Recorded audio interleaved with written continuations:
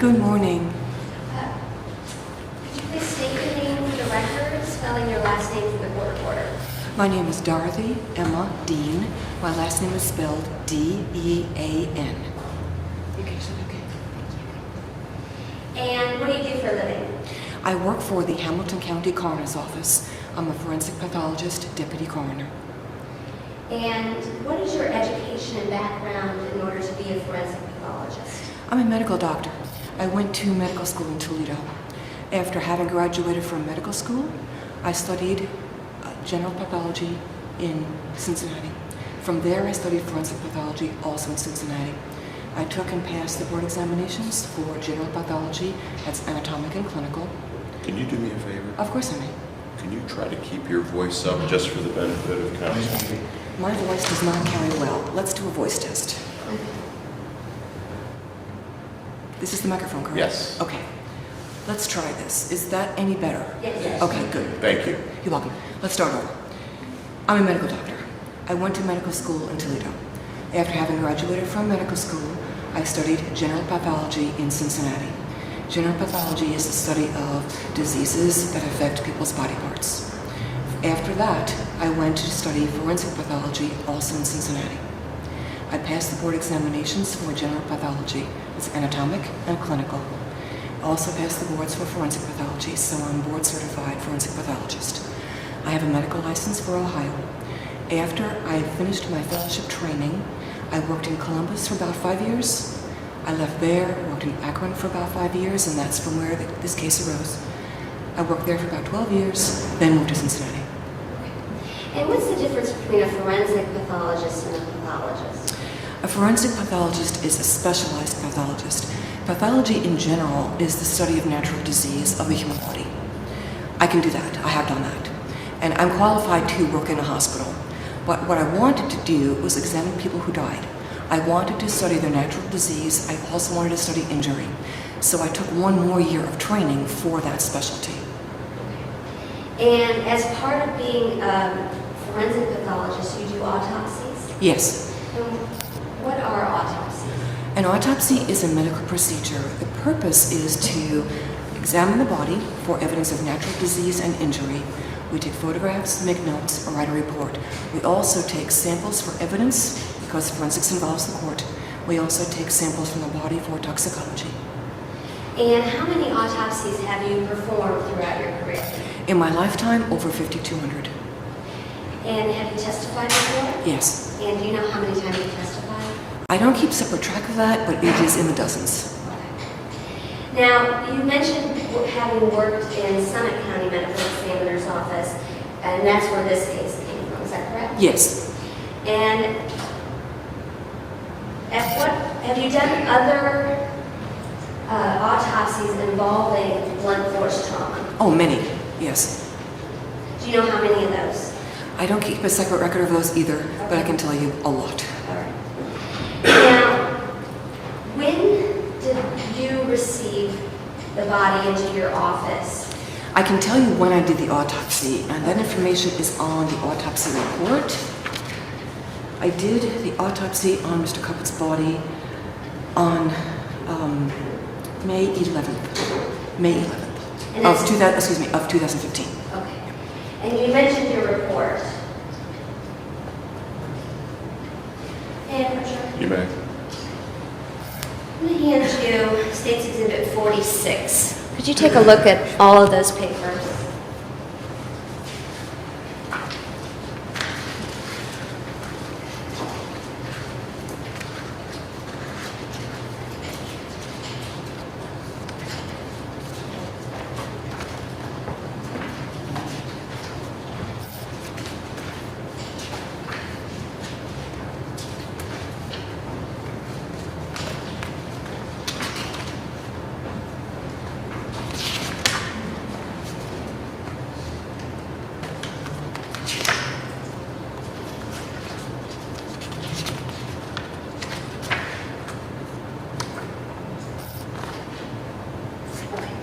And can you tell us what State's Exhibit 46 is? State's Exhibit 46 is a combination of documents. Some of these documents come from the hospital. Some come from the emergency medical services. Some come from the coroner's office in Portage County, and some come from the office in Summit County. The reason, Go ahead. the reason why the coroner's office in Portage County was involved is because Mr. Cuppett died in Portage County, and they don't have a forensic pathologist. So when they want an autopsy performed on a deceased person, they send it elsewhere. And at that time, they were sending the deceased people to Summit County, and that's how I got involved. Okay. And did you know, does those papers tell you whether or not he was taken to Robinson Memorial Hospital in Portage? Yes, they do. He And that's was. where he was pronounced dead? Correct. As part of doing your autopsy on Mr. Cuppett, what do you do? The first thing that we do is look at the outside of the person's body, look at the identification to be sure we're doing the autopsy on the correct person. I document photographically and with notes evidence of injury on the outside of the body, take any evidence that is required, and then examine the inside of the person's body looking for any evidence of injury and natural disease. Voice check again. How am I doing with voice?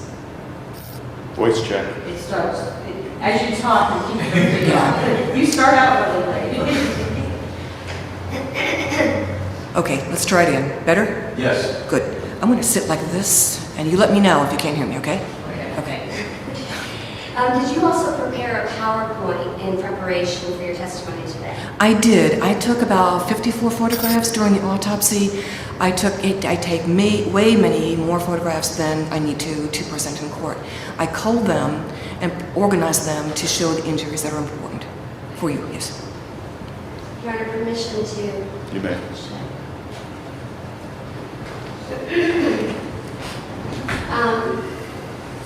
Dr. Dean, how old of a man was Mr. Cuppett? Mr. Cuppett was 58 years old.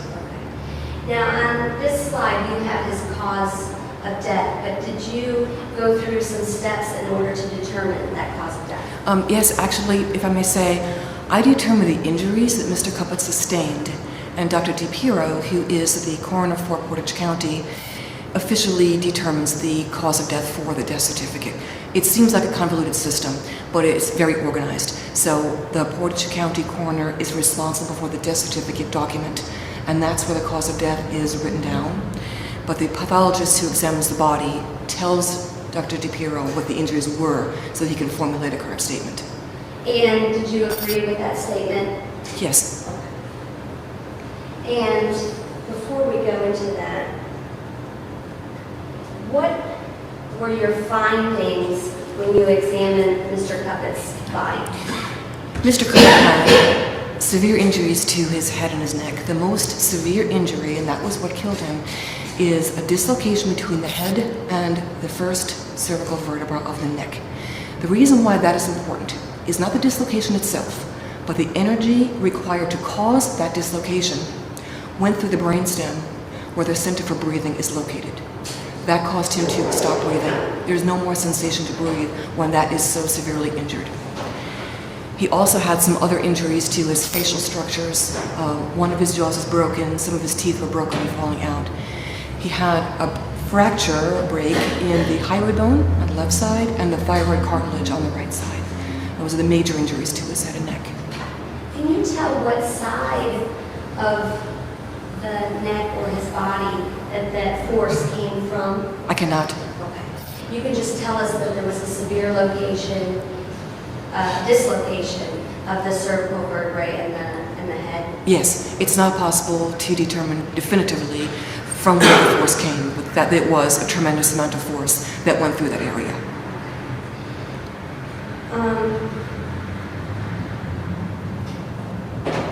Does the fracture of the hyoid bone or the thyroid cartilage tell you anything as a forensic pathologist with regard to additional force or the same amount of force, anything like that? Less force is required to break those structures, but the importance of having them broken is that there is direct force on that area. Did you, looking at these injuries, did you determine whether or not You said it would cause an injury to the brainstem. Yes, Would he be unconscious immediately? yes. And would it have caused his death immediately? Not immediately. He may have a few seconds of life, but this injury is not survivable. He had some fluid accumulating in his lungs, and the medical term for that is neurogenic pulmonary edema. That's on my list of diagnoses if you want to know the spelling of the words. And I noted that because that takes several seconds to form. The brainstem is injured, and the body's reaction is to push fluid into the air spaces. He did not have any liquid in the main trachea or the main stem bronchi. He had no liquid in his stomach. I do not think he drowned. He died from the blunt force trauma to his head. Is there any way to measure the amount of force that would take? No, not that I know of. You also found some other injuries on his body. Yes, Mr. Cuppet had some fractures of ribs, and I can tell you which ones those were. On the right side, in the front of the right side, rib number 1 and 4 through 6. On the left side, ribs 1 through 4. And you're indicating on your own chest where rib number 1, that's top of the rib cage? Yes, top of the rib cage behind the collarbone. That would be rib number 1, and it goes down? Yes. And you also mentioned hypertension. Yes, during the autopsy, I look at all the organs of the body and make notes as to what natural disease the person might have. And I noted that with pathologic criteria, Mr. Cuppet had hypertension or high blood pressure. I don't know about his clinical status. I can only tell you with pathological criteria, he had hypertension. Did any of these injuries contribute to his death? No, the rib fractures, although severe, were not significant enough to have added to his head and neck trauma, and the hypertension definitely not. I'm showing you a photograph.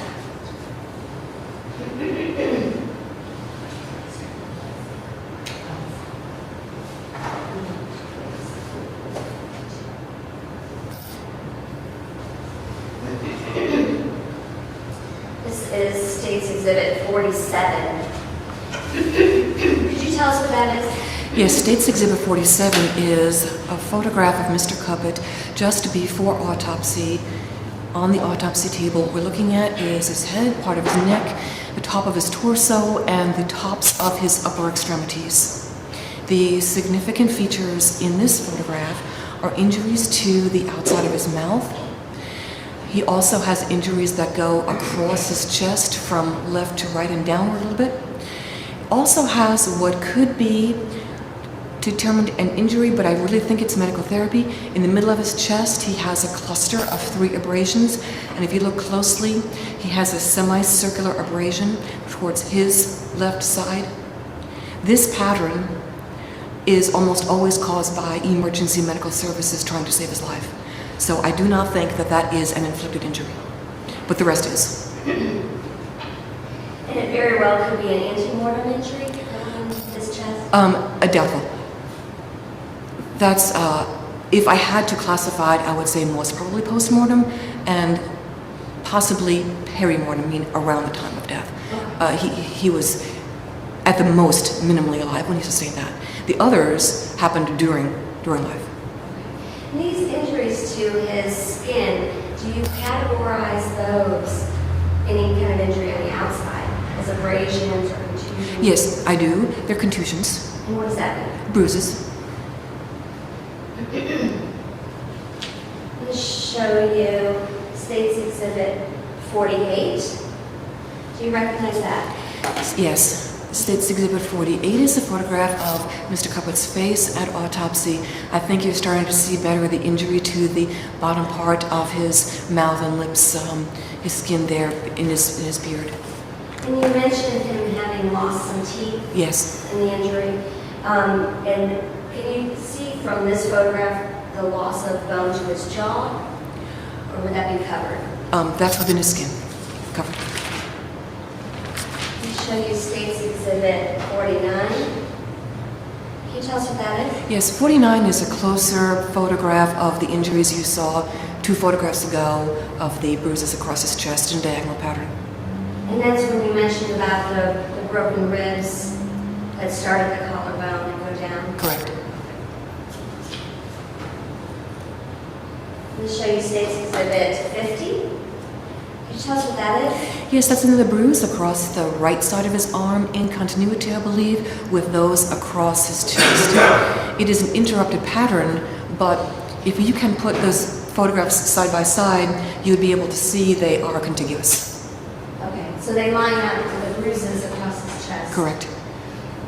Were these bruises made contemporaneously with his injuries? Yes, How do you know that? by my experience. There is no evidence of healing here. I'm going to show you State's Exhibit 51.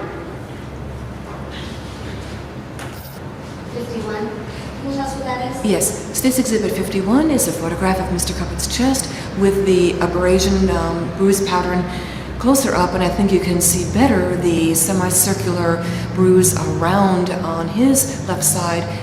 There is a space where his chest makes a little bit of a divot, and then the bruising goes on the right side. This pattern is very consistent with emergency medical services. And then I'm going to show you State's Exhibit 52. Can you tell us what that is? Yes, State's Exhibit 52 are some bruises and abrasions on Mr. Cupboard's legs. And can you tell from your experience when these bruises were made? These are contemporaneous with the other injuries. There's no evidence of any healing of these bruises at the time of autopsy. Correct. Were there any broken bones in his leg? No.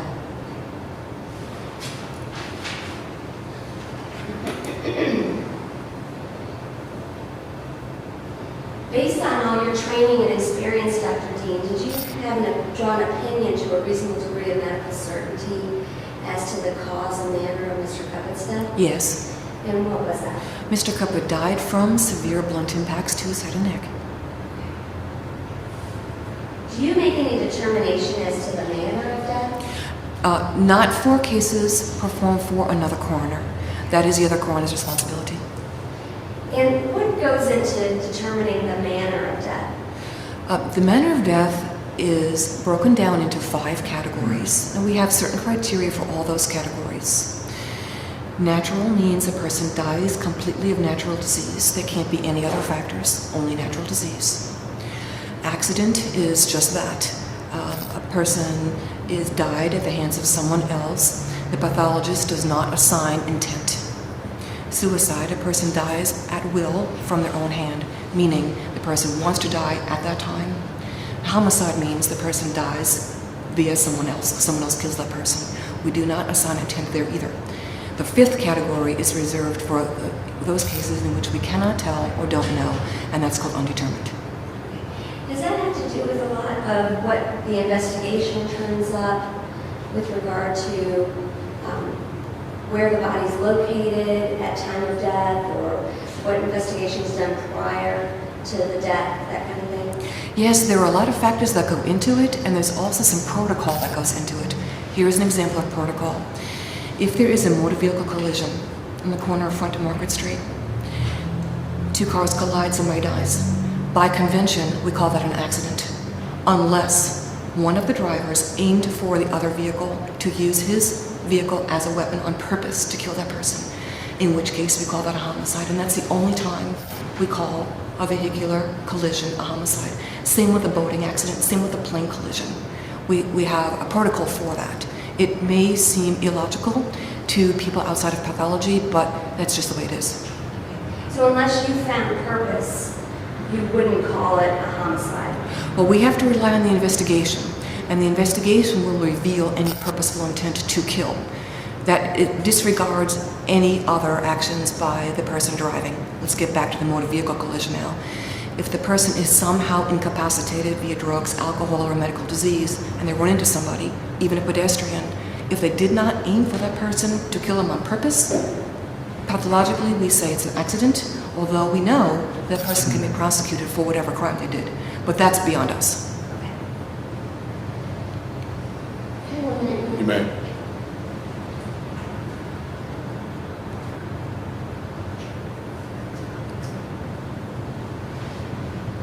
Dr. Dean, you mentioned that you also perform a toxicology on the decedent while you're performing the autopsy, or maybe prior to or after.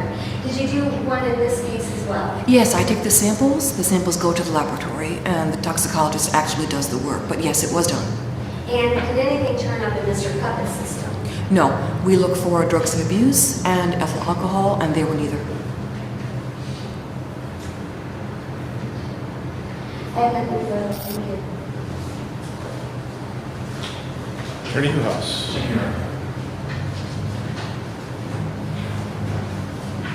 Dr. Dean, good morning. Good morning. My name's John Newhouse. I'm one of Joe Yurich's lawyers, and like the prosecutor, I just have a few questions for you. I'm going to ask you to stay leaned into that microphone, if you will, just so we can make sure that we all hear you.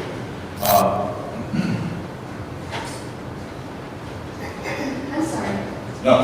Can I interrupt for 1 second? Can I reopen? I just wanted to ID an information. It was underneath all my evidence. I'll talk to you shortly. May I first? You may. Thank you. I'm going to hand you State's Exhibit number 90. Thank you. Could you take a look at that, Dr. Dean? The outside of State's Exhibit 90 has some stickers on it, and it says known standard from, the victim's name, Neil Cuppett, his autopsy number. And inside, there is a label on the back too. A chain of evidence label is on the back. Inside,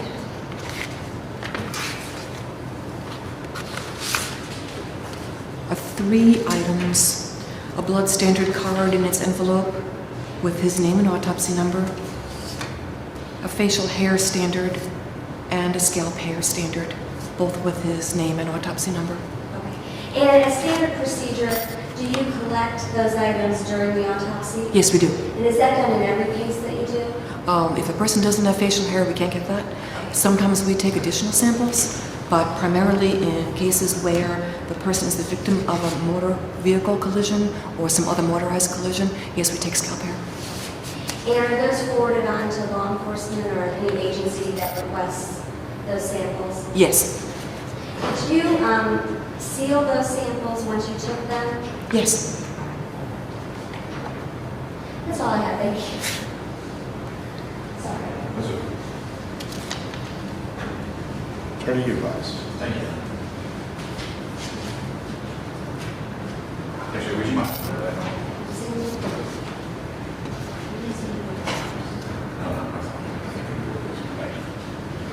Doctor, good morning. again. Good morning. You mentioned 3 standards, and as has sort of been consistent with your testimony this morning, you sort of faded off at the end, so I did not hear one of them. I heard blood and hair standards. What was the third one? Now, you were supposed to tell me if you couldn't hear me. In this envelope, we have blood, scalp hair, and facial hair. Thank you.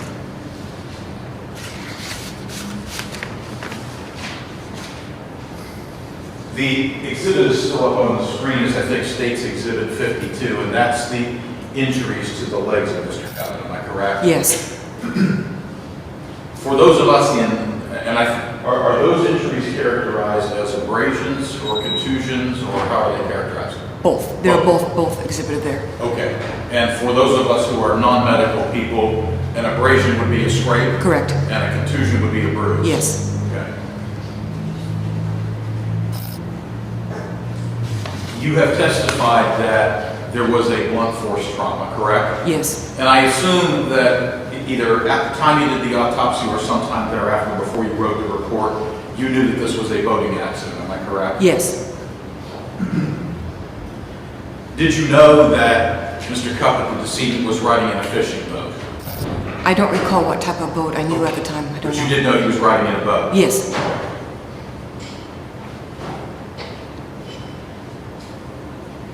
Now, with blunt force trauma, it's possible, isn't it, that the blunt force trauma could be something hitting me in the head, correct, if I'm stationary? Yes. Or would it also be blunt force trauma if I were moving and hit a stationary object? Yes. Both of those would be classified as blunt force trauma. Yes.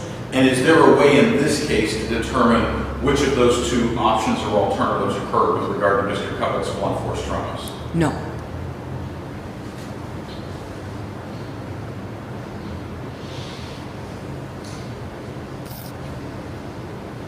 The injuries in States Exhibit 52, could those be consistent with a person standing in a boat and being thrown out of it and rubbing or bruising their legs along the side as they were thrown? Yes. Just one second. That's all I have. Thank you, Doctor. You have Good. Any redirect?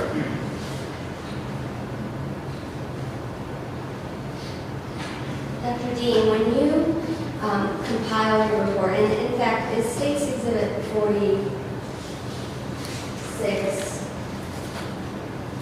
does that contain a fair and accurate copy of your work orders report in that packet? It seems to. Our report is called Autopsy Protocol. It seems to. Okay. And are those normally kept in the ordinary course of business at the coroner's office or medical examiner's office? Yes. And would that have been kept in Portage County? Yes. I had nothing further. Nothing else, thank you. You may step down. Thank you, Doctor. You're welcome. Thank you.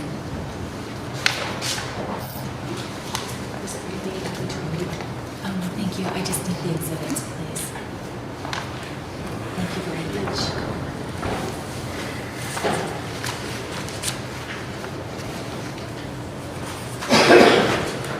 Have a wonderful day. Thank you.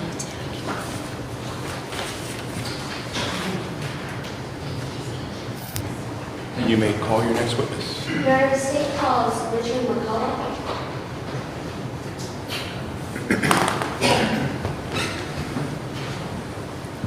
Do you swear the testimony you're about to give will be the truth, the whole truth, and nothing but the truth, so help you God? I do. You may be seated.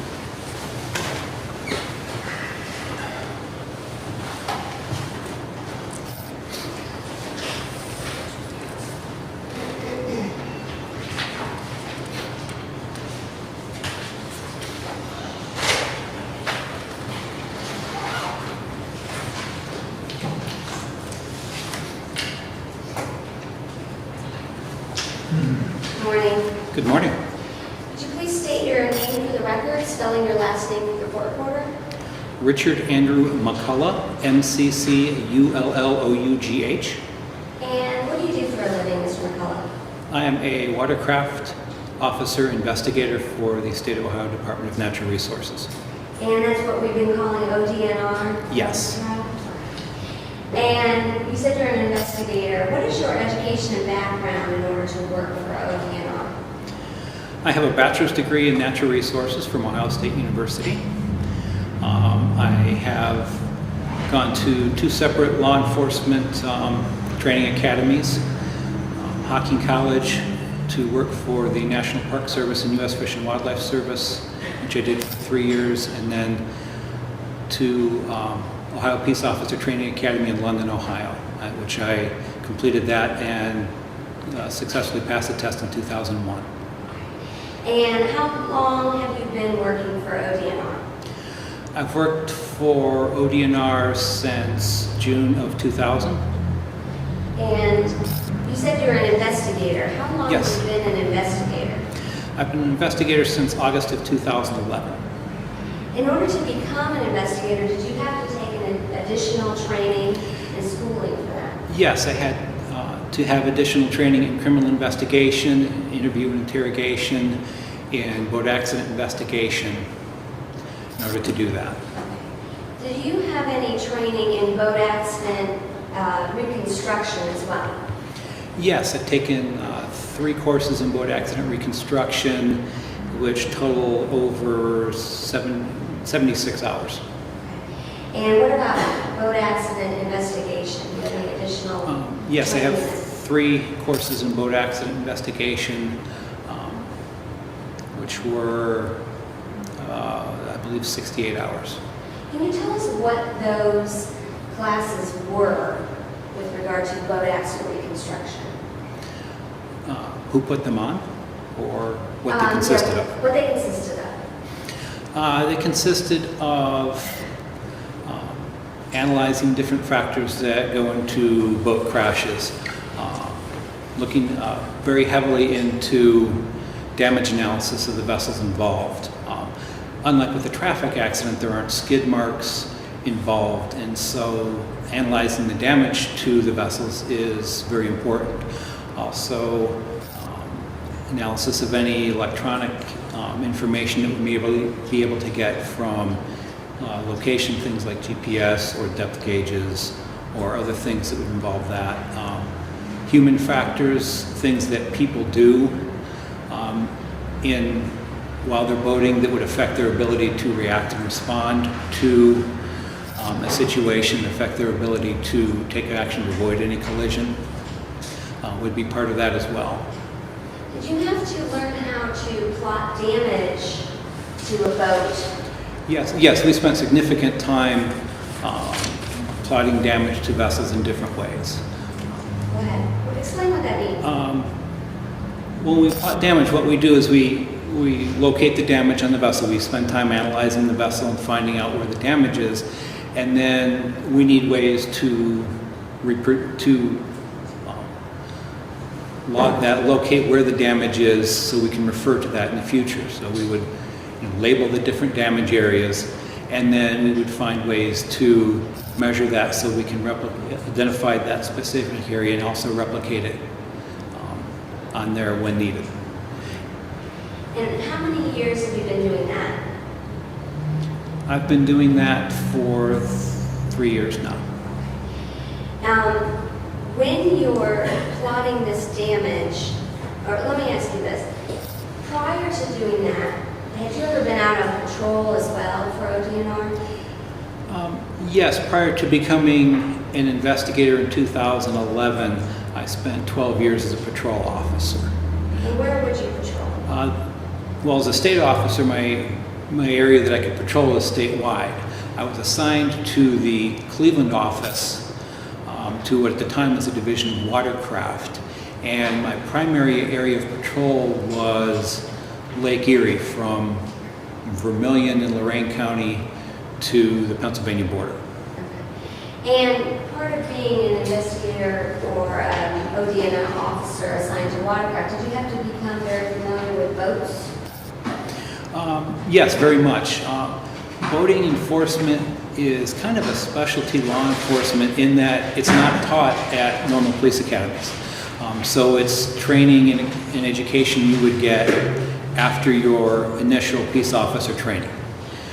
So we had to become I was familiar with boats prior to being employed with the Department of Natural Resources because of my past history with the National Park Service and growing up with boats.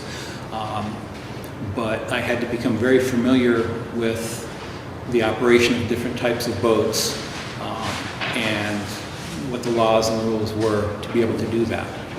Also, in my previous job as a patrol officer, I taught classes on boating safety and taught hundreds of classes doing that. Have you taught any classes with regard to boat accident investigation or reconstruction?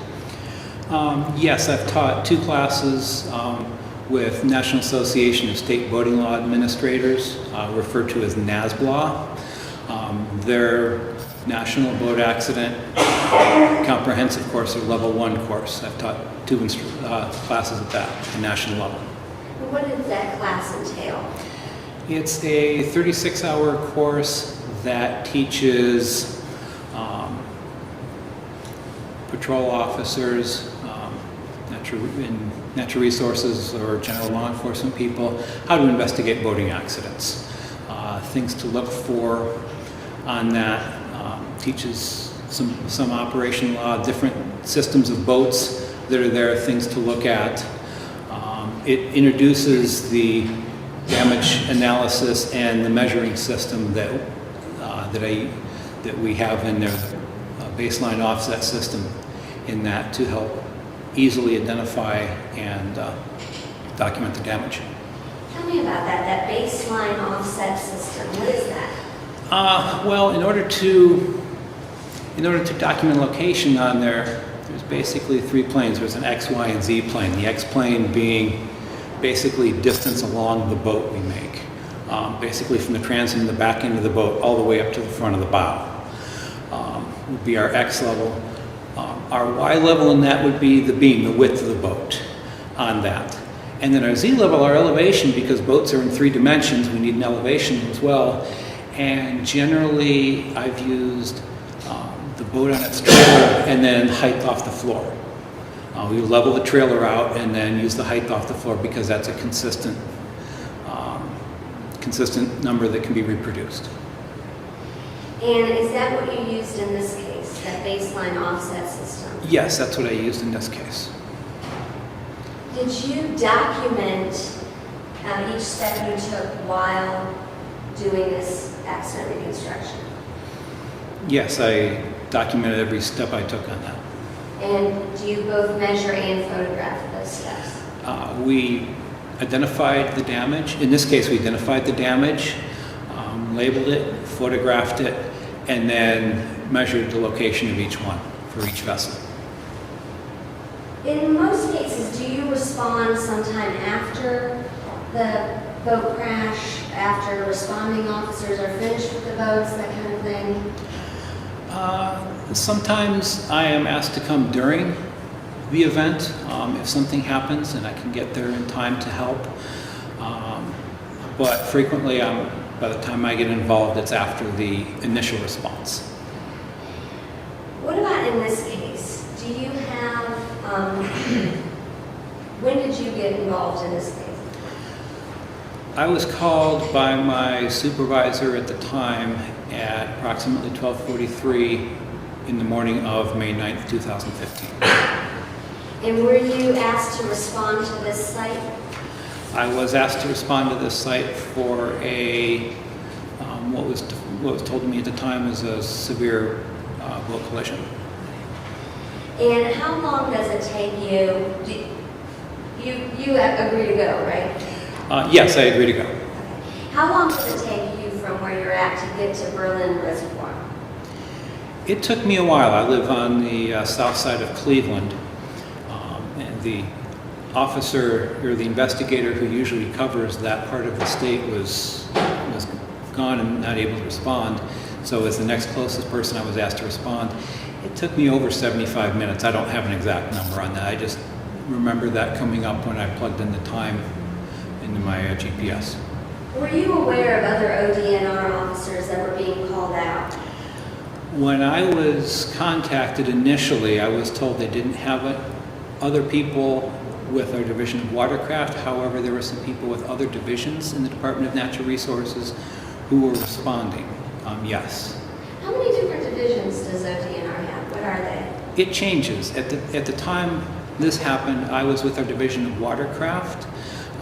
There was also, we have since merged with our Division of Parks and Recreation to create a Division of Parks and Watercraft. There's a Division of Wildlife, and there are others on there. I'm going to guess about 10 or 12 different divisions.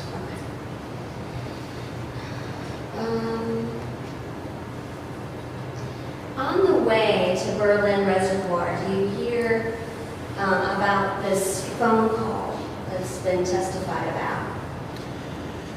About who somebody calling in and wanting to give information? During my response, I wasn't told about phone calls specifically that came in. However, during the response, I was told that the Portage County Sheriff's deputies who were there determined the second boat had been involved in the location of that. Okay. And is that the location you responded to? Yes. And where was that? I believe it was on Hawthorne Drive. Did you make a couple reports in this case?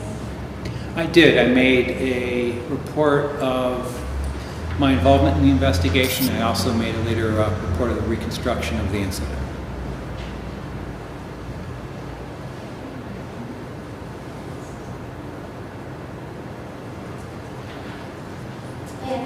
You may. I'm going to hand you State's Exhibit number 59 and 65. Okay.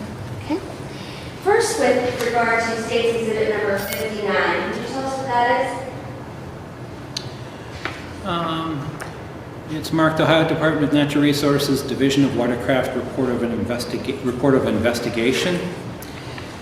And it appears to be a photocopy of my report of involvement. And does that include your narrative about what you did during this case? Yes, it does. And is that a fair and accurate representation of your report? Without reading it over word for word, it appears to be yes.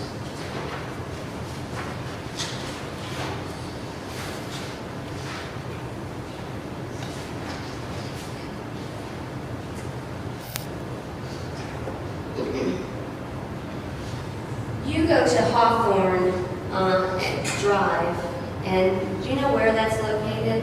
What city?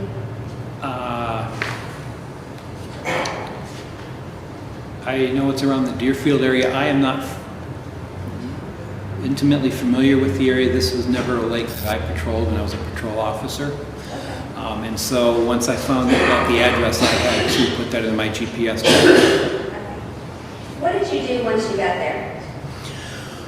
When I got there, I knocked on the door. I was met by a woman later identified as Angelina Rodriguez. Okay. And she said that their baby was... It's not to prove the truth of the matter asserted. It's about the baby. Overruled. She told me that their baby was asleep and directed me to the docks, where she said another deputy was there. Okay. And did you go back to the docks?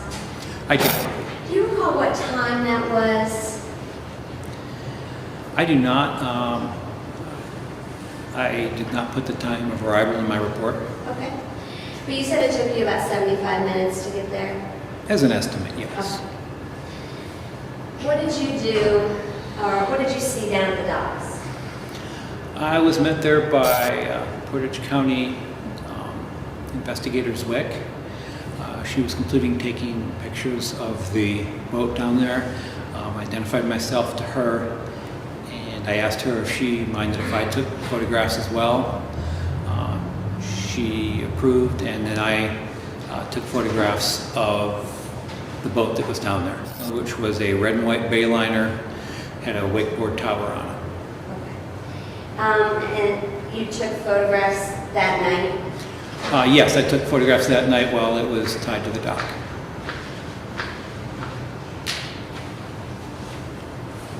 Are you able to see that screen all right?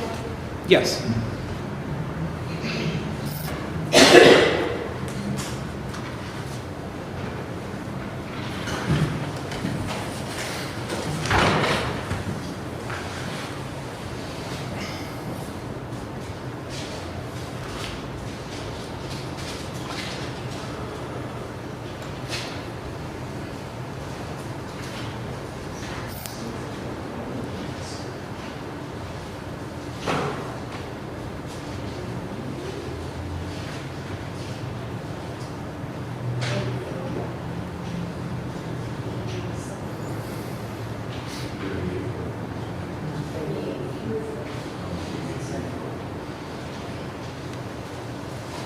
I'm going to show you State's Exhibit 38. Do you recognize that? Yes, that's a photograph of the bayliner vessel that was at the dock behind the address there. Now, I kept these photos, 2 on a page. Can you tell us what the other photo on that paper is? It appears to be a different view of the bow section of that same vessel. And those were taken that night when you got there? Yes. State's Exhibit 39. Can you tell us what that is? Appears to be a photograph of the inside of the same red and white bayliner that was at the dock there. Also showing part of the wakeboard tower attached to it. And how about the second half of 39? Appears to be a photograph of that vessel showing the wakeboard tower, what it looked like there on that, and also the interior, part of the interior of the boat. Can you see the steering wheel in that photograph as well? Yes, I can. I'll show you State's Exhibit 40. You see that? Yes. Appears to be a photograph of the starboard bow area of that same vessel. And the second half? 40? Second half appears to be the starboard side of that vessel, showing the outside near the operator station. State's Exhibit 41. What that is? It's a copy of a photograph showing the red and white outside of the hull that identifies the vessel as a bayliner. In this hull of the, outside of the hull of this bayliner, is there a black piece that goes through that? Yes, the black piece there is called the rub rail. And what that does is that connects the hull, the bottom part of the boat, with the decking in the upper part of the boat. It's actually a seam in the boat, and that covers that seam there. And it's also the part where it's usually the widest part of the boat, and it's called the rub rail because it rubs up against the dock and other things. And the second half of 41 there? Second half of 41 appears to be a photograph showing the rear part of the passenger cabin on the starboard side of that same bayliner. State's Exhibit 42? 42 appears to be a photograph of the starboard side looking down into the operator compartment. You can also see the front passenger seat on that windshield of the boat, part of the wakeboard support towers. And the second half of 42? The second half of there appears to be a photograph of that bayliner up in the forward part where the passengers can be. There are two beverage holders that are there, one of which has part of the ring there, and it looks like a small debris field there. Did you, later on, you take closer pictures of that damage there? Yes, later on I take closer pictures of that. State's Exhibit 43? 43 appears to be a photograph taken from the port or left side of the boat, showing the operator station, the steering wheel, the throttle. The red thing hanging down is the emergency lanyard cutoff switch that's designed to turn off the boat. In an emergency, appears that the ignition keys are in the ignition. There's a blue cable that's hanging down from the radio that was there that looks like it would be to plug something in. Okay. Is that like one of those cords you would plug into your phone? Yes, you plug into a phone or MP3 player or other similar thing. And the second half of 43? Second half of 43 appears to be the port bow of that vessel. It's kind of at an angle. When I took the photograph, I apparently didn't hold the camera level, and it shows severe damage to the bow area of that vessel. Holes through the hull in there in kind of a V-shaped pattern. And State's Exhibit 44? State's Exhibit 44 appears to be a section of the hull of the boat of that same bayliner.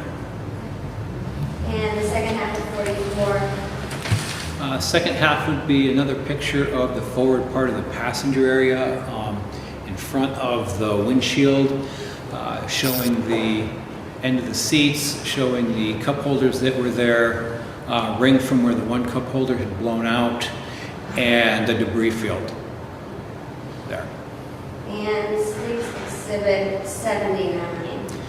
It appears to be the front end of the red and white bayliner that was docked behind Hawthorne Drive there, showing severe damage to the port side, that same V-shaped hull or hole as earlier there in the white section.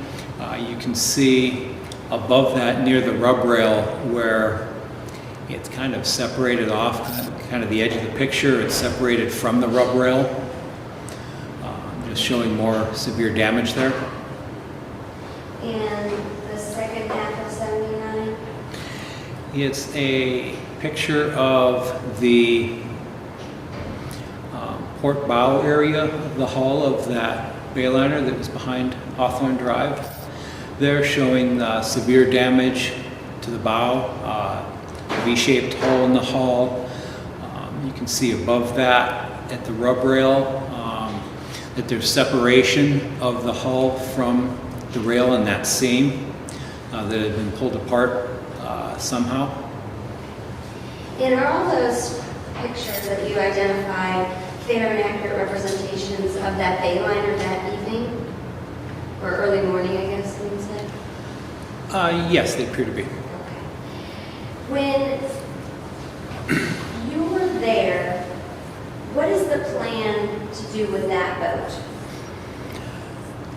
Well, coming on that boat, it's obvious that it suffered some severe damage on that, and I wanted to take the vessel into evidence to see its involvement in the incident that I was called to investigate.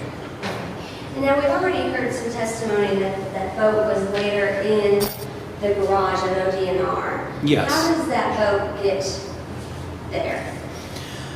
Lieutenant Johnson with the Portage County Sheriff's Department was in contact with Mr. Yurich through that night. And I informed Lieutenant Johnson that we wanted to take the boat as evidence and that we would like to get permission to have its trailer. That way we can store it better on the trailer that it's designed for rather than something that it wasn't designed for that could possibly do damage on it.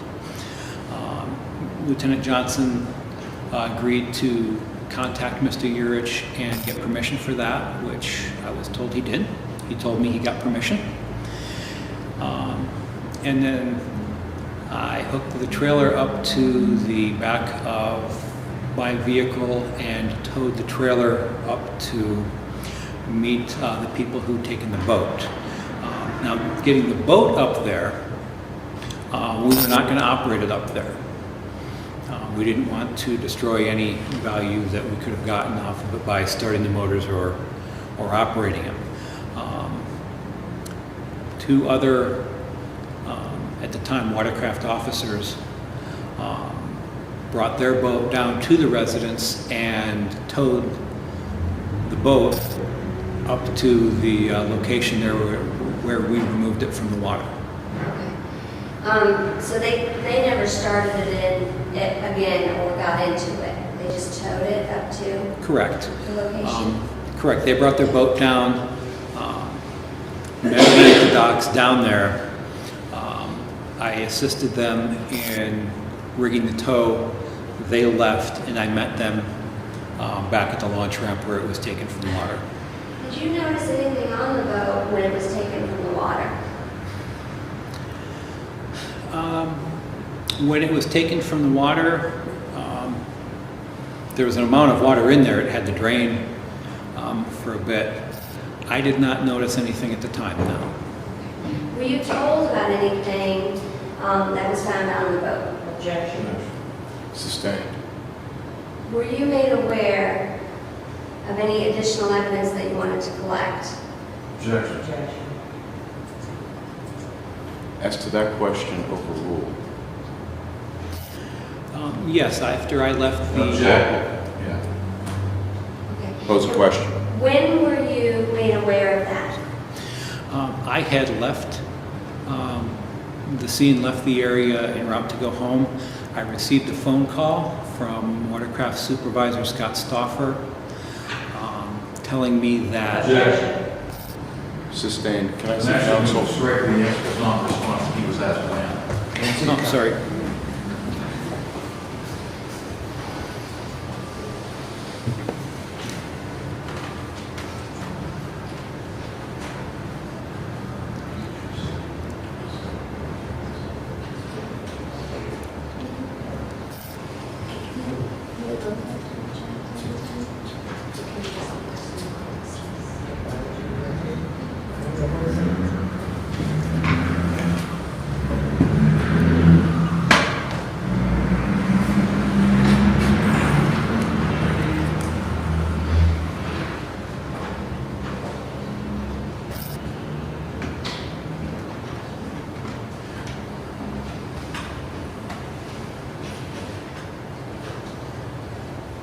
Did you have those boats secured that night?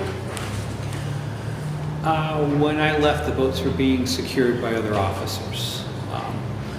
I asked them to inventory the vessels and to secure them. And to your knowledge, was that done? To my knowledge, it was done, yes.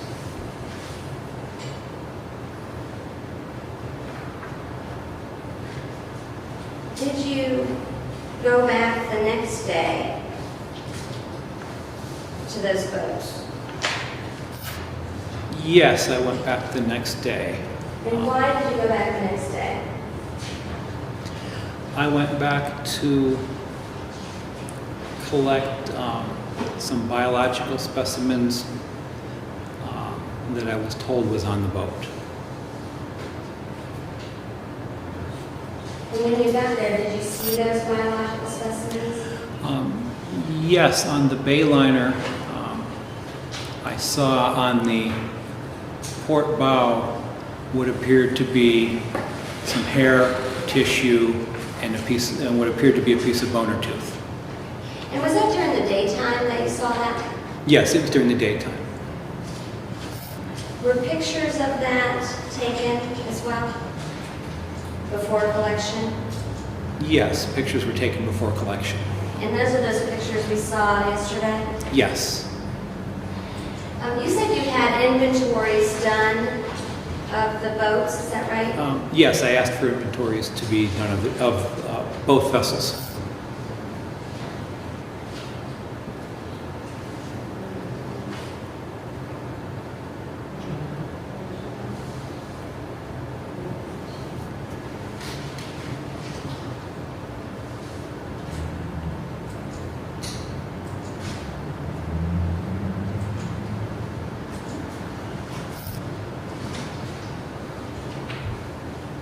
I'm going to hand you some, may I have you? You may.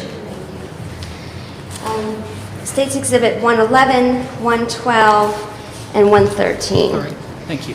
Could you tell us what States Exhibit 111 is? 111 appears to be a copy of the Ohio Division of Watercraft boat inventory form that was completed for the Bass Tracker. Okay, and can you tell us what States Exhibit 112?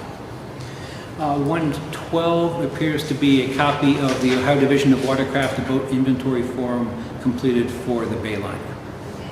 Can you tell us what was inventoried on the Bayliner? Objection. Overruled.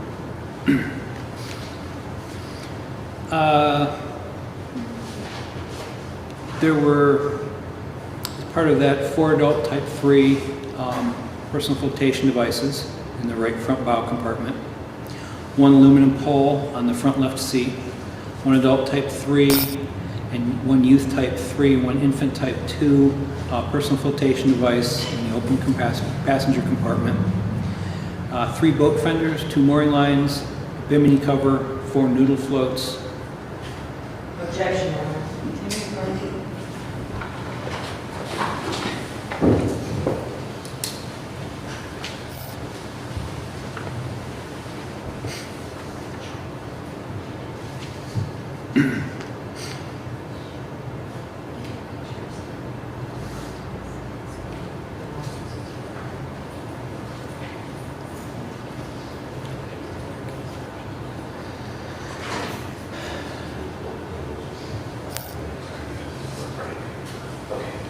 Good opportunity for our morning recess.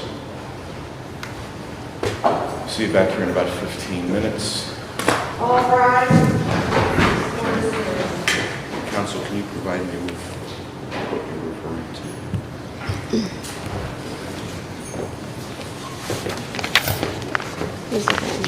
Thank you. Ohio. Thank you, Amy. Yes, 112. Did you personally see those items that are listed on the inventory? Yes, I personally saw the items on there.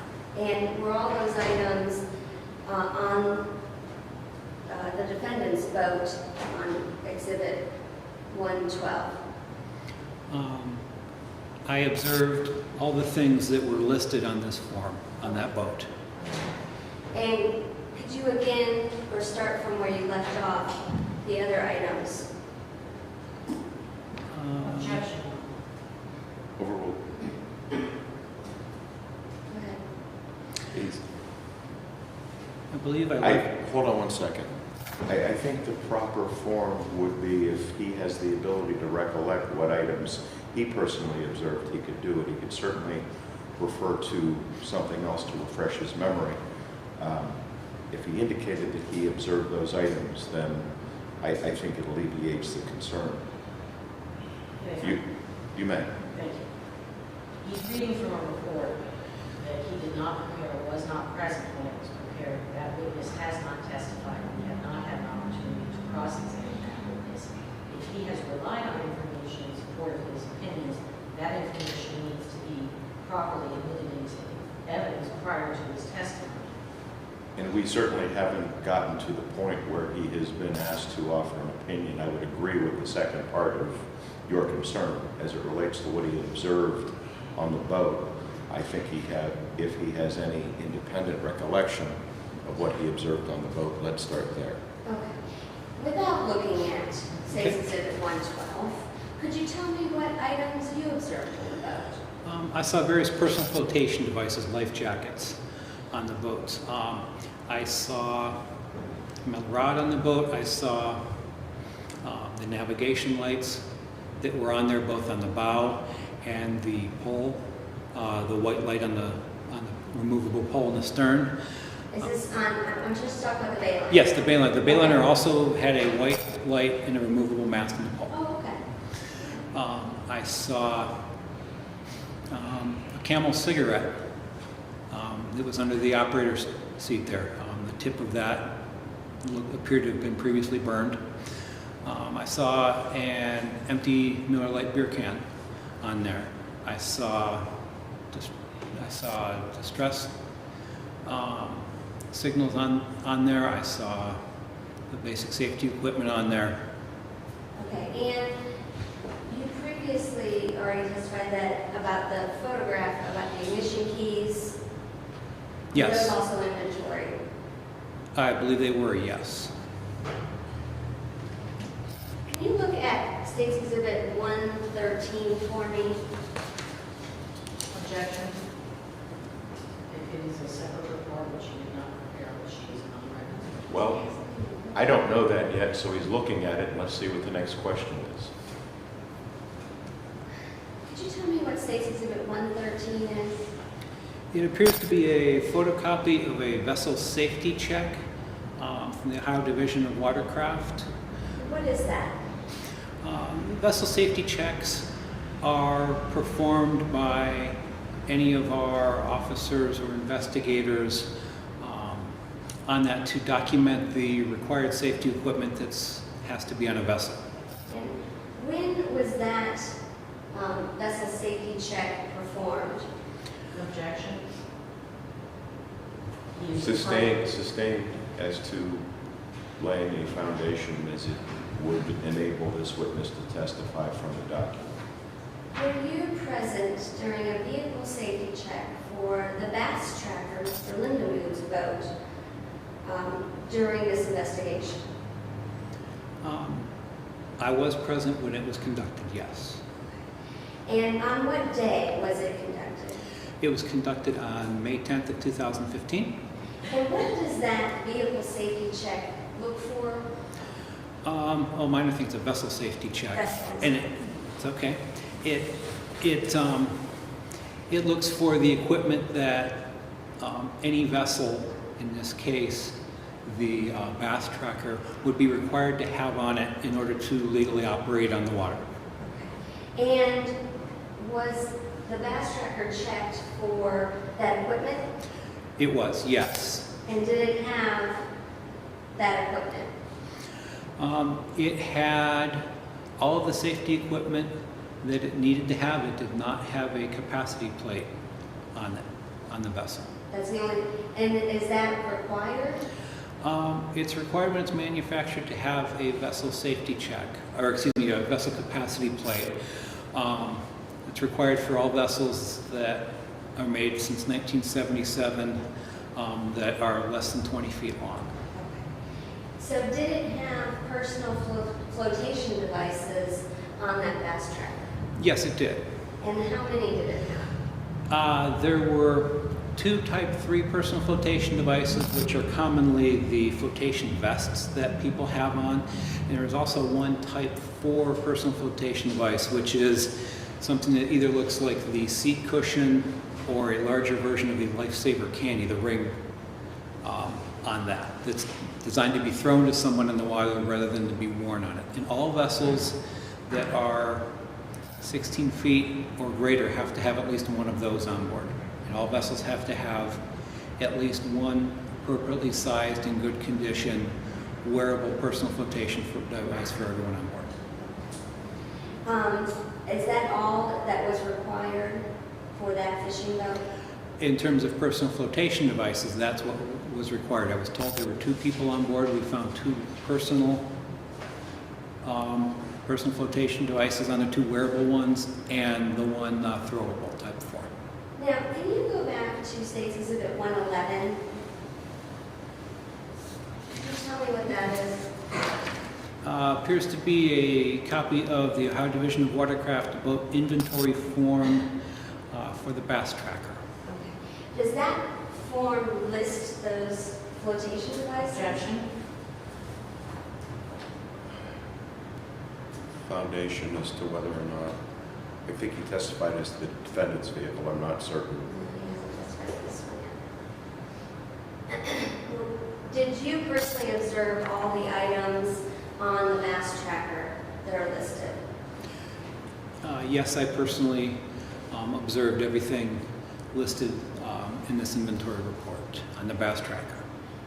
Can you recall, without looking at 111, what items were found on the Bass Tracker?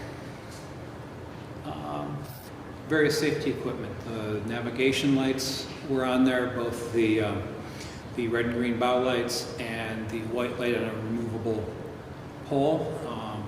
There was a red lantern on there. There were flotation devices on there. There was fishing gear on there. There was an anchor on there. There was a 12-volt battery on there. There was food, pop on there. Did they have a cooler or something to keep the pop? There was a small. Hold on, Sorry. rephrase. Did it contain anything that held the pop? There was a.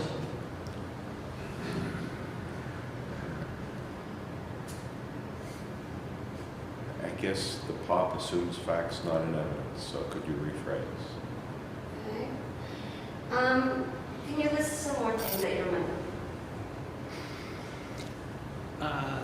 There was a small cooler that held the pop, that held the Girl Scout cookies that were in there. There was fishing tackle, fishing poles. There was an anchor in there. There was a sound signaling device that was in there. What about any electronics? You mentioned before that you were looking for electronics. Yes. There was a depth gauge that was at the operator station up on top of what we call the dashboard on that, and that was the only piece of electronics that we discovered on there. You mentioned that on the Bayliner that you found a partially lit cigarette, a Camel Yes. cigarette. Yes. Did you find anything like that on the We Bass Tracker? found a pack of Camel cigarettes that was in the Bass Tracker.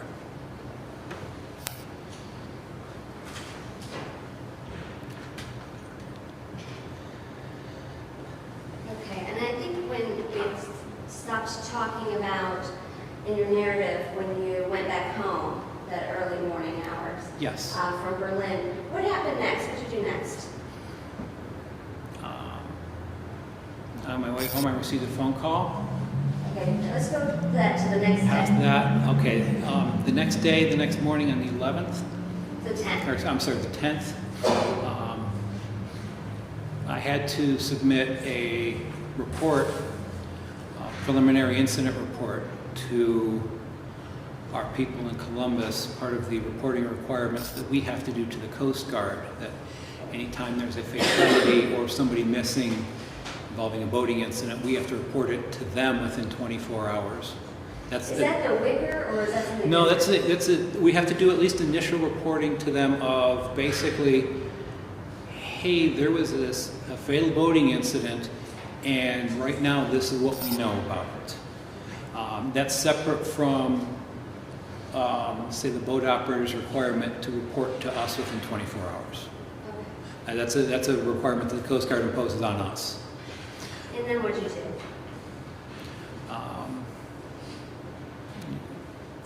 Can I refer to my? Would that refresh your recollection? Yes, it would. Please do that.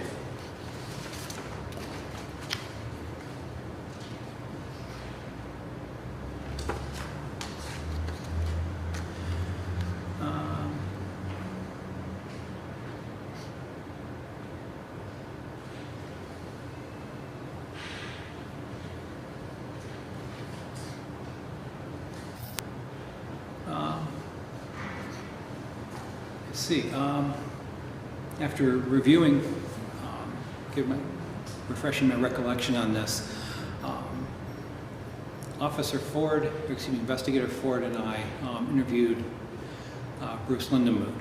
Okay. Where'd you interview him at? We interviewed him at his residence. We met him at his house. Okay. And what'd you do after that interview? After that interview, Investigator Ford and I went to Berlin Reservoir. And what'd you do there? Mr. Lindemood gave us an approximate location of his vessel during this interview. And we went to the 224 bridge over Berlin Reservoir and surveyed the scene there. We were met there by an officer who was patrolling by boat there. And we asked that investigator, I believe it was Investigator Ford, who asked that person on the boat to go to that approximate location. And is that all the stuff that Investigator Ford talked about? Yes. Today? Yes. What did you do after that? When we left the 224 bridge area, we then went to the ODNR compound where the boats were stored there. Investigator Ford and I met the officer there, and we looked at the vessels that were there, and we collected the evidence, the biological evidence that was on the bow of the Bayliner. Okay, and is that all those envelopes that Investigator Ford identified yesterday? Yes, all those envelopes. Did there. you aid in the recovery of that evidence? Yes, I assisted Investigator Ford in covering that evidence, safeguarding it. That evidence, those envelopes are sealed with a signature. Do you recall the signature on them? Yes, I believe my signature is the first signature on each of those. Did you take additional photos of the bass tracker in the daylight? We did. Now that we had better visibility and it was daylight, we took photographs of the bass tracker. Are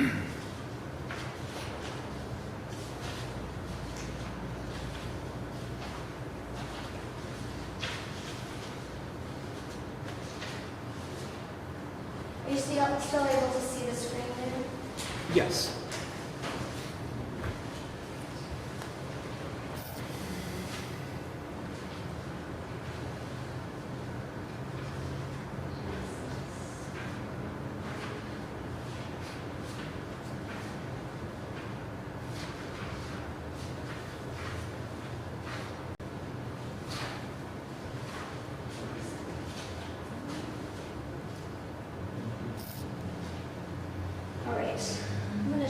there was one previously identified that I wanted you to see. State's Exhibit 11. Can you see that all right? Yes. Can you tell us what that is? It appears to be a photograph of the bass tracker that was involved in this incident, taken from its starboard side. On that shows the boat itself. It shows severe damage to the bow of the boat. It shows the Johnson outboard motor that was on there. It shows stuff in the boat. Red lantern in the back part. It shows some lines around there, a couple seats. It shows the depth gauge and the operator station on there, and a trolling motor on the bow. Is this photograph taken prior to you doing your reconstruction or accident reconstruction analysis? Yes, this picture was taken when I was there. When we did the reconstruction on that, the vessel had been placed on a trailer. Okay. On that, when I first saw that and took this photograph, that's how I first saw the vessel. Did you determine how large of a boat this was? What the measurement was? I did measure the length of it, not at this time though. It was a 16-foot long boat. Okay. I'm going to show you State's Exhibit 12. Yes. Can you tell us what that is? Appears to be a photograph of the port, concentrating on the port bow area of that same vessel. This was taken by me. Appears to be severe damage on the vessel in several places. Still have that tail line on that boat at the time? It has the yellow line on there, yes. On the bow eye, going in the port side down into the boat. And State's Exhibit 13. Can you tell us what that is? 13 appears to be a photograph of the starboard bow area of the same bass tracker. Green showing severe damage in the entire bow area. There's a trolling motor that's on it. There's seats. There's several pieces of line that appear to be in the bow. Looks like the yellow line from the bow eye coming across the port side by the fishing rod holder. Shows the operator station, shows the outboard motor. I'm going to show you now State's Exhibit number 26, the first half. 26 appears to be a photograph of the stern or back area of the same bass tracker. It shows the outboard motor lifted up in the position that I first saw it in. On there, a 50 horsepower motor. And can you tell us what location this is taken at? Is this at the ODNR facility? This is taken from the ODNR facility at Berlin Reservoir. I'm going to show you the second half of State's Exhibit 26. Do you recognize Okay. that? Yes, it appears to be a photograph of the port side, kind of the back half of the same bass tracker. It shows the operator station, steering wheel, depth gauge on it. Shows the Johnson 50 horsepower outboard motor trimmed up on it in the location, in the position that I first saw it in. And I'm going to show you State's Exhibit 27. Can you tell us what that is? 27 appears to be a photograph of the most forward part of the bow of the vessel, showing an aluminum deck plate on that vessel that has a series of scratches or striations on it. Also showing damage to the aluminum gunnel on either side of that deck plate. What does that mean, gunnel? Gunnel is basically the top of the vessel as it goes around. In this case with the bass tracker, it would be the aluminum, the silver colored aluminum almost, it's not quite a rail, but that aluminum area that goes around, and it marks the top of the boat, and you want to keep that above the water, because if it gets below the water, water starts coming into the boat. I'm going to show you the second half of 27. Yes. Do you recognize that? Yes, it appears to be damage to the starboard side bow area of the gunnel. On there, several indentations in the gunnel there. And I'll show you State's Exhibit number 28. 28 appears to be an overhead view looking straight down onto the gunnel of the bass tracker at the port bow area, showing some damage, showing them some indentation in the part of the gunnel that faces outwards. Shows a bit of the end of the deck plate at the very bow, showing some scrapes or striations. And I'll show you the second half of 28. Can you tell us what that is? Appears to be a side view of the bow of the hull itself, showing scraping going down the keel area of the bow, that center area that's been where the two parts halves come together. It appears to be reinforced with rivets. It shows damage. I guess what would be the top of that would be the port side of the boat. So it should be like this, right? Yes, thank you. Okay. What's now the right side of the photograph is the port side of the boat. It shows some severe damage and separation there, going down there, and some damage there on that port side. I'm going to show you State's Exhibit 29. And it appears to be a photograph of the bow deck of the bass tracker. Shows the bow plate on it. It shows the gunnel, the silver part going from either side of the bow plate around the top of the boat. It shows an electric trolling motor that's on there with some line on there. It shows the navigation lights on there that were on a mast, a small post that had been sheared off and were laying there on the bow deck. Appears to have suffered some damage or some separation of the bow deck to the rest of the boat itself in there. In the second half of 29, tell us what that is. Second half of 29 appears to be a photograph of the inside, the interior of the bass tracker. It would be the port side of it back towards the stern. The rear part shows part of, or excuse me, I'm mixed up on that. That's the interior of the bow area right just aft of the bow decking on there. Appears to show a seat in there, a rod holder, the yellow line that came from the bow eye from the front. Taken in there. There's a Folgers coffee cup in there. There's some other line.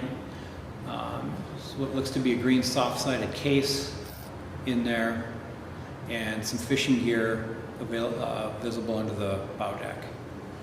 I'll show you State's Exhibit 30. You recognize that? 30 appears to be a closer up photograph from that last one, showing the Folgers coffee cup, fishing gear on there, a bunch of line, and And the second half of 30. second half of 30 appears to be the part of the operator station of the bass tracker, showing the steering wheel with a knob that had been added to it at some time. It shows the throttle area, the OMC, and the level of the throttle sticking up. And now State's Exhibit 31. Appears to show, this is the back deck of the bass tracker. Shows part of the outboard motor, Johnson is tilted up. Shows some line on that back decking. Shows the white 360-degree all-around white light on a mast that was not in the, was laying on the deck. The place where it goes is on the bottom left area, right by where the light part of the mast is, kind of that black circle hole, which is where that would be, where that would go on there. And State's Exhibit 32. State's Exhibit 32 appears to be a picture of the port side, or taken from the port side bow area of the Bass Tracker. Shows the bow area, shows severe damage and deformation of the port side of the vessel. Shows the bow decking with the trolling motor placed on it. Shows a couple seats, steering wheel, and the depth gauge. I'm going to show you the second half of 32. This appears to be a photograph of the port side of that same Bass Tracker, showing severe damage to that port side there. Is this a lower angle? It's a lower angle of the same picture on that.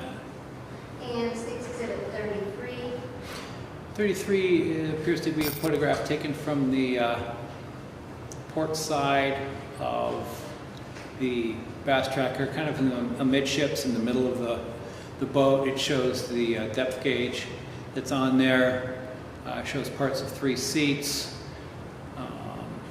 shows the yellow line from the bow eye passing through it, shows some fishing gear on it. And the second half of 33.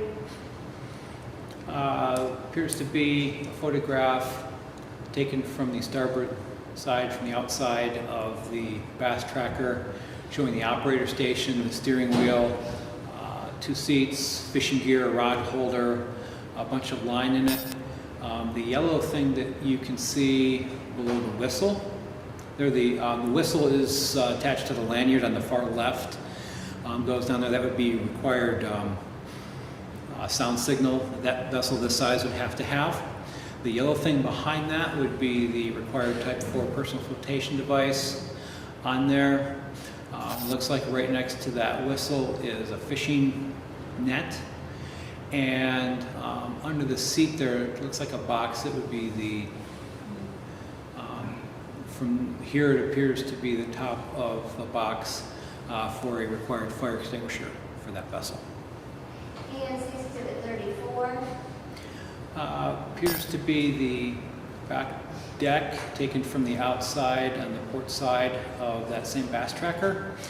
It shows on the left, bottom left, some fishing gear, shows parts of 2 seats, shows a red lantern that's on its side,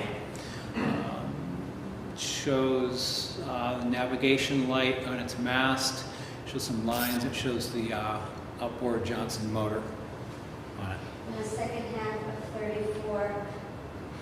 Appears to be a shot looking primarily downward that shows some clothing from the back deck of the Bass Tracker. And State's Exhibit 35. Appears to be a photograph taken from the starboard side bow area, showing severe damage to the bow deck, showing part of the trolling motor on there, some wires down at the bottom would be from that trolling motor. Shows rope, fishing gear in there from here. And the second half of 35. The second half would be taken from outside the port bow area of the same Bass Tracker. Appears to show the base end of the mount for the trolling motor. Shows a gear system and wiring with that. Shows part of the deck of the boat in there. I'm going to show you State's Exhibit 36. Okay. This appears to be part of the bow deck of that same Bass Tracker. shows the propeller end of the trolling motor. It shows some lines on the bow deck. It shows the red and green navigation lights on the mast or the post that they were on, that were sheared off and laying on the deck. Wires going from the post of that down into the hole where it would have been from, or would have been mounted. And the second half of 36.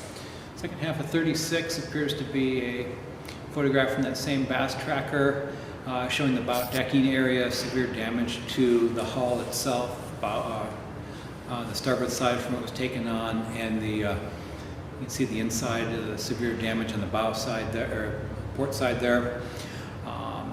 Shows the propeller end of the trolling motor. Shows lines on there. Shows separation of the bow deck area from the starboard side of the boat there, down in the bottom middle part there.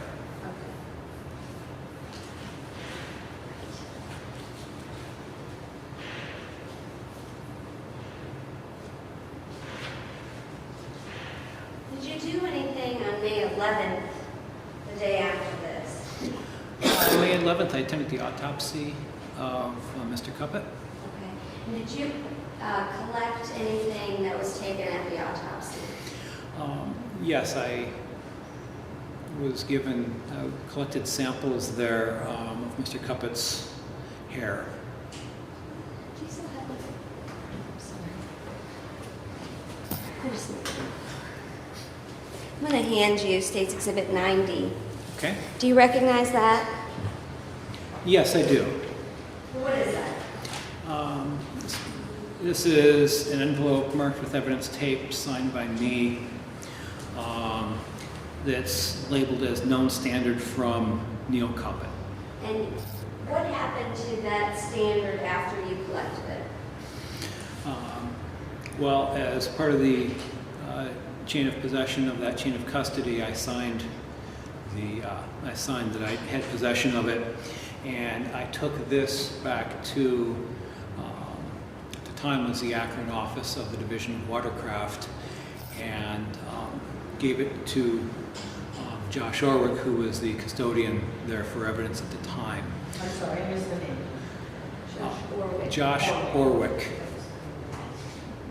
And this was taken for comparison testing for the samples, the biological samples that were taken off the bayliner. And that was also sent to BCI eventually? Yes, eventually this standard and those samples were all taken to BCI for testing. And you recognized all those envelopes that the BCI, the lady from BCI identified as being samples from your office? Yes, those were samples that I collected and were sent to them. At what point do you actually go and do the mapping of the damage to the boats? The mapping of the damage on that was, excuse me.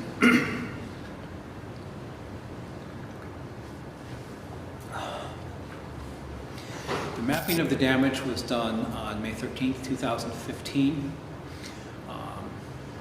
That was done by myself and investigators Dave Ford and Jason Albanese, who assisted me with that. And that was done at the Ohio Department of Natural Resources area there at Berlin Reservoir. Did you do that inside or outside? That was done inside. Okay. And do you have a report that records all those findings or measurements and mapping that you did? Yes, I did prepare a report with that. Did you have that up there? Yes, I believe it's State's Exhibit 65. Can you take a look at that real quick and make sure that contains all the things you did with regard to your reconstruction?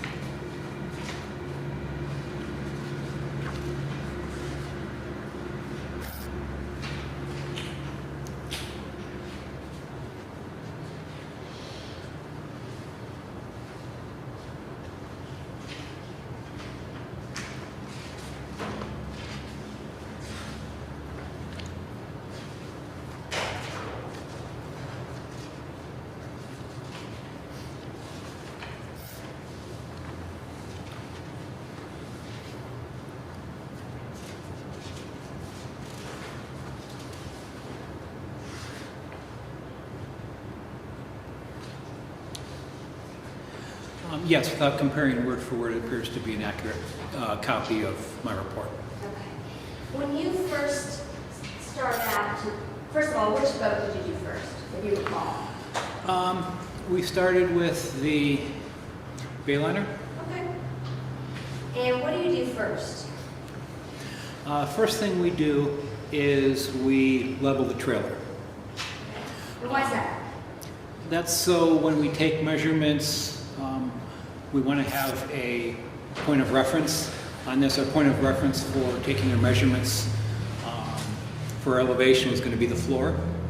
And we wanted to level it so it was a known distance from that, and we could reproduce that distance. Whereas if it was kept at an angle, well, what angle is it, how far off the floor, and then we would have to get trigonometry involved. And to simplify things, we just leveled it, and that can be reproduced easily.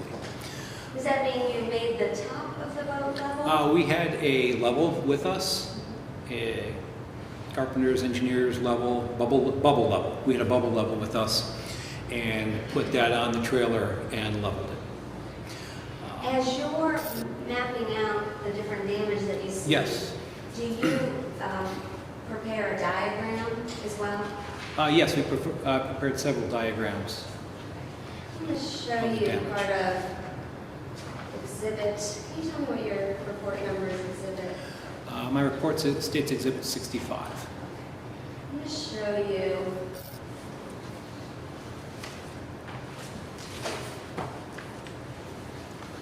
Do you recognize that from State's Exhibit 65? Yes, it appears to be a diagram that I prepared, of an overhead view of the Bayliner. And why do you have a diagram that looks like this? This diagram is showing the base level of the Bayliner before anything would be done to it, to show the configuration of the vessel itself, what things will look like before we added any locations of the damage or anything else on there. This would be the reference diagram that I would use for that. So for our purposes, does this circle represent the steering wheel? Yes, the circle is the steering wheel. That kind of area behind it would be the operator's seat on that. And then you recognize this from State's Exhibit as well? Yes, it appears to be a copy that I prepared of the underside hull of the Bayliner. Okay, so you do one at the top and one at the bottom? Yes, because there can be damage to the bottom that wouldn't show on the top, or top that wouldn't show to the bottom. We're documenting the condition of the Bayliner and what we see it in. And so we would need those two to completely document it. And I'm going to show you another piece of that exhibit. Yes. Can you tell us about that? This is a diagram prepared by me showing different quadrants. As part of our system of documenting the damage, we separated the boat into 4 quadrants, A, B, C, and D, and this is showing the location of the quadrants. We went down the center line of the boat to separate the vessel into 2 halves, port and starboard, left and right on that. And then I chose the area on the line there right in front of the windshield, where the windshield met the fiberglass, to differentiate the quadrants A and C versus B and D, the forward and back half, or forward and back quadrants. And do you do that for the underside as well at the same location? Yes, we transferred those, we used the string and transferred those quadrants down to the underside hull as well, quadrants A, B, C, and D. So in this view, we're actually looking at the boat hull from, as we would underneath if we were lying on the floor looking up at it.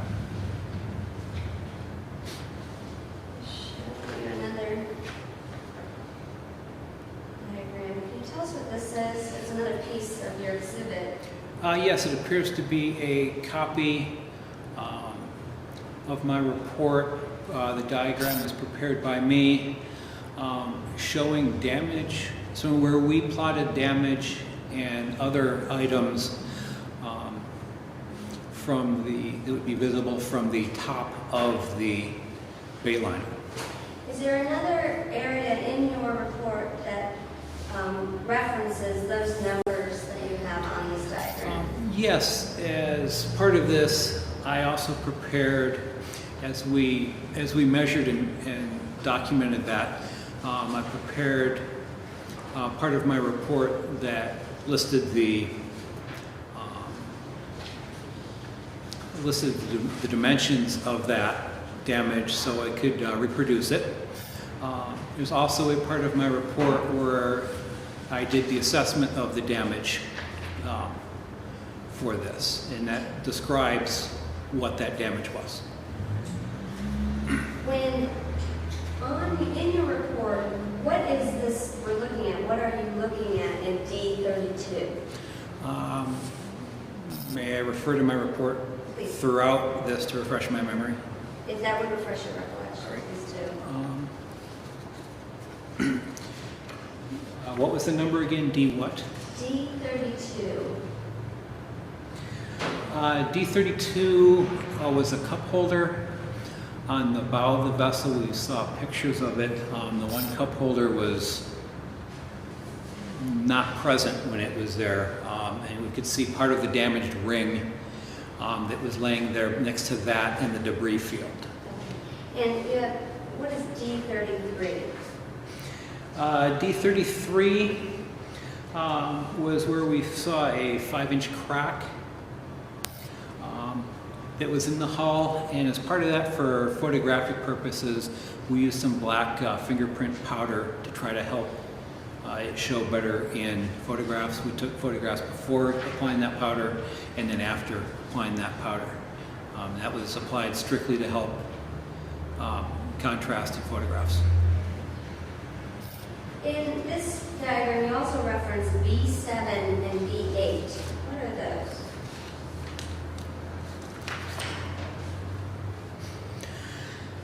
B7 and B8 were dirt prints that were on the seat. They appeared to be footprints. So you on even there. mark that, even though it's not damaged? It was not damaged, but it was just something that was in the vessel that was distinctly different. We didn't know at the time if it would play a role or not in our investigation, but we documented it in case it did. The next part of Exhibit 65, can you tell us what this is?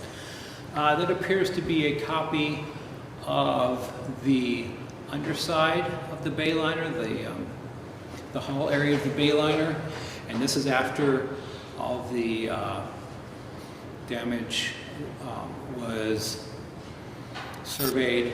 On here, it's a diagram plotting all that damage out on there.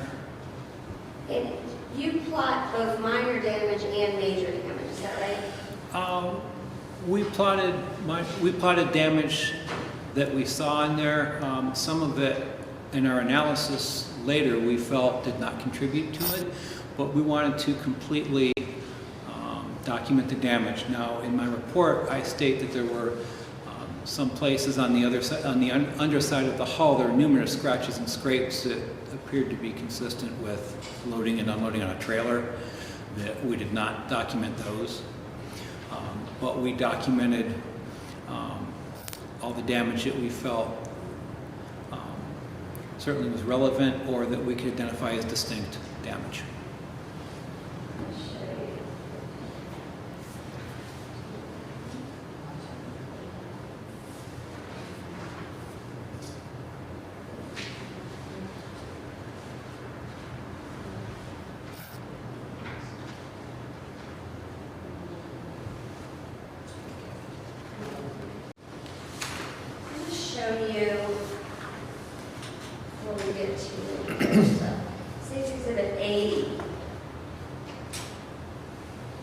Do you recognize that Yes, it appears to be a photograph of the port bow area of the Bayliner, showing extensive damage in the white fiberglass. It's a very large V-shaped hole in there. It's a very large triangular shape of damage on there, but the hole itself is V-shaped through there. And this is before, I can see some grass in this photograph. Is this before it's taken into the garage? Yes, this appears to be from when the vessel was removed from the water and placed on its trailer. And then the second half of State's Exhibit 80, can you tell me what that is? It's another photograph of a very large V-shaped hole in the port bow of the Bayliner. Looking up, you can look all the way through the hole itself there, all the way through the hull, and it appears to be daylight behind it. It's part of a large triangular shaped section of damage in that port bow area. And is that cup holder that we see up top? From this angle, it appears to be looking through the cup holder, yes. Let me take you back to your diagram from when you do the mapping. Have you look at State's Exhibit 55. Do you recognize that? Yes, it appears to be a large triangular section of damage. That same area as the last photograph, showing extensive damage in the port side of the port bow there of that Bayliner. Very large V-shaped holes in there. There's also post-it notes in multiple sections there showing where the diagram is, or the damage is that we identified. And does this correspond to your diagram from State's Exhibit 65? Yes, the locations on there and the numbering on that photograph would correspond with the numbering and locations on the diagram. So if I find D29 as part of this damage, I can find D29 somewhere here. That's correct. Our whole measuring system that we did was based on the fact that we could reproduce that both on paper for diagrams on this, and also if needed we could reproduce that, find that same location on the vessel itself.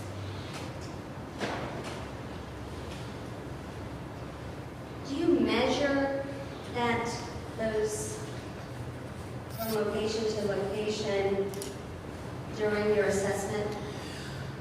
During the assessment, after identifying the damage and labeling it, it was photographed. As part of that process, we also measured the damage on that. And that was all done at my direction using tape measures. I believe I was the person on that who held the tape measure. And what are you measuring it from? We use a process called baseline offset, and what we do is we measure it from a known location and see what the distance is from that known location out to where we need to measure, out to where that is.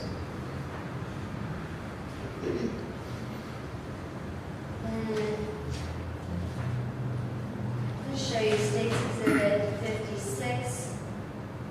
Can you see that all right? Yes, appears to be a close-up of the red and white section of the Bayliner, showing some damage on there. Excuse me, a black.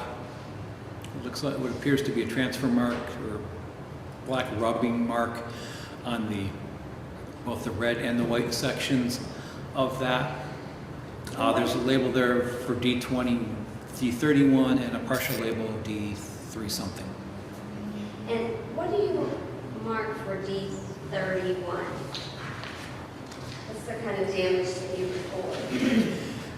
D31, in my description on that, I say that it's a cracked and forend of black transfer marks.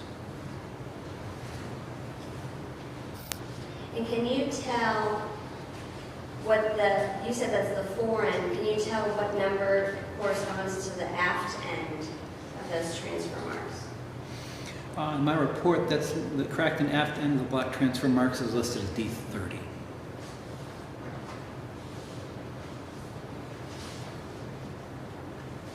I'll show you State's Exhibit 103. Can you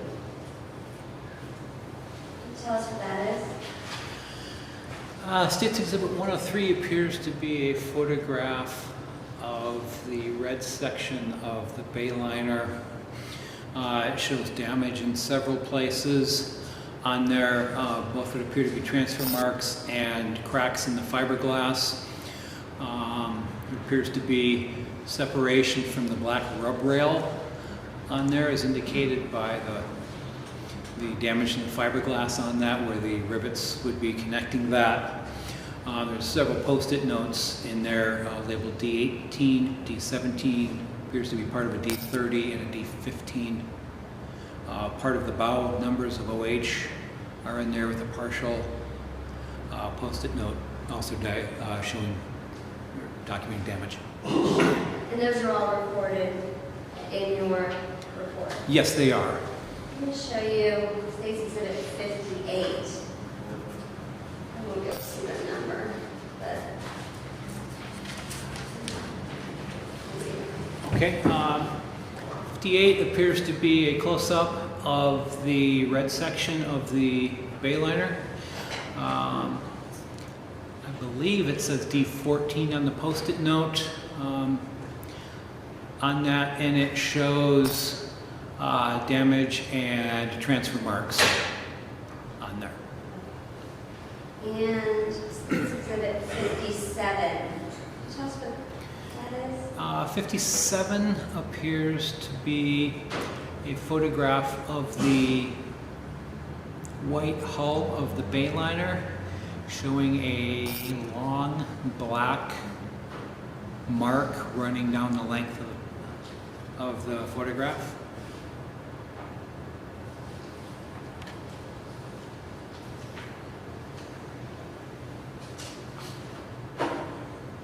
After documenting and mapping off everything that you see, and I don't want to ad nauseum go through every letter and number,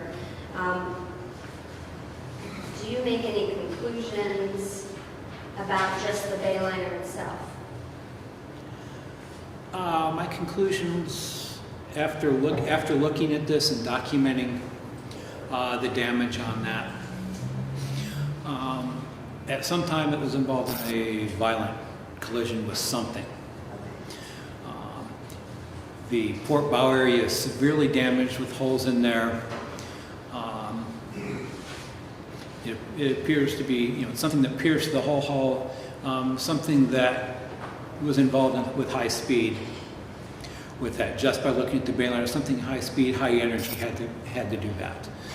That's not damage that I've seen in my experience with lower speed incidents. Appeared to be something that pierced it to cause that V shape on that. Just by looking at the bayliner, it didn't appear to be something in the water itself, because when we see people hitting things in the water itself, logs, rocks, things like that, the damage is more down on the bottom of the boat as opposed to that large V-shaped triangle-shaped area that was on that was up on the sides of it. That was up towards the bow area of the vessel, so something impacted it on the bow. At this stage, just looking at that damage, I don't know if it hit something or if it was hit. Now, so you're saying it had to be something that's outside of the water? Or Something at above the water. Above the water. That vessel, I observed that vessel for a long time sitting at its dock, and it was not taking on water through that large area. Okay. Did you then measure the bass tracker as well? Yes, after measuring the damage on the bayliner, we then measured the damage on the bass tracker.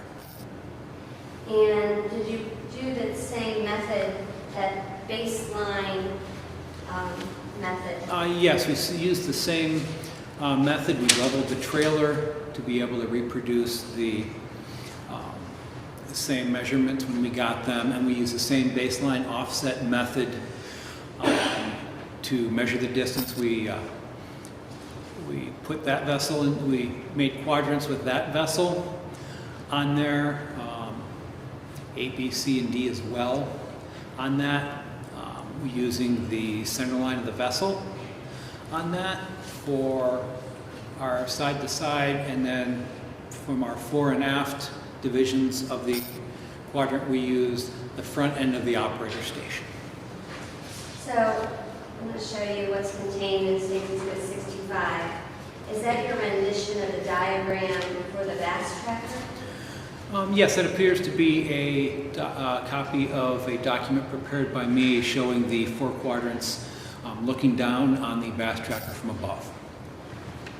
The circle on the left side in section C would be where the operator station would be.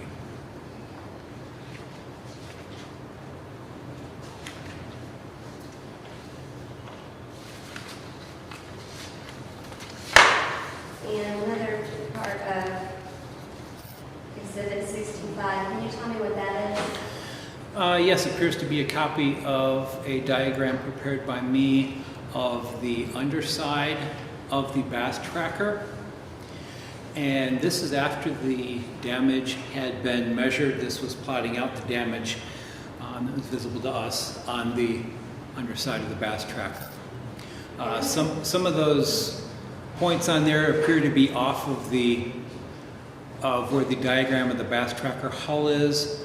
That's because the VAST tracker was permanently deformed as a result of the incident it was in, and I did not plot that deformation in the hull.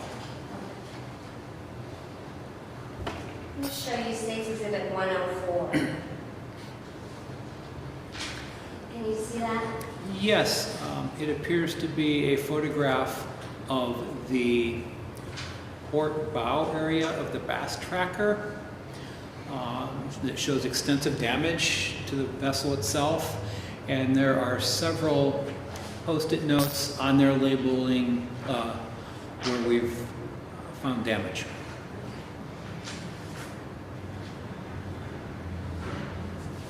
And do all these numbers correspond with some of the numbers that you have in your damage account for the VAST tracker?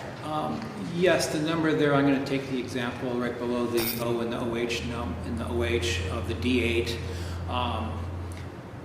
That on there, we would measure it with an X, Y, and Z measurement, 3 dimensions to find it, and then that would have been replicated on the diagram as well. That was done for all of the locations on there. Was there anything on the VAST tracker that you wanted to measure to help or aid you in the accident reconstruction? There were several things that we looked at that to help us with the reconstruction. We looked at the navigation lights. We looked at the trolling motor, because it appeared that the trolling motor had been removed as part of the collision that it was involved with. Why did you think Its that? decking. Well, we could see a weathered area on there, and we could see where it looked like the fixtures had been ripped out of the deck on that. And when we put the base of the trolling motor over there, they corresponded with the fasteners on that corresponded with the holes that had been ripped out on. And it appeared the weathering of the carpeting on there, that pattern matched on that. And so as part of that, we did place the trolling motor over there during part of our section during part of our analysis of the damage to see where the trolling motor would have been, because we were told the trolling motor had been down. So we wanted to see if the trolling motor had been down, then there may have been some damage to corroborate that.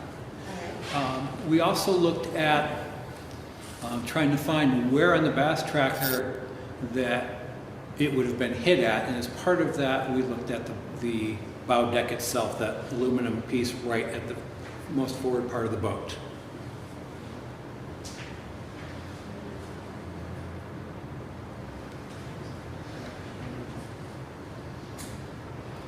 Earlier, you identified part of the deck plate, is that what you called it? Yes. The bow deck plate. I'm going to show you now, State's Exhibit 105. Can you tell us what that is? Yes, it appears to be an overhead view that contains part of that deck plate and part of the aluminum gunnel there. We're looking at it from above. That would be the starboard side of it, or the right side as you turn around and orient yourself.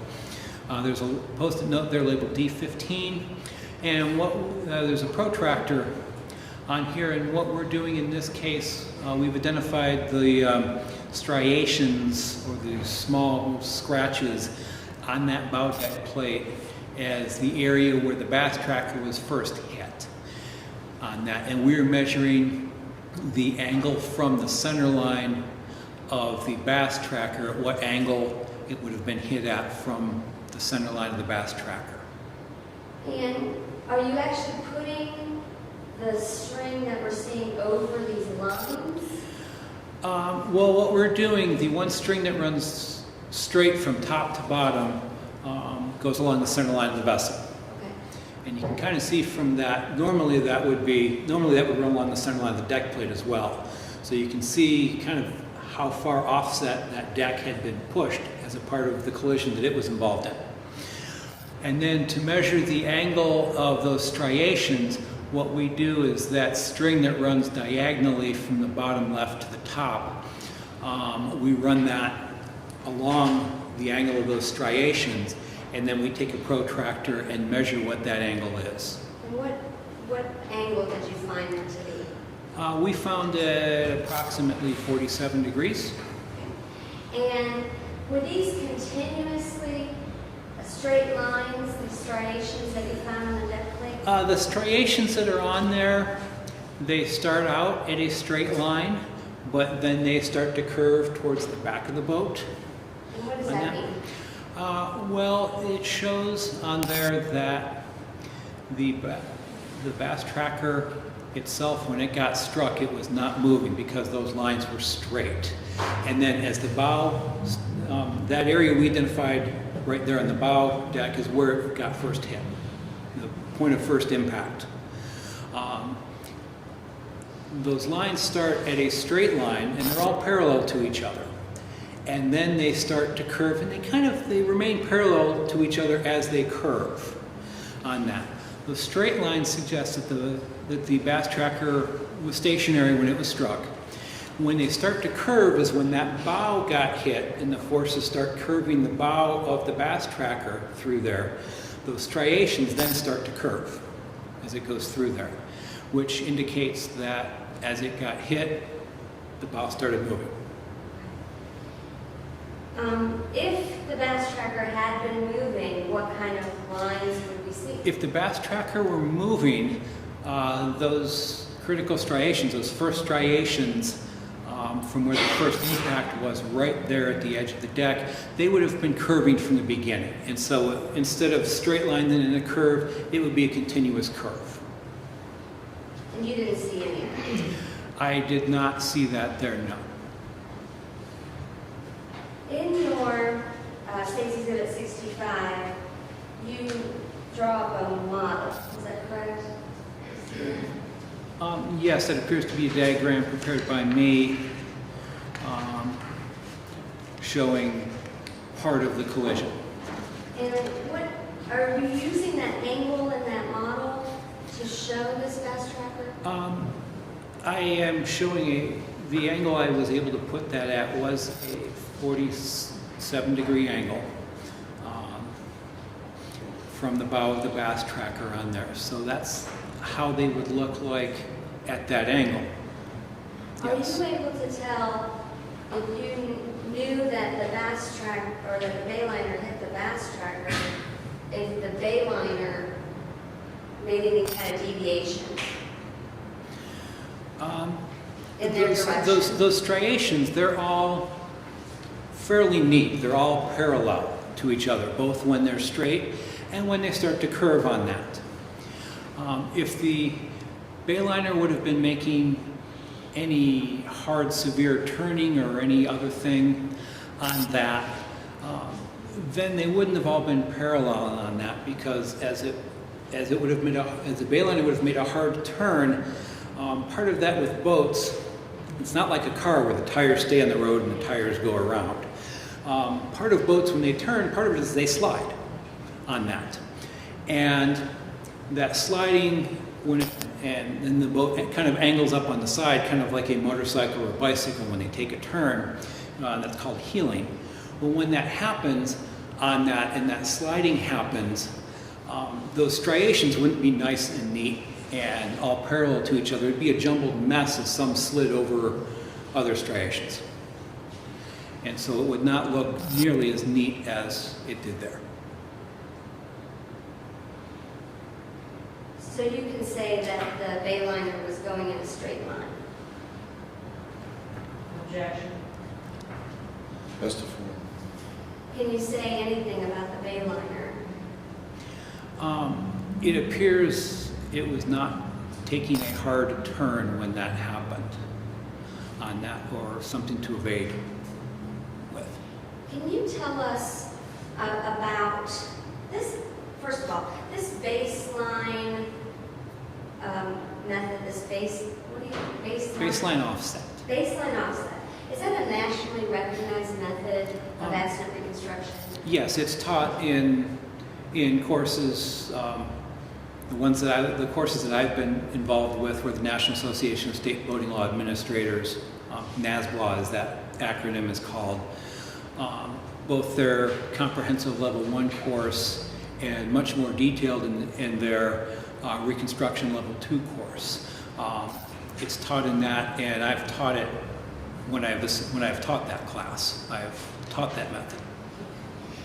Do those classes also teach you about measuring these striations and looking for straight lines versus curved lines, that kind of thing? Yes, damage analysis is very important with this. Another difference between vehicle crashes, there's no skid marks on the water. So we can't look at skid marks to determine what vessels were doing prior to the incident. And damage analysis is very big with this. So those striations are emphasized, especially in the reconstruction classes, of identifying those and determining their characteristics. Going back to State's Exhibit 55. Yes. Can you tell us what this is again for the record? It's a photograph of the port bow area of the bayliner, showing extensive damage, extensive triangle-shaped damage with a very large V-shaped hole in there.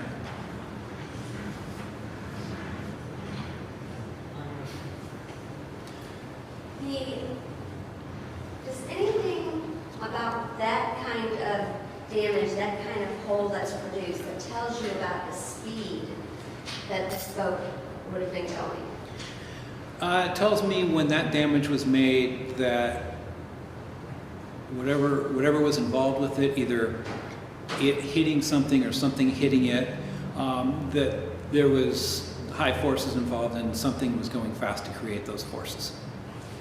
What can you tell me about the angles of that damage? Well, the triangle shape. That triangle shape there, the top part of that triangle is a hole through the hull, a long hole through the hull. I would have to refer to my notes as to how long that is. But it's roughly a straight line, and that would roughly be parallel to the water line, to the water itself on that. And what it tells me is something that created that as it happened, ran along the length of that on there, either whatever hit it or whatever this vessel hit, ran along that length is there. during the length of its engagement there. The part going down, the part of that V hole that went down to what's labeled D29 there, that hole was also created by large forces, the same incident. This was all created from the same incident. And that would be created by something that had depth to it from that straight line going down. It would be, there's several things that could have done it. What we were, it could be from a boat that did it, that had depth on it. It could be from something else that had depth on it, just looking at the picture itself. Okay. Can you tell us about the different phases of speed that a boat would go through? Well, a boat at low speed, kind of going through its idle speed, or slightly above the minimum speed necessary to maintain steerage and maneuverability. It's going at a slow speed. It's going flat straight ahead, kind of like it is when it sits in the water without any forces acting on it. It's going to go through slowly. If it does create any type of a visible wake, it's going to be a small one. It's going slow. If it hits something at this time, most likely it bounces off. In my experience, in boating enforcement and going to the crashes that I've been to, if it'll bounce off, it may leave some transfer marks. It may do some damage to the fiberglass itself, but usually not through the fiberglass on that. What happens to a boat that starts making a wake? When it starts going faster on that, it enters what's called the transition phase. And the bow would start rising up. The stern would depress a little bit. It starts creating a larger wake then, and actually the largest, for most vessels, the largest wake it creates is in this transition phase, because it's still moving by pushing water out of the way, and there's more water to get pushed out of the way at the time. So it's a large wake. It raises up. Depending on the vessel itself, it could obstruct the view of the operator on that, so the operator then would have to take steps to make sure they maintained a proper lookout on that. And then it just moves the water out of the way. If this had been in the transition stage, if this damage was done in the transition stage, what would you expect to see in that Well, damage? with the vessel in a transition phase, the bow is going to be up, and damage on this is roughly parallel to the water and roughly parallel to the rubber rail, that black rail that goes around the boat. If it were in a transition stage when it happened, there would still be a very large hole cut alongside the top of it. However, when the vessel came down from that transition and came back to idle speed or no speed whatsoever, that tear, instead of being parallel to the water or parallel to the rub rail, would be then angled, and it would be angled up and towards the stern of the boat. What about this damage? What's the next phase of boating? The next phase of boating, once the vessel gets fast enough, it's going to be on plane or plane out. What does that mean? For most vessels that can get that fast, it's going to be an efficient way of doing it for runabouts, for john boats, for other vessels. It's going to be an efficient way of doing it. Most of the boat's going to be out of the water, and so only a back section of the boat will be in the water. So it's riding on top of the water, as opposed to the other two phases where it's riding in the water on that. So on a plane would be a faster speed? It would be a faster speed, yes. That's where you would get your fastest speeds on that. And the engine's going to be its most efficient at those speeds and being on plane. And did you, throughout the investigation, did you learn how fast the defendant said he was going? Well, as part of my investigation, as part of preparing this report, I referenced several sources on that. And one of the sources that I referenced was Lieutenant Johnson's report. And that had a speed of 25 miles an hour to not over 25 miles an hour. Also, as part of my report, I contacted Bayliner and spoke with technicians at Bayliner. And as part of that, I was told the top speed. Objection. Sustained. Was it possible that the Bayliner could have been on a plane at 25 miles per hour? From what I was able to find, Objection. limited. Rephrase. What were your conclusions regarding that Bayliner? My conclusions were that the vessel was on plane when that damage occurred. And that's because that top line is parallel with the water? That top line is parallel to the water, parallel to the rub rail on that, as to be expected of a boat when it's on plane, and it's basically fairly level. And you already said if that boat was slow, would it cause that damage, that kind of damage? No, if it were at idle speed, it wouldn't hit anything and cause that much damage.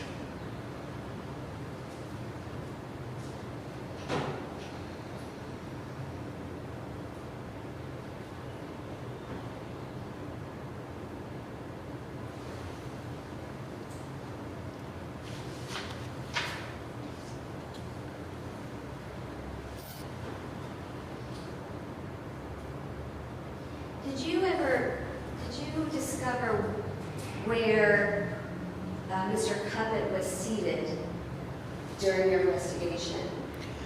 I discovered he was in the forward part of the vessel. And that's on the bass tracker, correct? Yes, forward part of the bass tracker. Is that front seat that we've seen in all the pictures in the bass tracker? Yes, the front seat there. And again, where were the hairs and tooth located on the Bayliner? They were located on the port bow area above the rail, above the black rub rail. You said you found a lit cigarette in the Bayliner, is that correct?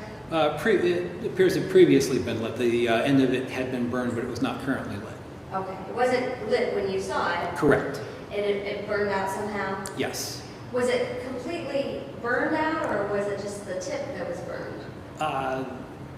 It appeared the majority of the cigarette was still there. Okay.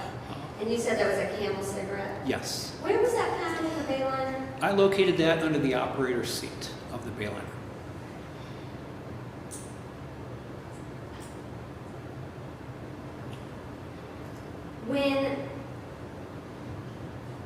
When the bass tracker was hit, can you tell which way it rotated?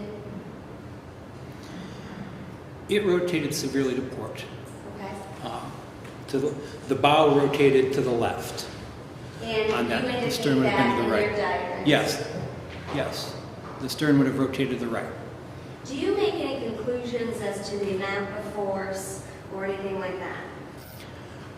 Looking at the damage of the bass tracker, it was severe damage. The bow was, both sides of the bow were permanently deformed severely on that, to where that boat's no longer seaworthy. On that, I certainly wouldn't feel comfortable putting myself out in that boat. And it was very severe damage on that. And through your investigation, did you learn what happened to the passengers of that bass tracker directly after the crash? Yes, both were ejected into the water.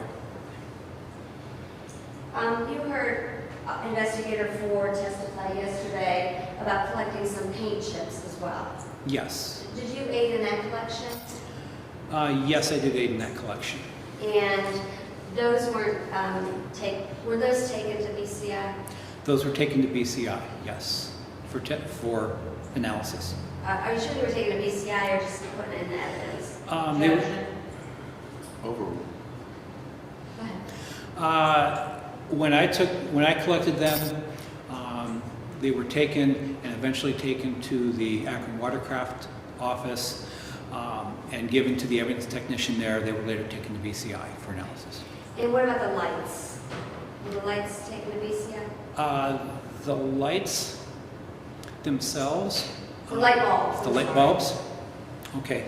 The light bulbs from the bass tracker were removed and they were secured, also taken back to the Akron Watercraft office and eventually taken to BCI for analysis.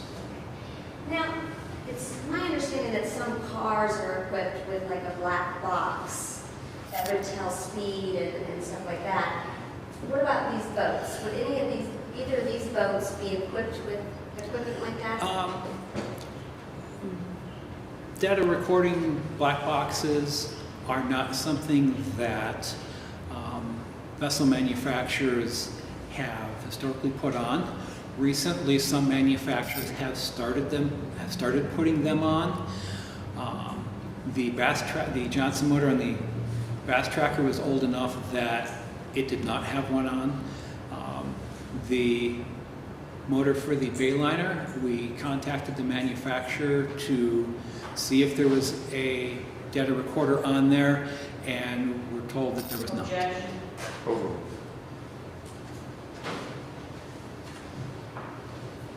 Were you with Investigator Ford testing after collection of all the evidence when the lights on the Bass Tracker were tested again? Just the lights, not the light bulbs.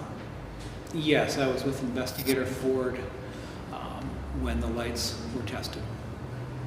And did those work? The lights were functional. We were able to have them work by turning on the switch.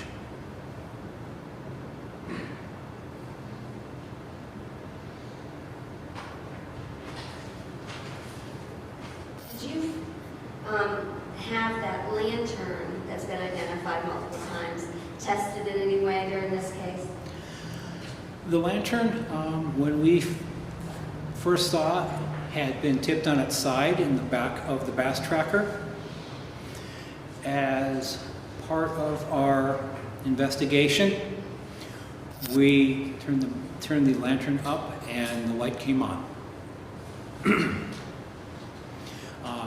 We also, and so we also, as part of our investigation, tried to find out what the condition was of that lantern prior to any incident. And did you just do that by talking to Mr. Lindemann?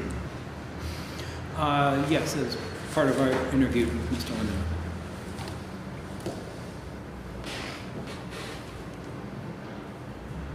Did you take into consideration for your analysis of this reconstruction all the evidence that was taken and gathered during this case?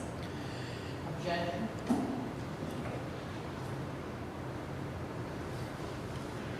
Can you rephrase?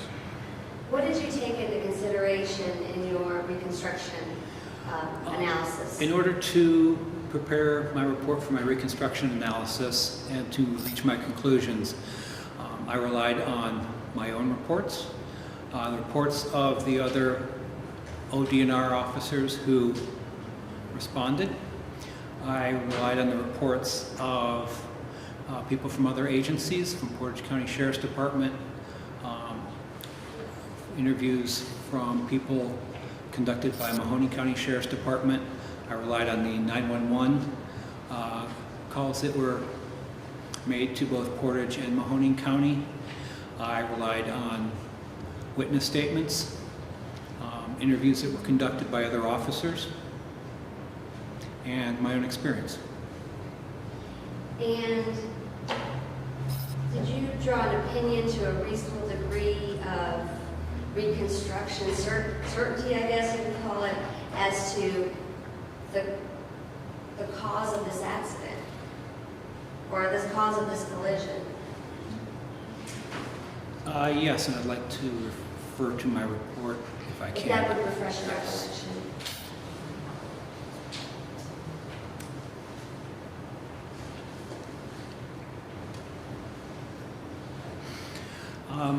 I Objection, Your Honor. This report does not list a cause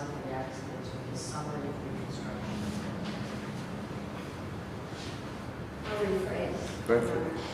Can you summarize your reconstruction of this collision between the Bass Tracker and the Bayliner?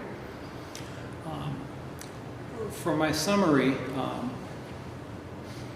I confirmed that the Bass Tracker was underway. It was not tied to the dock, it was not tied to shore, and it was not making way at the time of its collision. Making way being it was not moving relative to the ground, the water, anything in there. It was sitting in place on that when it was struck by the Bayliner. I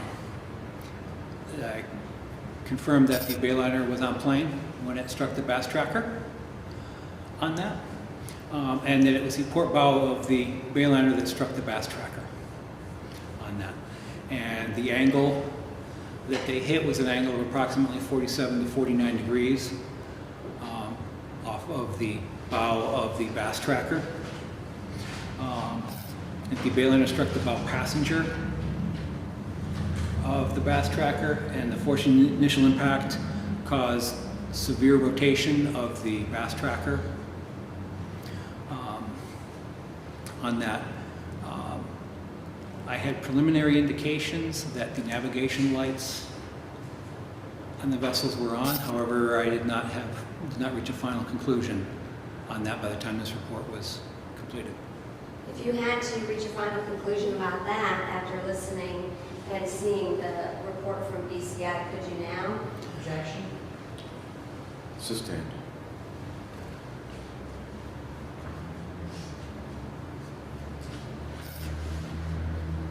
May I have 1 second? You may.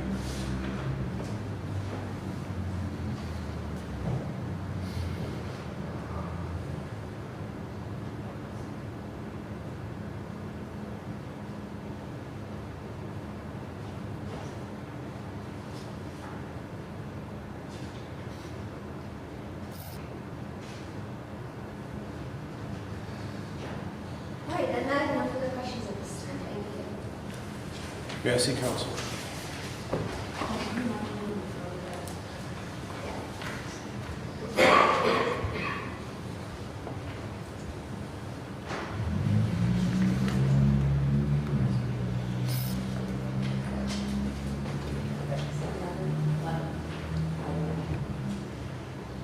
All right, a good opportunity for our noon recess. We'll see everyone back here at about 1:15.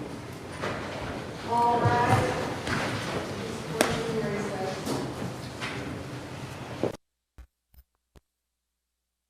This Court of Common Pleas is back in session. You may be seated.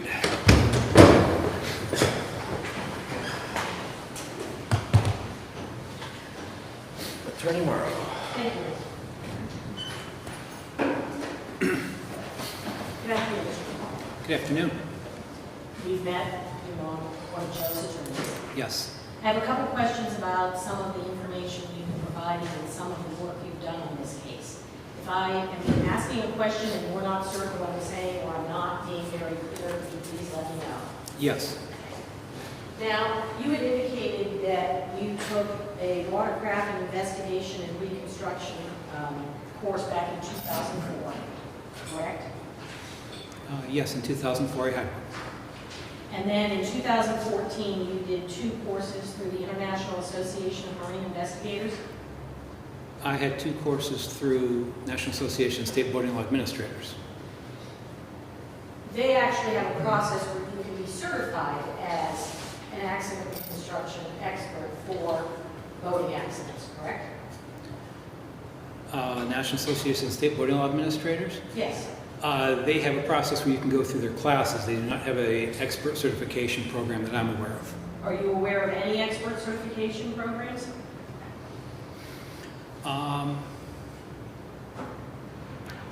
No. And from that, we can assume from your curriculum vitae and what you just said, you're not certified in accident reconstruction as an expert. I have not been classified one to my knowledge before this, before I was involved with this case. Now, I think the the two courses you referenced were in April of 2014 and November of 2014. Yes. And this accident occurred in May of 2015. Yes.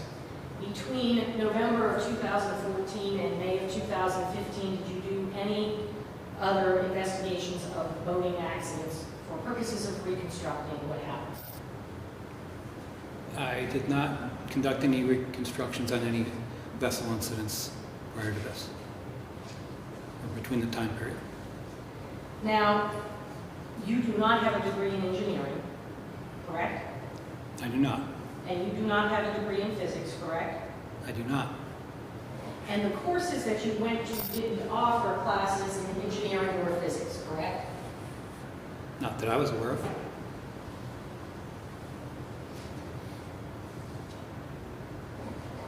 You did provide a report in this case, and you were referring to it as you were testifying. Nowhere in that report does it indicate that you are giving any opinions to a reasonable degree of any scientific certainty, correct? It does not indicate that, no. And it does not indicate that you're giving any opinions or conclusions that you reach to any reasonable degree of probability, scientific probability. It does not, no.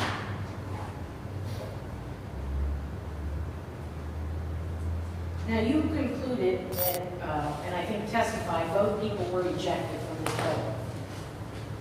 Is that accurate? That both the occupants of the bass tracker were ejected.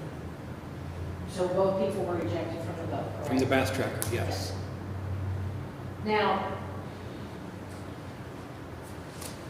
your understanding of what was occurring in the bass tracker immediately prior to the accident is based upon verbal account that you would have received from Mr. Linden. And from the witness statements that were taken from various people. Well, there weren't any witness statements to say, other than Mr. Lindenwood, what was occurring inside the bass tracker immediately prior to the accident, were there? No, what was happening in there, correct.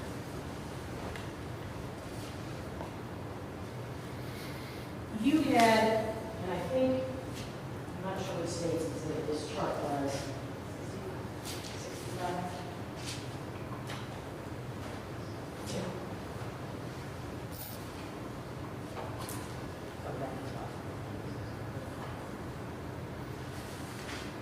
You recognize that document as a document that you produced in the course of your investigation of this accident.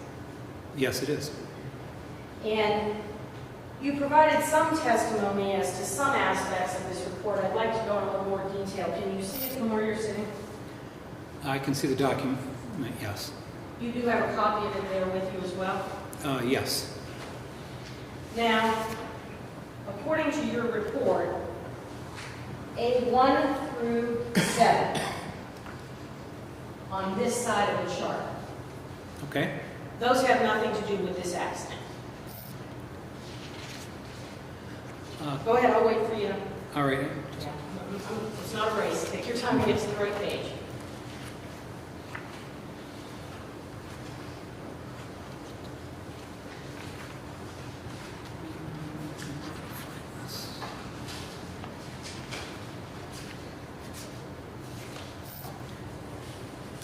That's correct. 8-1 through 7 were not believed to be part of this incident. And likewise, B1 through 6, according to your summary of assessment of the damages, had nothing to do with this accident as well. That's correct. And B7 and 8 were dirt prints that were on the seats. The seat and the deck. Those are, I believe, on a different chart, but those likewise you did not conclude were related to this accident in any way. I said it may have happened earlier in the day. I don't know when it happened. No idea when that happened. And all those were some mud on the seats. It looked like footprints of somebody getting in and out of the boat. Yes. Okay. It's unclear from your assessment of damages. You note C2 and 3 mark either end of the scrape that run for approximately 6 foot 1 inch. Okay. So we're talking about C2 and 3 being back at this end. Your report doesn't in any way connect or associate that scrape with this accident.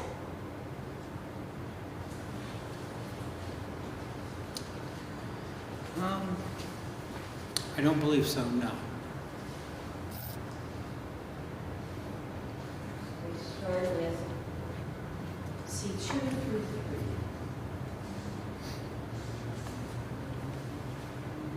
3. C4, according to your assessment, marks the forward end of a scrape that runs along the scrape for 1 foot 6 inches, Okay?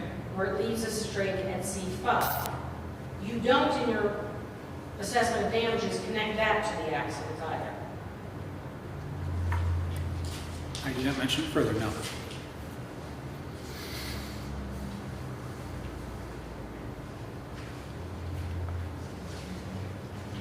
You have that ending back here at C6. And it, again, is unclear. You do not believe C6 is associated with the accident? Let me see 6 here. I did not mention it further in the answer.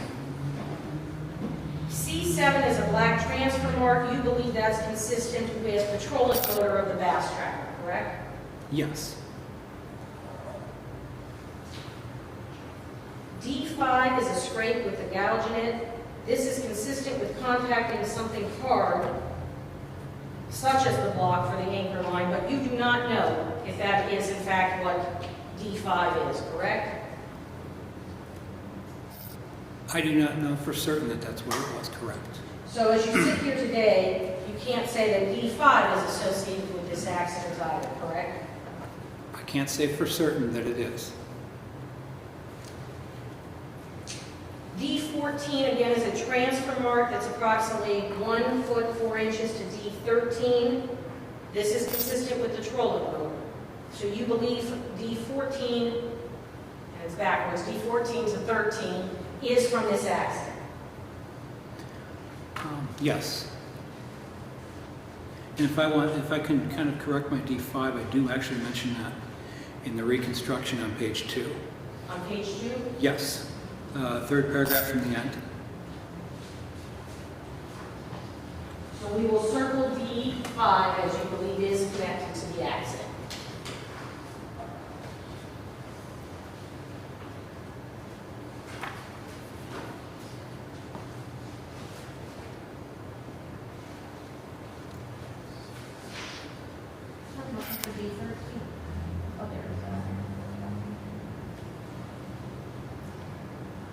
D17 and 18 are the tear marks through the fiberglass boat. You do believe those were from the accident, or it does not say in your report? Are they connected to the accident or not? No, it's mentioned on top of page 2 of the reconstruction part of my report. They are part of this collision.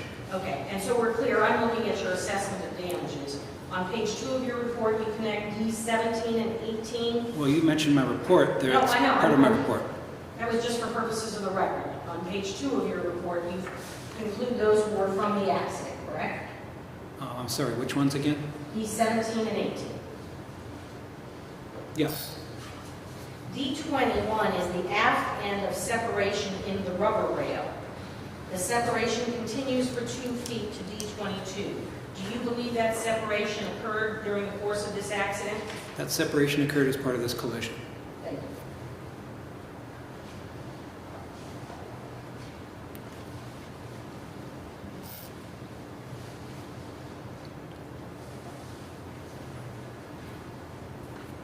D24, 25, and 26 are scrapes on the center line of the vessel, consistent with scrapes in launching and retrieving a vessel from its trailer.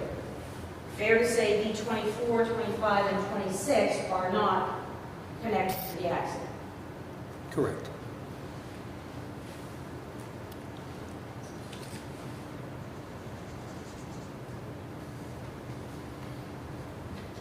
D28 is the forward end of the tear through the hull, and that continues from 1 foot 4 inches to D27. And this is the tear that the tear extends through D29 in a triangle shape. That's the tear that you had up on the screen with a photograph of the bay liner that you believe is from this accident. Yes, it is.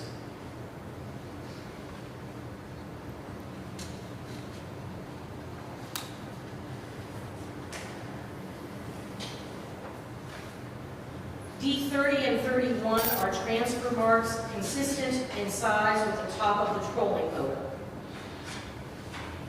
Correct? So those would have been from this accident. Yes, they were from this collision. On your assessment of damages, that is the end of the assessment portion of your report on assessment of damages.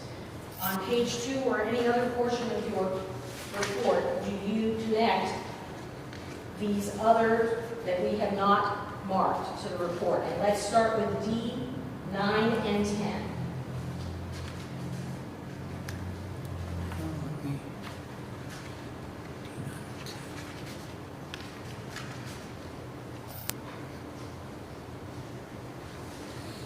I do not mention them further in the report.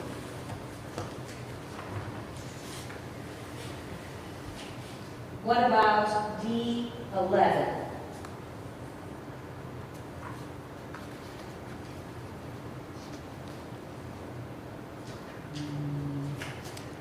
I do not mention that further in the report. D1, 2, 3, or 4 appear to be marks on the hull.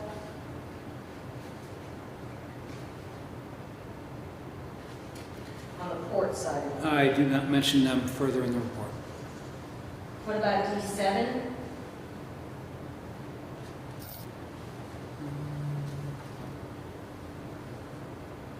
I do not mention that further in the report.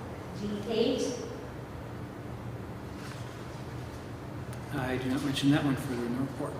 D4? I do not mention that one further in the report. D15 and 16?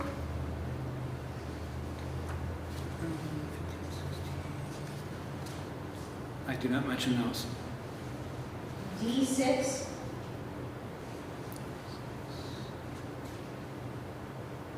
Do not mention that one. D20 and 23, which appear to be up at the bow.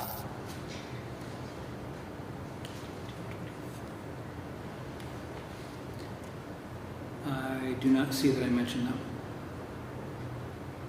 D19? D19, did you say? D19 appears to be up at the bow on the port Okay. side. I do not mention that one further. And back at the back, C1, I did not see on the assessment of damages. Do you address that anywhere else in your report? No, I didn't address that further. Okay. So the ones circled in green are the ones that you, in your report, assessed as being related to this accident and analyzed those in connection with your analysis. Well, all of them were analyzed. And I appreciate that. determined that several of them had no involvement in this report. Those are the ones that had importance with determining that there was a collision on this. So all of these spots were analyzed. Sure. In a normal boat that has been used and taken out, it's going to have other scrapes and dings and marks well before the accident. They can, Yeah. depending on how well people take care of them. Some of these you clearly identified were probably before the accident, long before the accident, correct? Yes, some of these looked. And some of these you couldn't tell whether they were associated with the accident or not. Some of these I could not tell when they happened.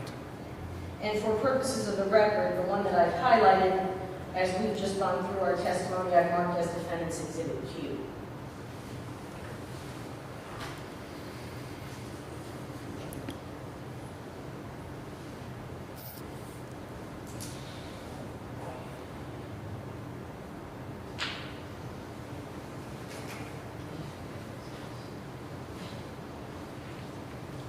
The prosecutor went through with you a series of documents and photographs that you took. I believe these are the photographs you took the night of the accident, or the morning, I should say. Okay. It looks it. Okay. I was not the only one who took photographs of the dogs, but And we've seen some of those through other testimony, and in fact, in the CD that was submitted or offered as an exhibit through Mr. Ford, do you know how many hundreds of pictures there were on that disc? I know there were a lot. More than 100? Probably, yes. More than 200? I don't know. I didn't see the disc he prepared, so I don't know. I just know there's a lot. Well, did you review every picture that was taken by anybody involved in investigating this accident? I did, but I didn't count how many there were. Fair enough.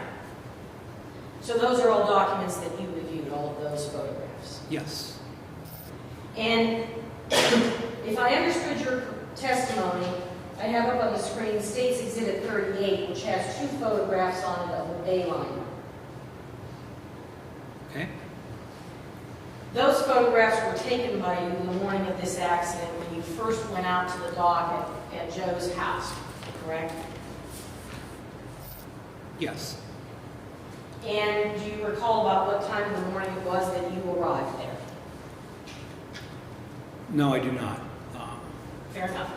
If I understand your testimony, you had been to Les's first, the bake No, shop? I did not go to Les's. I went directly to Hawthorne Drive. Okay, then I flipped those around. So this is your first contact with this accident, is going to Joe and Angelina's home on Berlin Lake.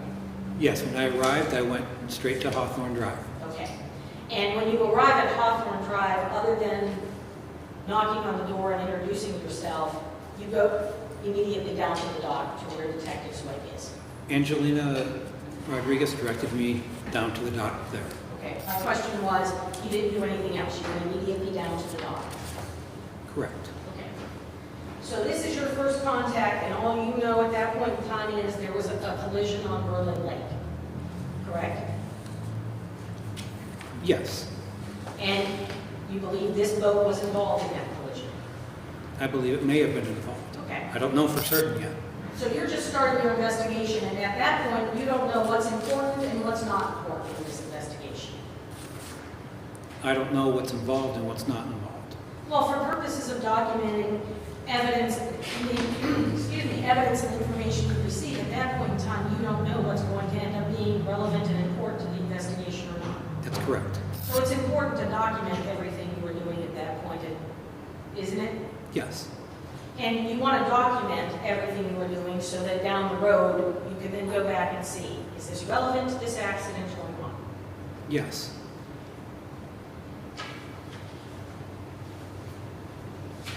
So we have D38, and I'm going to show you all the ones the prosecutor showed you. D39, you want to take a second, look at that one? I guess it's easier to do it that second. I'm sorry, State's Exhibit. Okay. Okay? Okay. D40, again, has 2 photographs. Yes. State's 40. It even says State's right on it each time I look at it. State's 40. And if I screw up again, these are all State's exhibits that I'm putting up on the screen. Okay? State 41. Okay. State 42. State 43.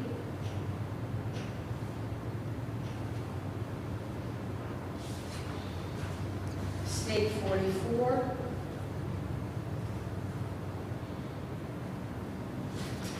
And State 79.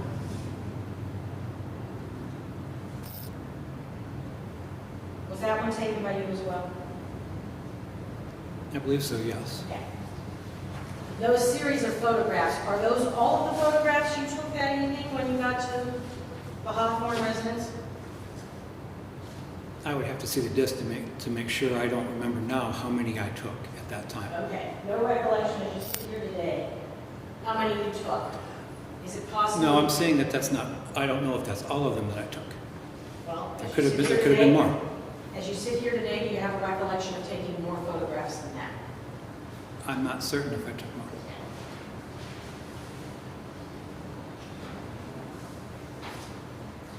You had provided testimony about an inventory. You were not present for that inventory, correct? That's correct. And I'm talking about the Bayliner, so Okay. we're clear. You did not do a separate inventory yourself, correct? I did not do a separate inventory myself, correct? And in your report that you prepared, that the prosecutor gave you, there is nothing in your report about anything you found or saw in the Bayliner at that point. Isn't that true? The morning of the incident, Yes, when you went to the hospital. collision? Pardon me? Um, I thought you struck the answer. no, there's not.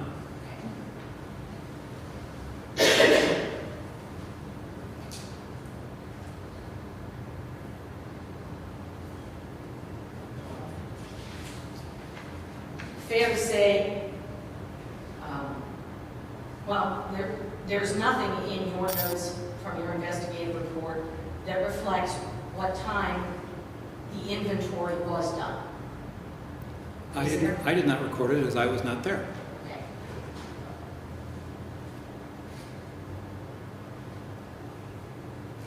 You do not know when that inventory was performed as far as time of day? I would have to look at the report to see when it was done. Look at that other individual's report who is not testifying here today? Yes. Or in this trial? Yes, I can say that I was not there when it was done.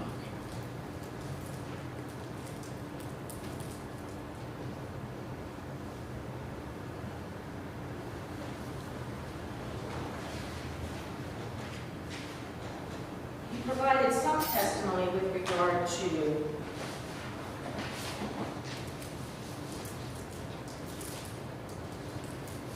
well, and so we're clear. Can you go through your report and just for the headings that are through your report? I want to know the portions of your report that you prepared. Can you go through that document for me? For the reconstruction report? Yes, the reconstruction. Now, the title is Reconstruction of Two-Boat Collision. Okay. There is assessment of damage to bass tracker. There is evidence documentation, baseline, offset measurements to the bass tracker. There are various diagrams. You want me to... How many pages of diagrams did you include in your final report?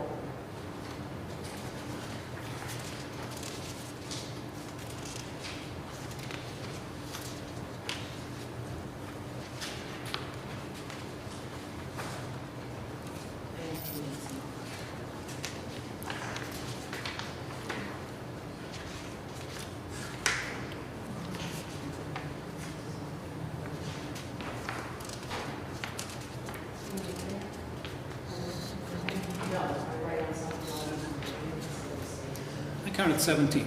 Okay, and what comes after the diagrams? Well, the diagrams are interspersed throughout the report. Okay. In addition to diagrams, what else do you include within your report? There is assessment of damage to the bayliner.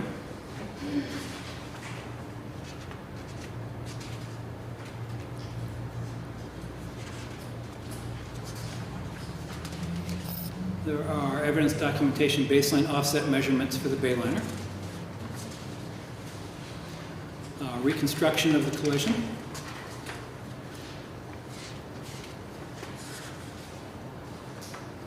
Issues regarding navigation lights and summary of reconstruction. Fair to say, with regard to the navigation lights, that you collected those lights and transferred them to BCI bulbs for analysis. Yes, I did. You did not do any independent analysis of those. That's not correct. You made sure those bulbs would illuminate, correct? The bulbs from the bass tracker? No, the bulbs from the, yes, I'm sorry, the bulbs from the bass tracker. The bulbs from the bass tracker I removed from there. I did no testing on my own to determine if they would illuminate. Okay.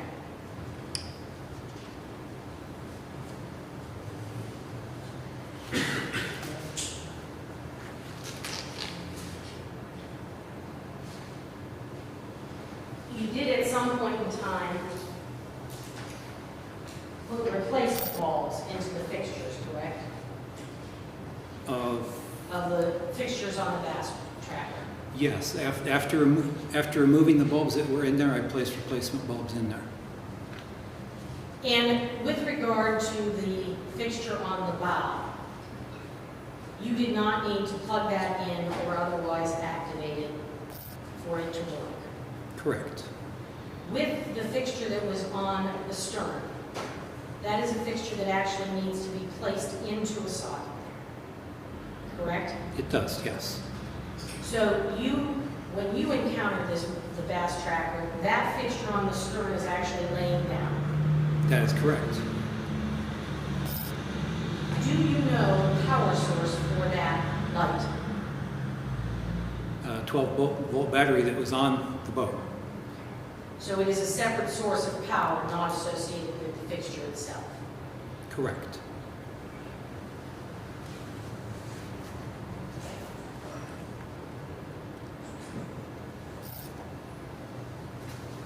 Now, if I understand the prior testimony from Mr. Lindenwood, their boat was facing the 224 bridge. Is that correct? That's what he told me, yes. Okay. So that's your understanding of where the boat was, facing the 224 bridge.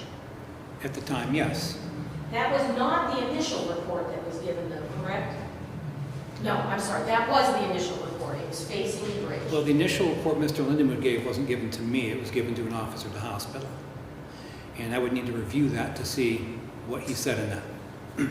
Did you review those reports prior to your testimony today? I reviewed them, yes, but I would need to refresh my recollection in here. I didn't memorize them. Did those reports of what he gave to officers at the hospital, did you rely on those informing your opinions? I relied on them in part along with everything else that I mentioned earlier in my testimony. And do you know specifically whose report you were referencing that he gave that initial account? I believe it was with Officer Warwick. And Officer Warwick has not testified in this trial, correct? Correct. You've been here since the first day of trial and sat and counsel tell you with the state to hear all of the testimony that's been entered into evidence. Yes, I have. So as you proceeded with your analysis of this accident, the information you had was that the bass tracker was facing the 224 bridge at a slight angle.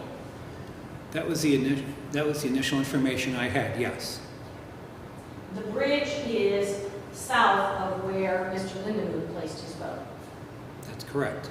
And we're looking at State's Exhibit 4, which we've used for this trial. It has a red, almost like a bullseye, just north of the bridge. Okay? Did you place that bullseye there? I did not. Do you know who did? I do not. According to State's Exhibit, well, if the bass tracker is down here facing the bridge, facing south, the dock that Joe Yurich came from was north of there, correct? In a northerly direction, yes.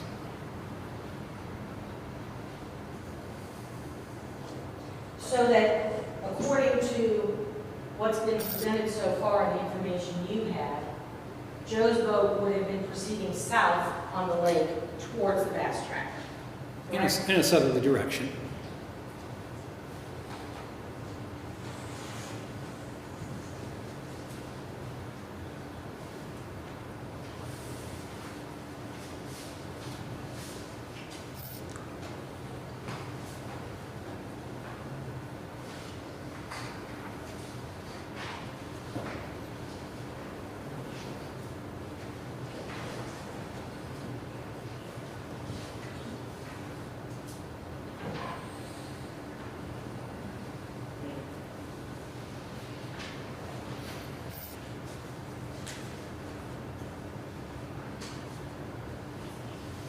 I've marked as Defendant's Exhibit R a graph from the report. Do you recognize that document?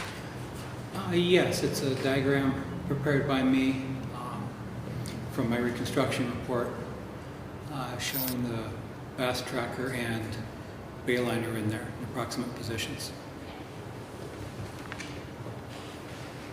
that is a graph that was included in your final report? That's a diagram that was in my final report. And if the bass tracker was facing the bridge would be down here at the bottom. I did not place them in a north-south orientation here at all. I placed them in position relative to each other. Nowhere in here did I indicate where north is. You have in this diagram the bayliner approaching at an angle of almost, well, let me ask you, did you assess the angle here?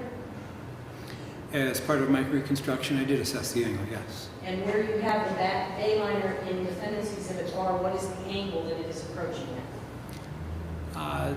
Relative to the bow of the bass tracker, it's 47 degrees.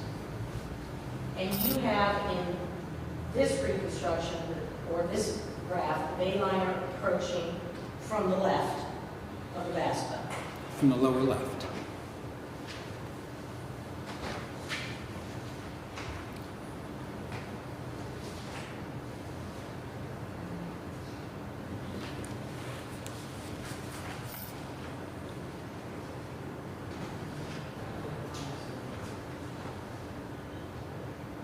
Now, you had testified earlier that when there was an impact, you cannot say the bayliner continued on in a straight line. Is that correct? Was that your testimony this morning?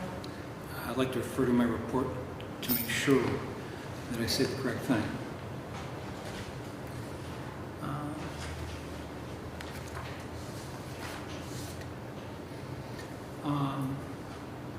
The length of time it took it to stop in the final direction cannot be determined. This is Defendant's Exhibit S, again, a graph from your final report. You recognize that? Yes, I do. It's a diagram prepared by me for part of my report.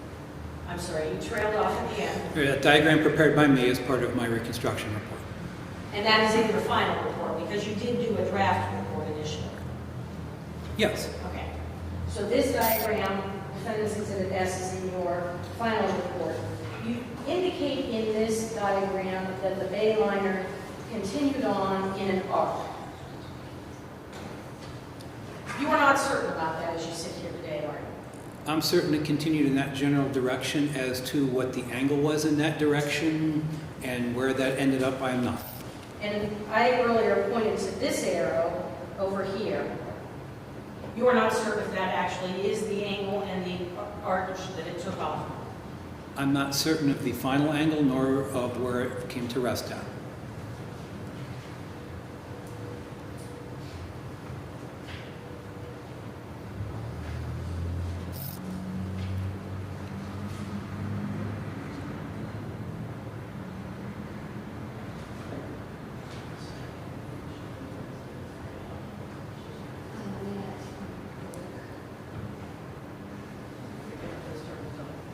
Defendant's Exhibit T.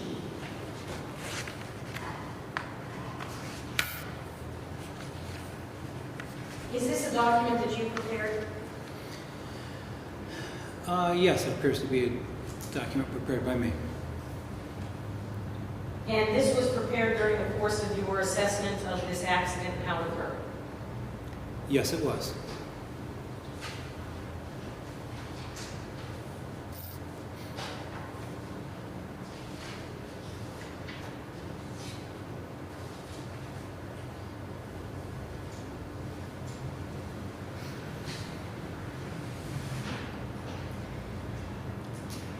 You were asked a series of questions this morning about boats being on plane and specifically the bayliner being on plane. Do you recall that testimony? Yes, I do. I counted at least 3 times where you said roughly on plane. Do you recall that? Not specifically. I don't remember word for word, no. Well, do you recall using the word roughly? I do recall using roughly, yes. As you sit here today, you can't testify that you are certain that the bayliner was on plane at the point of this collision. Yes, I can. The forces involved with that tear, on that huge triangle-shaped tear in there, on that, those aren't forces that happen at low speed. Those aren't forces that happen on plane, and they're not forces that happen in transition. That is a very high energy collision that boat was involved with. That is not something that happens at low speed. And you can't get those energies if you're in transition or at idle speed. They only happen up on plane. And can you tell me what you...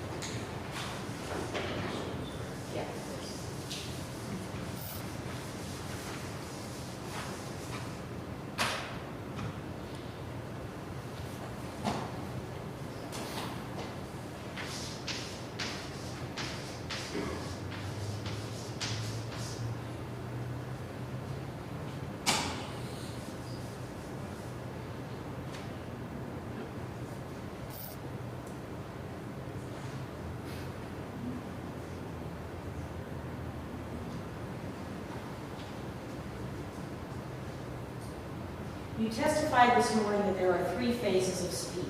Low speed, transition phase, is that the second? I said transition phase, low speed or idle.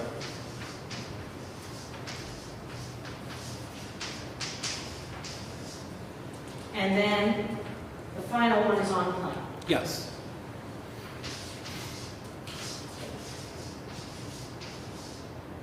Now, it is true, is it not, that this is a progression when you start up your boat? It's a progression in either direction. You could start up your boat on a plane? Well, not when you start. No, you're going to start at low speed. Okay. So when you start up your boat, this is a progression from low speed to plane? Yes. It can be. You don't have to go to plane, but... Pardon me? You don't have to go on plane, but there's a progression you go through to get to plane. Okay, fair enough. Just because you start up your boat does not mean you're going to end up here on a plane. Correct. But if you do, it is a progression. You can't go from low speed and jump to plane. Correct. You have to go through the transition. There will be some transition period in there. And for each boat, these phases differ as to how fast you have to be going and how long you have to be in the boat before you reach the next phase. Yes. And while it's probably easy to assess if it's a low speed versus plane, as you're going through the progression, those progressions are more gradual. Correct? Depends on the design of the hull. It depends on the position of the throttle, if they're going full throttle versus partial throttle. You can get through the transition phase fairly quickly. Fair to say that everything between the low speed and the plane, being on plane, is considered the transition. Well, the transition starts when the bow starts rising up out of the water, the stern starts depressing, creating a larger wake on that. That starts the transition phase, and it ends when the vessel planes out. Okay. So everything between low speed and being on plane is considered the transition. Yes. And there, as you were just describing, there are a lot of variables that go into assessment of transition versus plane. Yes, there are. Some of those you just listed, I believe you said hulls, the size of the hull, The design of the hull, design of the hull, the amount of throttle that's in there. some of the other things that could impact that are conditions on the water, Yes, the waves on there that you're dealing with.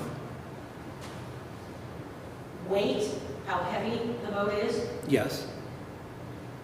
Generally, if you're lighter, you go through the transition phase quicker.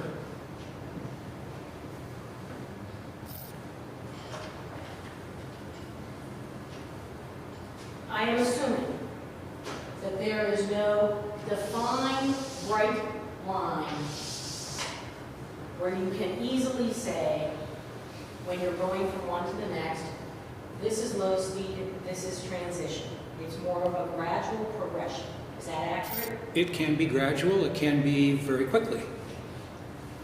And likewise, between transition and plane, when you are coming out of transition and going into plane, there's a point in time where it's pretty close and would be difficult to assess to assess a specific phase of speed that you're in. It depends on those variables. Sometimes it can be very quickly and very easy to determine.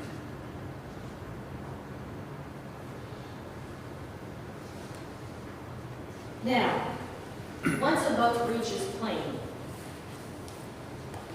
it can be throttled back to a lower speed and still maintain plane, correct?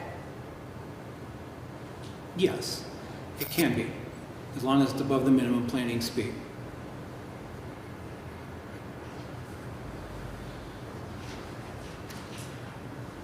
Joe was driving a Bayliner that evening, and a Bayliner 185 with a light load and only one person on it can reach plane at or before 25 miles an hour, correct? The manufacturer told me, when I asked him that, You have information to indicate that if there's a light load and only one person on, this boat can reach plane at or before 25 miles an hour. not usually, however, it is possible.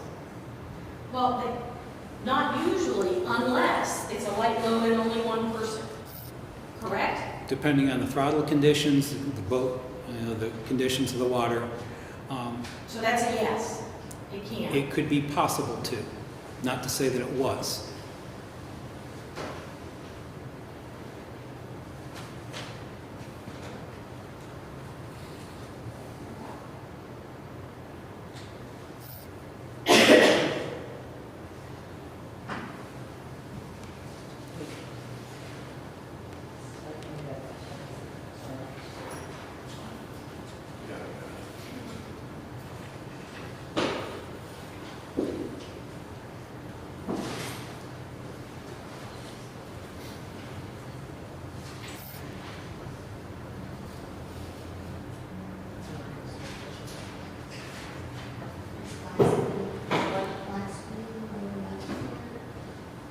Thank you.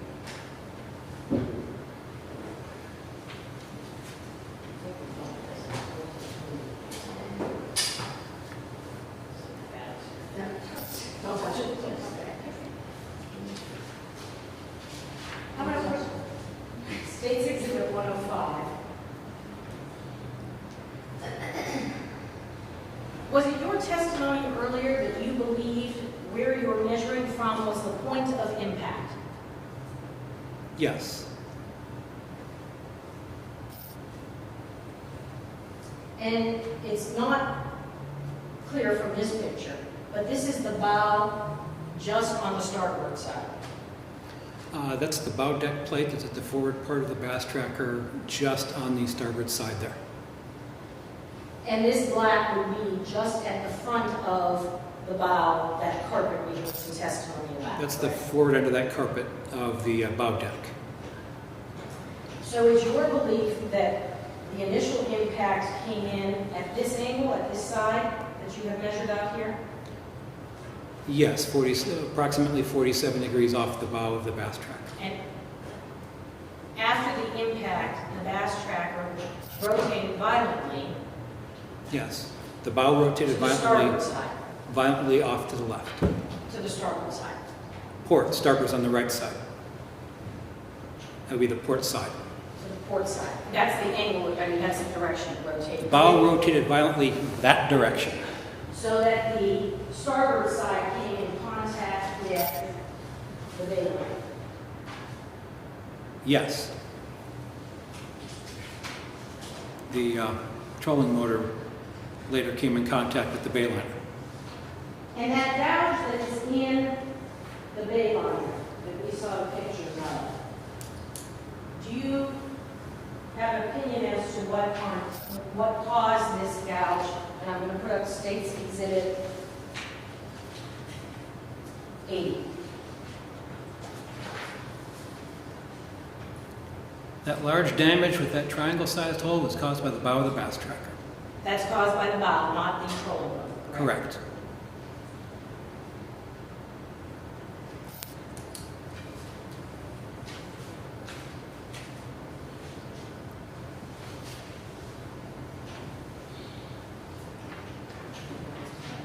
It's 65. 65 is the trolling motor. Yeah. This is one of the graphs from your report. You recognize that? I recognize that diagram, yes. Now, in this diagram, you have the bow of the bayliner up and on top of the bass boat.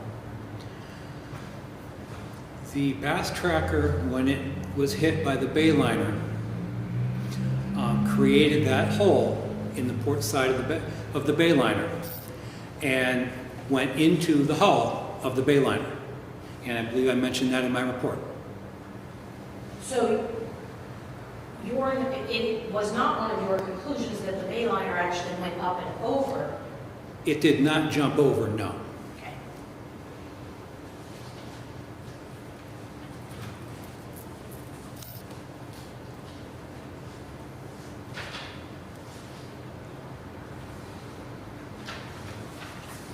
State's Exhibit 28 has 2 photographs on it, and I want to focus on this bottom one because I did not hear what you had said about this. This shows the bow of the bass tracker. Yes, that's the bow of the bass tracker. Did you indicate that the rivets, that there was some prior damage there that had been repaired? I said nothing about prior damage Okay. on the bow there, no. That appears to be manufactured. Okay, I was not certain. I thought I heard you say there were the older rivets that looked like a repair. There was no indication of any prior damage to... I did not notice prior damage to the bass tracker in the bow area. Thank you.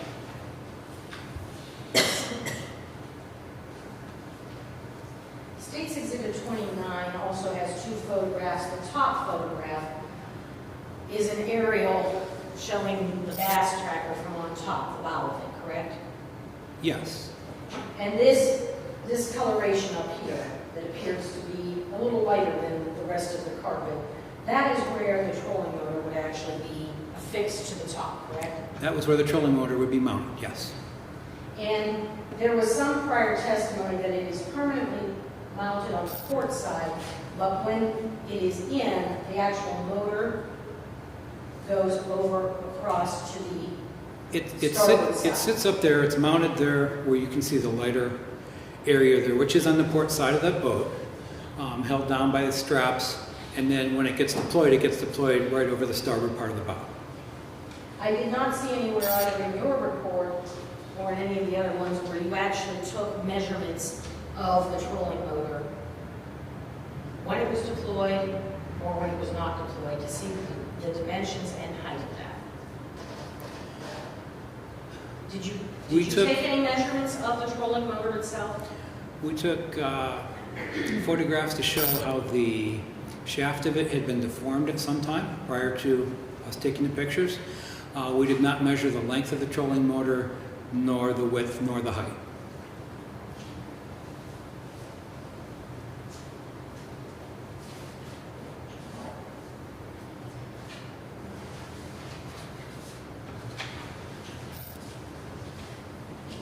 Can you tell me what type of engine the bayliner had? It had an inboard engine. As to the size of it and manufacture, I'd like to refer to my notes to refresh my memory. Sure.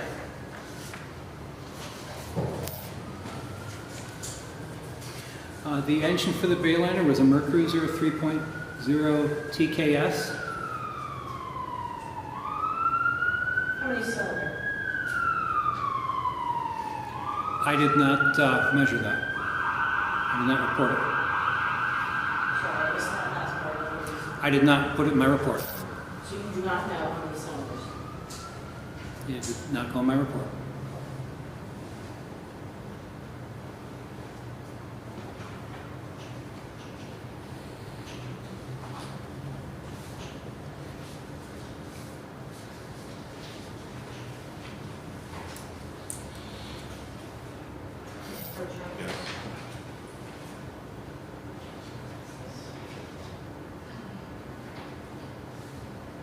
I'm not going to put this up overhead because it is pretty dark. This is Defendant's Exhibit U. I'm not sure it'll show up on that screen very well.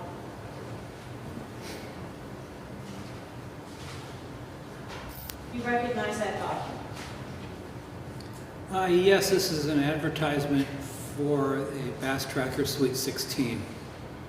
And this is specifically for the model that was involved, the 1990 Sweet 16. Yes. And was this a document you obtained as you were doing the investigation of this incident? I found it somewhere on the internet. That would be a yes. You obtained this document. Yes. It would appear from this that the Bass Tracker Sweet 16 does not come equipped with any lights on it.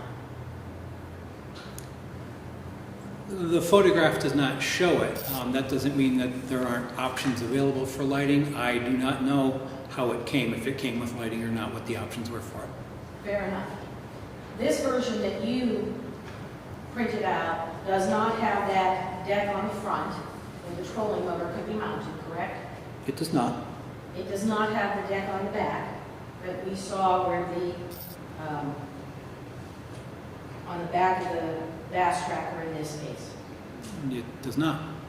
Did you at any point in time contact Mr. Lindemood to see if he had done modifications or added anything to this Bass Tracker above what you discovered on the internet the base package was? I don't believe that I contacted him on that, no. And according to this printout, a 40 horsepower engine comes with this Bass Tracker. I'm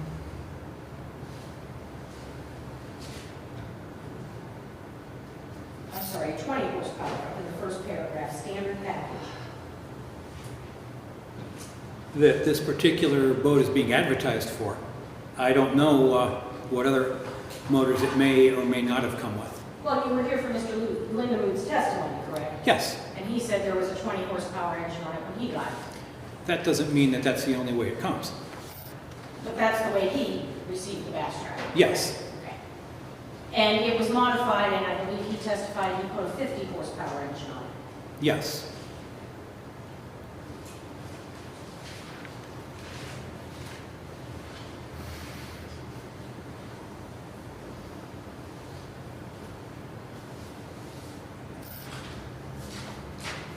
This, if I can, I'm going to show you what was marked as State's Exhibit 12.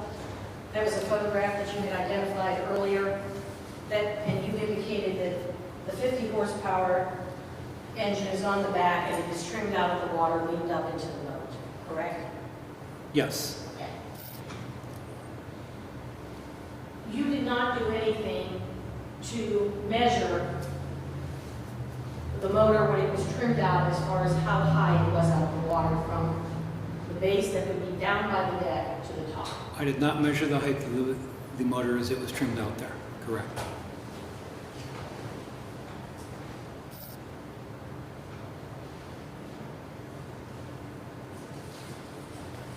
You had provided some testimony earlier that you reviewed documents in this case. Did you review the cell phone records that the state received in this case?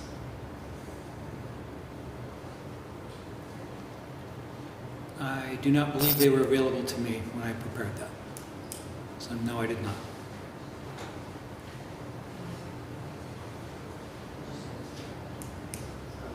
May I approach you? I'm going to hand you what we've previously marked as Defendant's Exhibit K. Okay. There is some writing down the left margin of that document with times. Is that your writing? No, it's not. Okay. And as you look at this, do you have any recollection of previously viewing these records?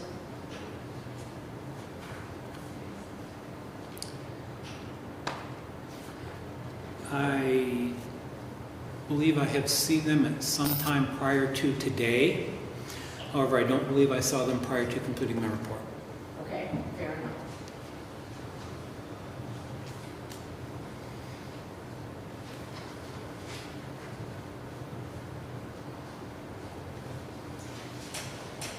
defendant's Exhibit K was marked as an exhibit while Andy Krogan was testifying. You were here for his testimony, correct? Yes. And he highlighted his phone number at the top, indicating some communications around 8:55 p.m. with Joe Yurich, correct? It's highlighted here, yes. And there was testimony before that this is universal time, not Eastern Standard Time. And can I just say for the record, it's not universal, and it is not easy to follow. Basically, you take 4 hours off the time that is listed on these phone records. Yes. Between the entry at 7 and 8, items 7 and 8, which is 9/11,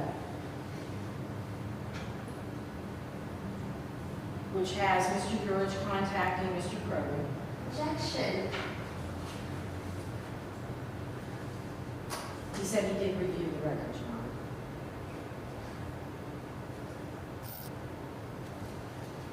Well, let me back up and try. Well, let's pose the question and I'll entertain the objection when it's made. Did you do any analysis with these phone records to ascertain the time of this accident?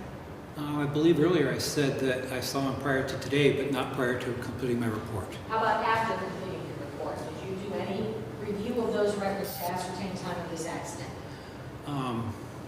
Not that I recall.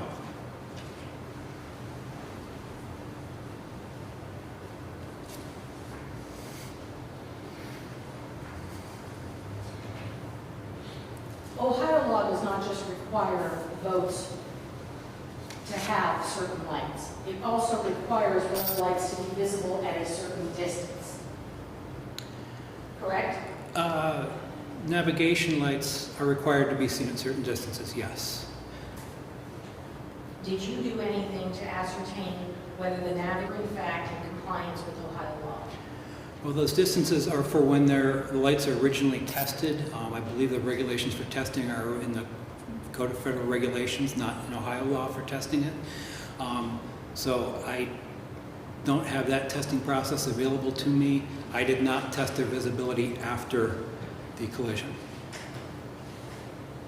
So that would be a no. You did not do anything to ascertain whether or not the fast tracker's lights comply with Ohio law as far as distance.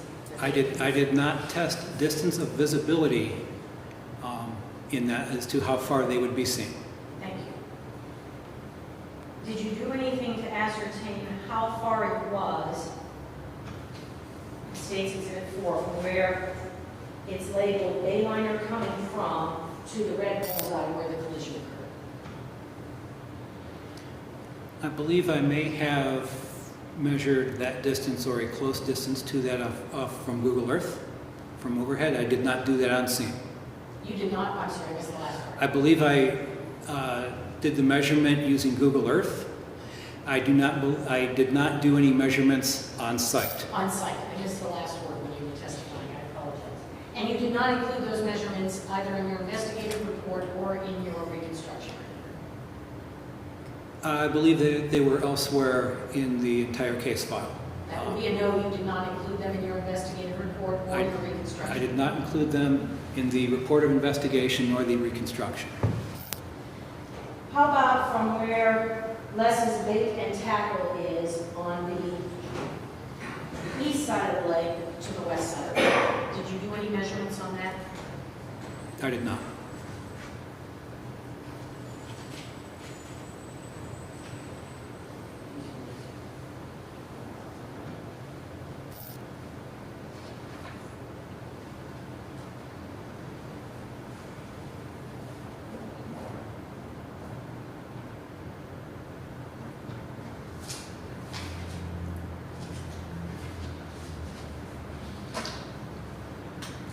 You concluded that the vast tracker was not moving because if it was, those striations you were testifying to earlier would have had more angles to them. Is that correct?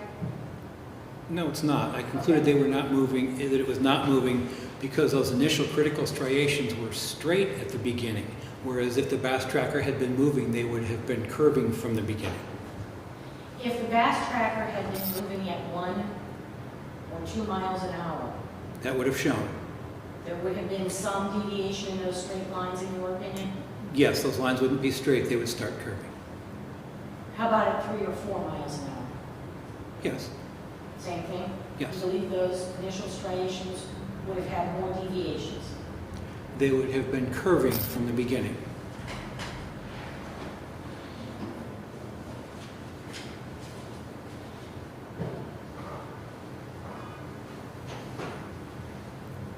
You were on the bridge, I believe you testified, when those photographs were taken of one of the employees out in a boat. Yes, I was present when they were taken. And where that boat was located and those pictures taken representing where the Bass Tracker may have been was based solely on what the account you got from Mr. Lindenwood as to where he thought he was located, correct? The best information we had at the time, yes. But he was not out there with you when you took those pictures. That's correct. So you don't know in those pictures if that accurately reflects the location or not? Not down to the inch or so. We used the best information that we had as to where he was at. And Investigator Ford said that he knew from the description well enough that Mr. Lindenwood gave that he could find that. And he used his knowledge of the boat, or excuse me, his knowledge of the area to place the boat. Wouldn't it have made more sense to take Mr. Lindenwood out there so he could see and tell you, no, we were a little more to the left or right or forward or backwards? Well, taking Mr. Lindenwood out and seeing would have been one option to do it.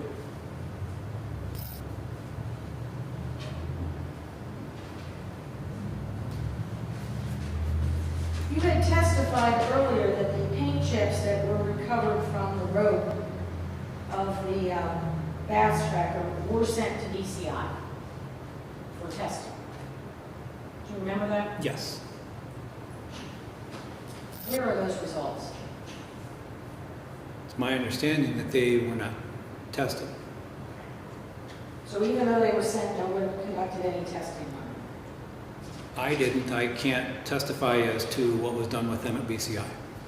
You also testified earlier that one of the things you relied upon were 911 calls from Portage and Mahoning County. Do you recall that? Yes, I do.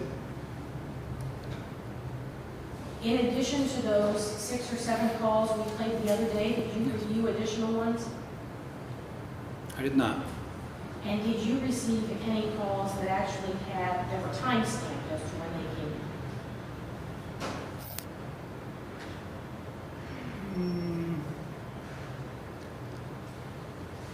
I don't recall if they were time-stamped or not. It's been some time since I reviewed them for this report. Do you recall as you sit here today if you received from the Mahoning County 911 Operations Center a call log of the calls that came in? I did not receive a call log from Mahoning County.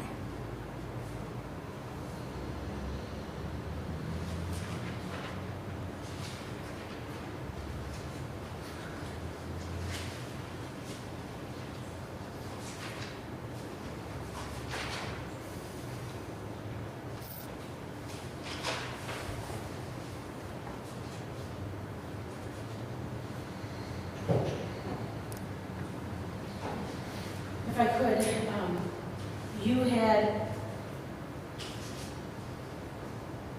we had looked at some pictures earlier of the Bass Tracker out in the daylight at the site where you did your measurements and analysis of the damage. Do you recall those photographs of the Bass Tracker? Yes.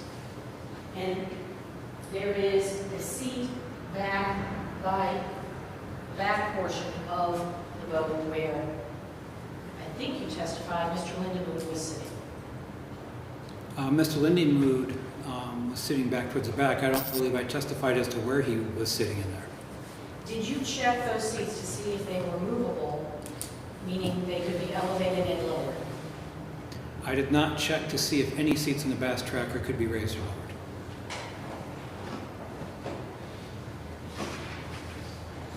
However, the seat backs do raise and lower. So you you check to see that the seat backs do go up and down? The seat backs angle up and down.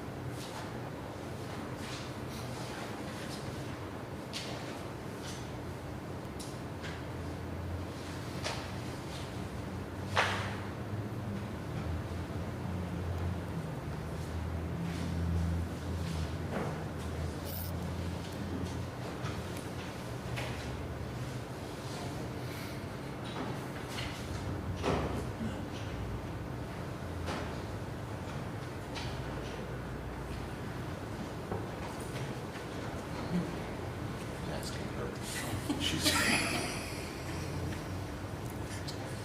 don't want to mess this up.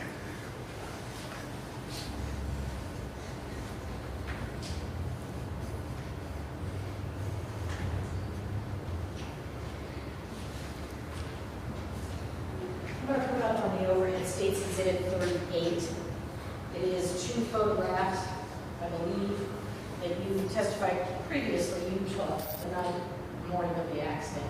That is the Bayline, correct? Yes, the bow section of the Bayliner. From that photograph there, the bottom of this, can you identify where the biological samples were retrieved from? I believe I can, yes. May I ask him to step down and Yes. identify that?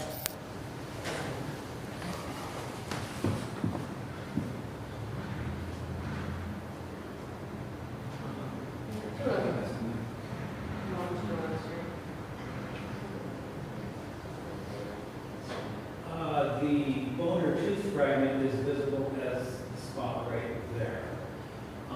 So you are pointing to the first snap on the bow on the port side? Well, it's down from that first, the first snap will be right here. This Okay, is the second snap. Yes. I can identify that spot there as the bone or tooth fragment. As for the hairs and tissue, from this picture right here, I can identify. Does that picture make that easier to do? Again, the bone or tooth fragment was the dot right here. The hairs and tissue I can identify with this.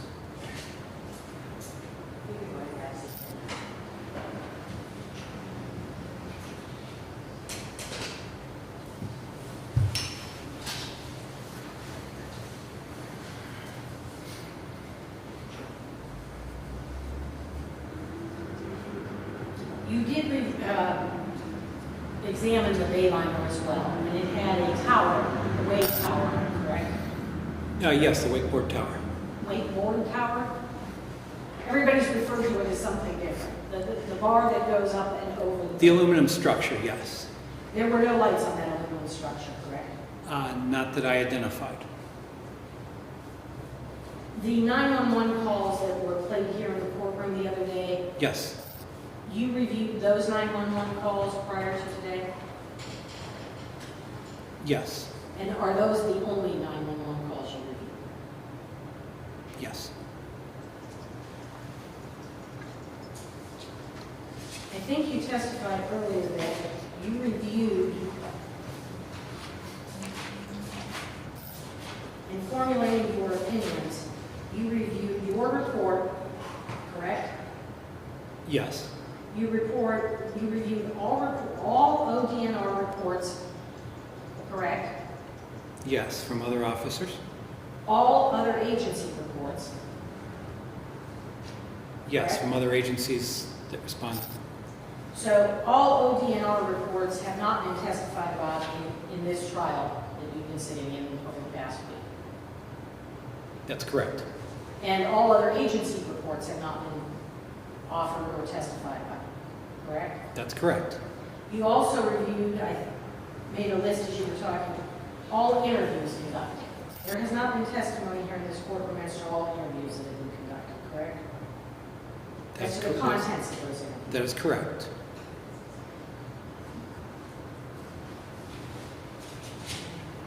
I don't have any other questions. Redirect.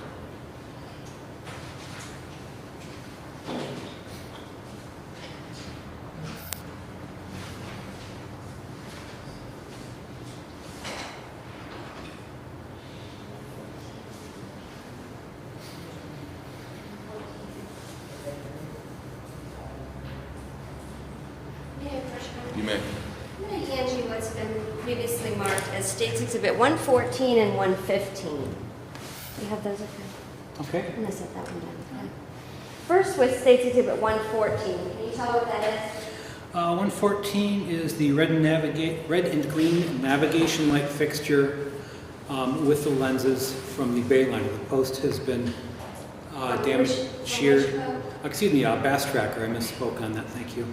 From the Bass Tracker, the post has been damaged as a result of this collision, approximately 10 inches long. The red and green lenses in them.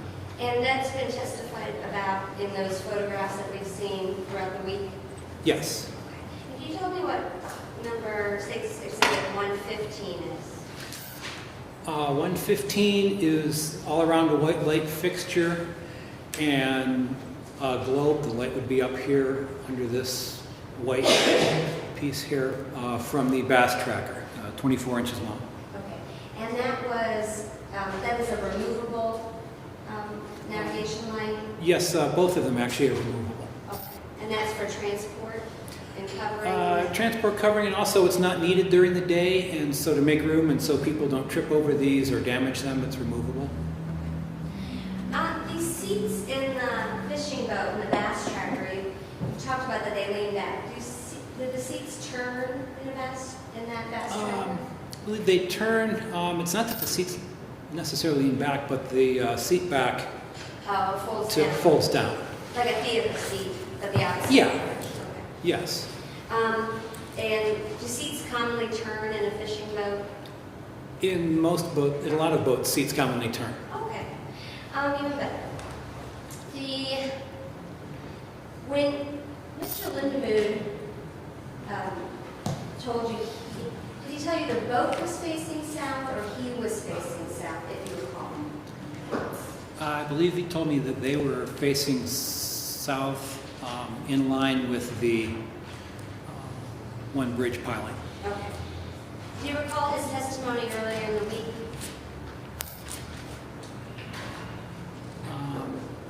Not precisely, no. Okay, that's all right. Now, when Attorney Morrow talked about those navigation lights having a required visibility at night. Yes. Is that under all circumstances? Well, the Coast Guard sets minimum requirements for all safety equipment on vessels, whether it be requirements that personal flotation devices or life jackets have to have, or fire extinguishers, or navigation lights. And the Coast Guard would set the requirements as to how far that those navigation lights would need to be seen during the testing process. Okay. And that's under ideal circumstances? I believe, yes. I'm not intimately familiar with the testing process. All right. Can I have 1 second? You may. I have nothing further to do. Any follow-up? Can I have a moment? Yes.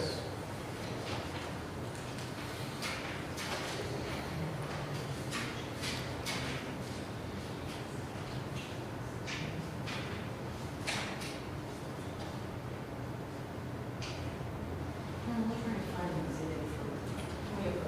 Yes.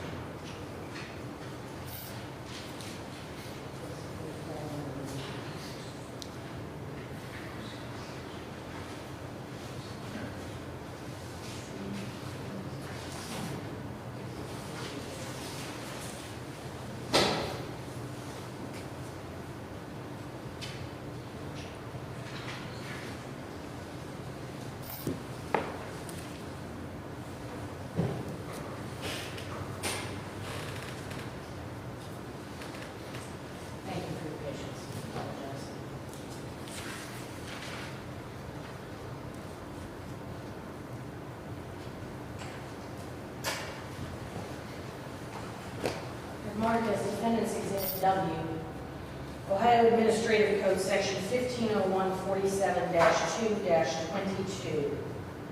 It indicates lights that are prescribed by the rule.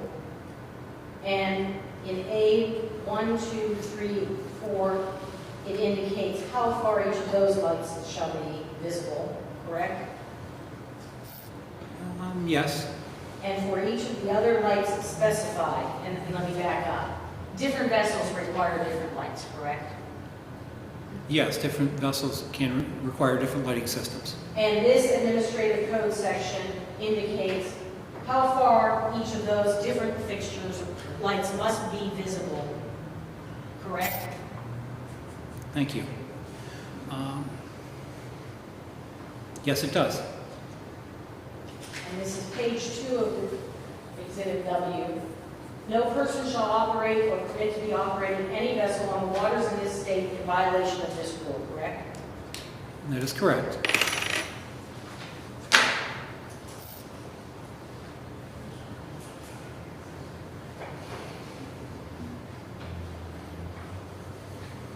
This is Defendant's Exhibit B.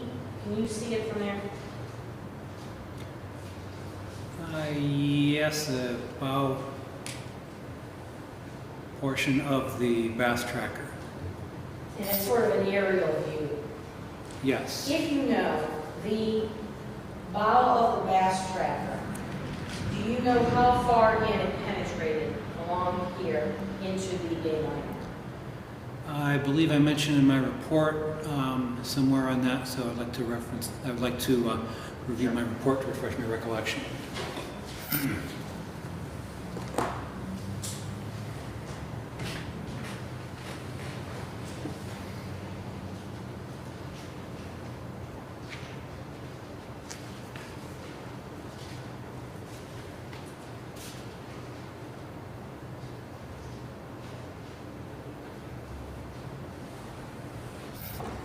I mentioned that the force of the impact caused the bow of the bass tracker to enter the hull of the bayliner as deep as D11 D11? on the bass tracker. D is in David.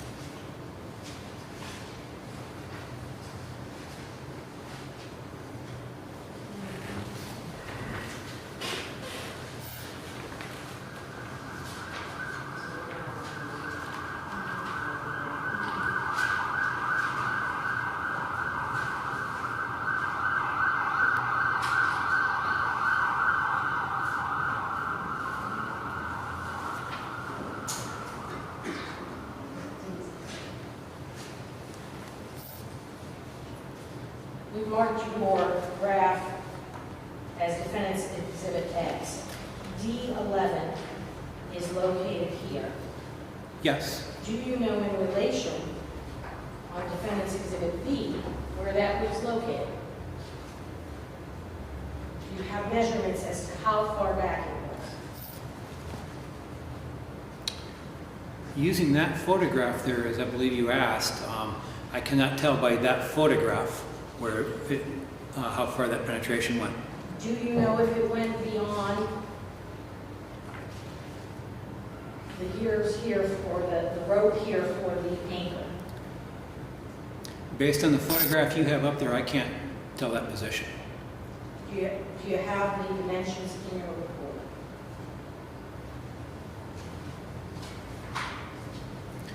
I have the location of it on there.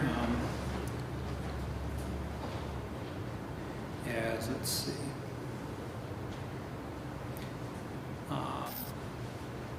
from my x-axis coordinate 6 feet 4 inches up from where my 0 point was on that. I don't have how far, I did not put specifically in this report how far from the bow that was. However, if you give me a few minutes, I can probably do the math and figure that out. Well, there aren't any striation marks past this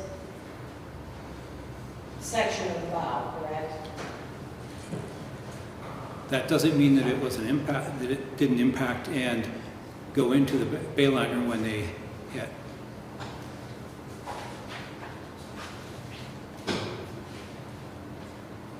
D11 on your chart seems to indicate it is on the port side of the bow, correct? Yes. And correct me if I'm wrong, it did not go as far back as the ridge for the front deck of the apartment. In other words, this whole front section did not enter the bay.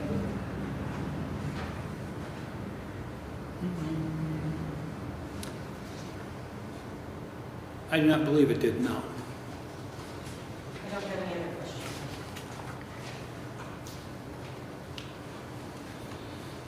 Do you believe you took a picture of D11? Well, Investigator Ford took the photographs of the reconstruction that we did, and I believe one was taken of D11. Can I have 1 second? You may.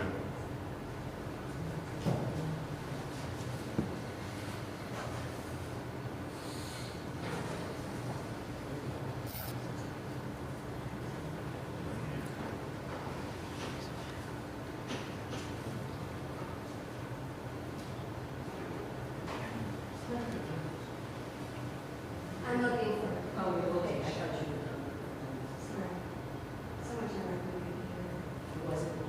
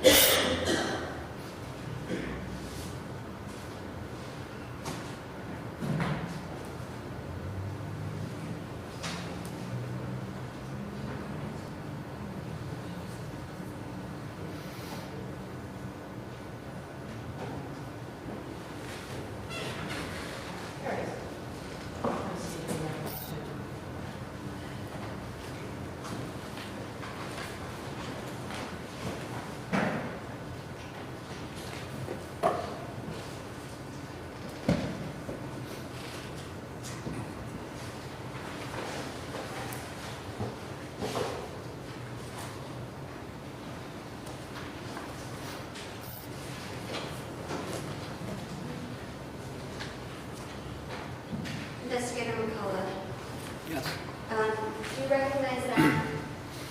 That's a photograph of the bass tracker concentrated of the area of D11 and the gunwale.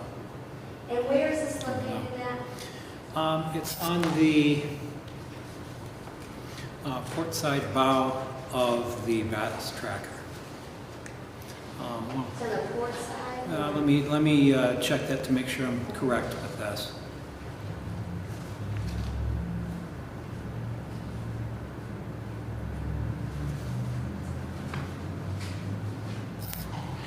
Yes, the port side. Here, there.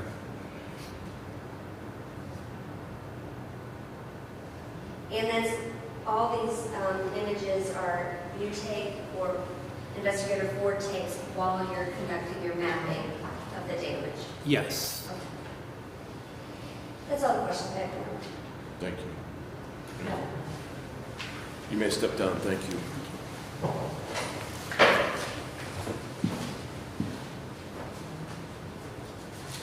May I see counsel?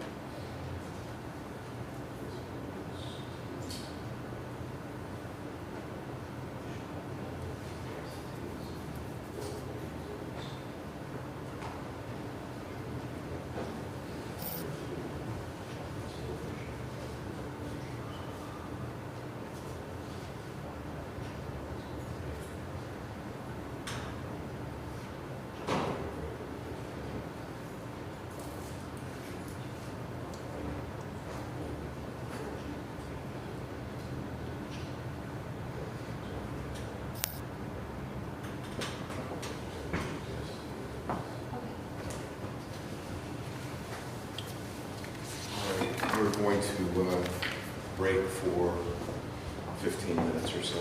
We'll stand in recess. All right.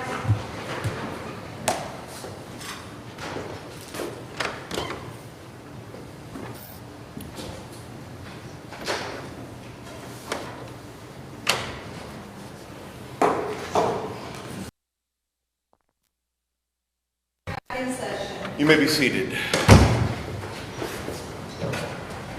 Counsel, for the record, it is my understanding that subject to the court's ruling on the admission of the state exhibits that the state would rest. That's true, Your Honor. And I instructed counsel, if you would, to go through those exhibits so that I might consider them as it relates to any motions that the defense might have. Thank you, Your Honor. I presented all the exhibits with the withdrawals to defense. I'm not sure what they have objections on. Should I just say which exhibits I want to move to introduce? I don't know which ones they're objecting to. Or I could go through and do the withdrawals. I was going to say, if maybe she could say she's moving to introduce all of them with the exception of the ones she's withdrawing, and I think the record will be complete, and I can go through and give the list of those. Fine. Okay. So, Your Honor, the state would, I'm going to do it by page, it's just easier for me. The state would move to admit everything from exhibit number 1 through exhibit number 33. The state would move to admit, say, exhibit 34 through 36. The state would withdraw number 37 as it was not identified. The state would move to admit state's exhibits 38 through 58, and obviously with number 46, the coroner's report, we would make the necessary redactions of history and anything that Dr. Dean didn't have participation in. state would move to withdraw State's Exhibit number 59. The state would move to admit State's Exhibits number 60 through 62. We would move to withdraw number 63. It was never identified. We would move to admit 64 and 65. There would be redactions on number 64 for the record. We would move to withdraw number 66. It was never identified. We would withdraw number 67. We would withdraw numbers 68 through 75. I don't believe any of those were identified.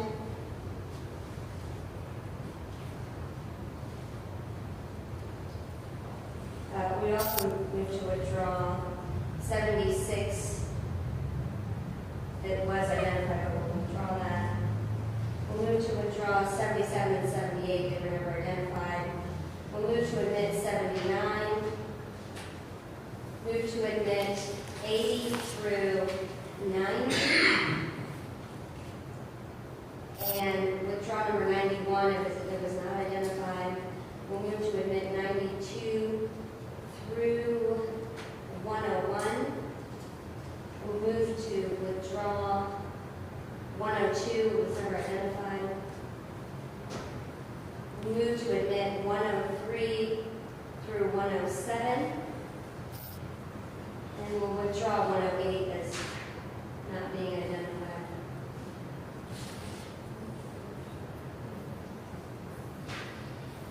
We'll move to admit 109.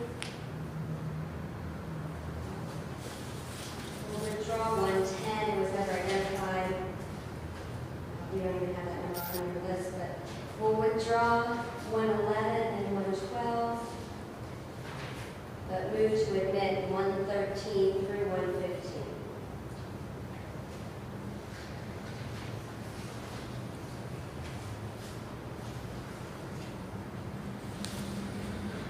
Attorney Uhas.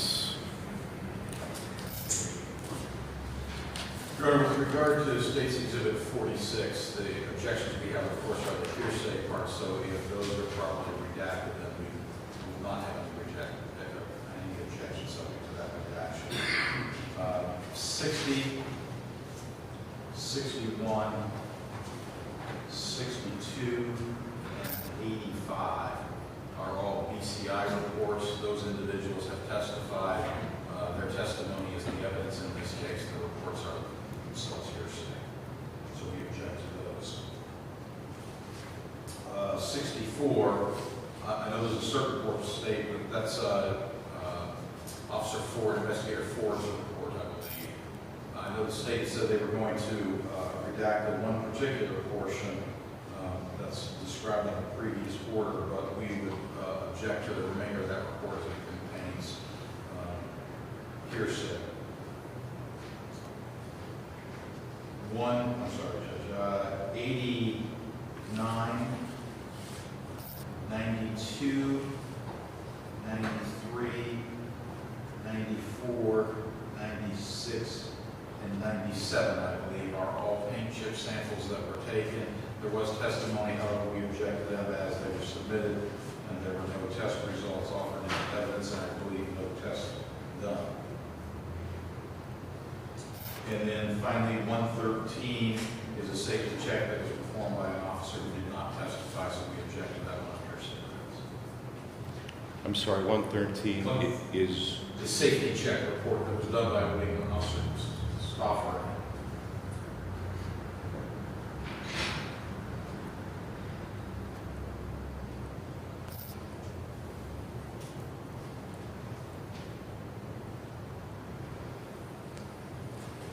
And I assume then no objection to the balance of those exhibits that the state would like to introduce? Correct. As is normally the case, if a witness who prepares a report testifies during the trial, that report does not come into evidence. Of course, there are exceptions. For example, the coroner's report So let's go through those step by step. Let's make sure council ensures that the proper redactions are made as to State Exhibit 46, the coroner's report, and with those proper redactions, that exhibit will be admitted without objection. As it relates to state exhibits numbers 60, the BCI report of C. Hammett, 61, the BCI report of S. Violi, 62, the report of S. Nofsinger and Elliott, and number 85, the report of S. Violi. Those will be excluded. As to 64, again, for the same reasoning, Ford's report will not be admitted. Attorney Cancela Mesa, the purpose or relevance for which you want to introduce 89, 92, 93, 94, 96, and 97, the fiberglass and paint chips that have been testified to but not examined. Your Honor, there were pictures of those chips submitted as on the screen. There's also pictures of the remainder of those paint chips on the disc. Just because they weren't tested doesn't mean they don't go back to evidence. They were still collected. They were still part of the evidence. They simply didn't, they already had DNA. What's the need to keep testing stuff to test the paint chips? And I suppose that's my question with the DNA. I wonder what the relevance is of, I understand they've been testified to, there's pictures of them. I'm just not certain the relevance of them given the other evidence that is coming in. I think they're all relevant.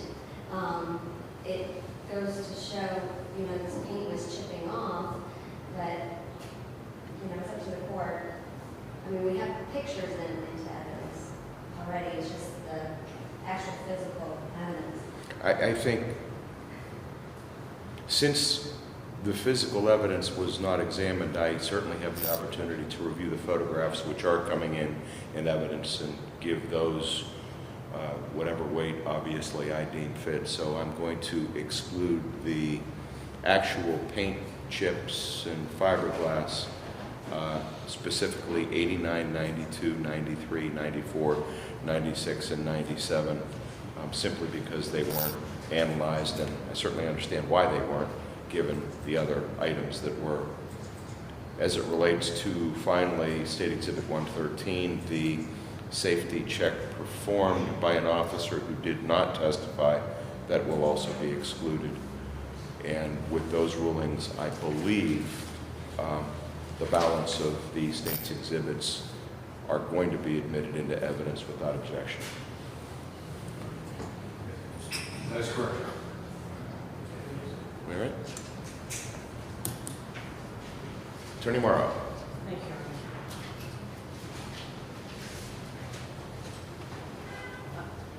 With regard to the testimony of Mr. McCall, we will move to exclude and strike his testimony pursuant to Evidence Rule 703. An expert is permitted to testify based upon evidence and information he has perceived or has been admitted into evidence. He went through the list of items that he relied upon and based his testimony, and there were several portions that were not admitted into evidence. And I believe 701, 702, and 703 of the Ohio Rules of Evidence require when an expert testifies in court that the information he relies upon to form his opinion are either his personal, perceived facts or those that have been presented to the court through evidence. In addition, he does not in his report indicate what he is basing his opinion on as far as to a reasonable degree of anything. Scientific certainty, scientific probability, accident reconstruction. There's just no basis for his opinion to any reasonable degree of anything presented in his report. For those reasons, we will need to strike his testimony and find these elements. Attorney Cantalamessa or DeGravia?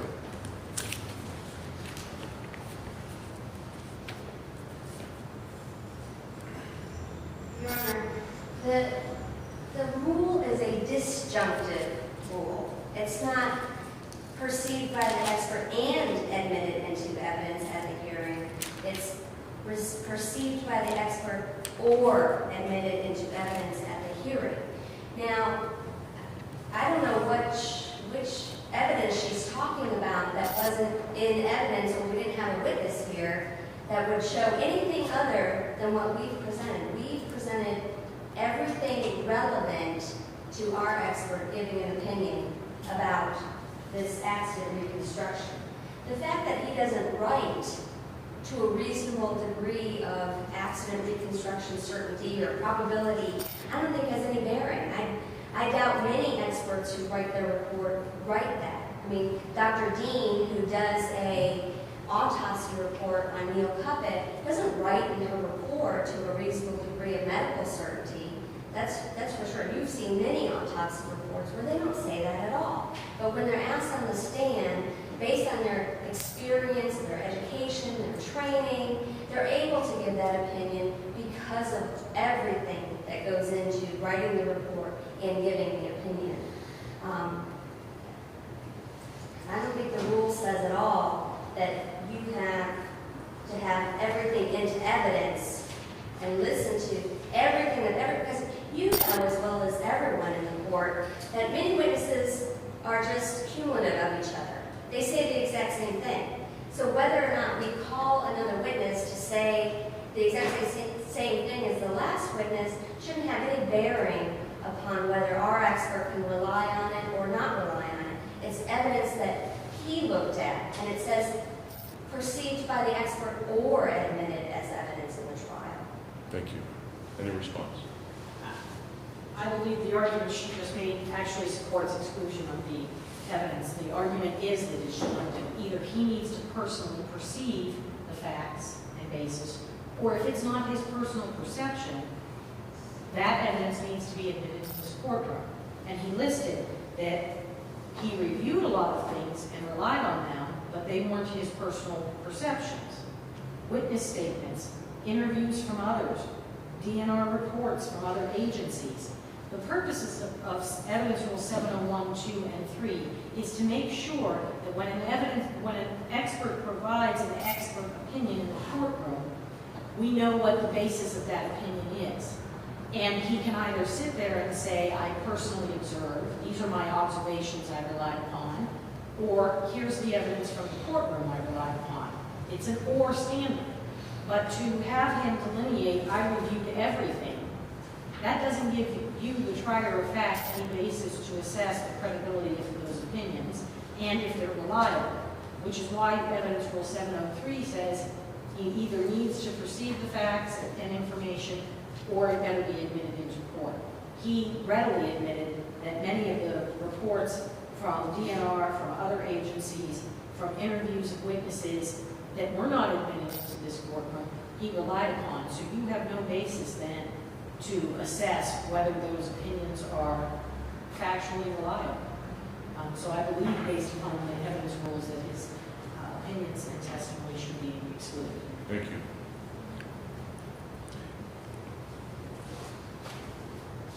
My opinion, looking at Rule 703, and there's two issues. The first, and counsel are both correct as it relates to 703, it is disjunctive. An expert is able to give an opinion based on facts perceived by him or her or otherwise admitted into evidence. And certainly in this case, Mr. McCullough testified and rendered an opinion based upon physical examinations of both boats, tests conducted by him, testimony from witnesses that in fact did testify during the trial. He did state at some point that there were other matters that he reviewed, and it's not clear from the record as to whether or not those other facts, the other testimony, the other evidence that were not admitted played a part in his ultimate opinion.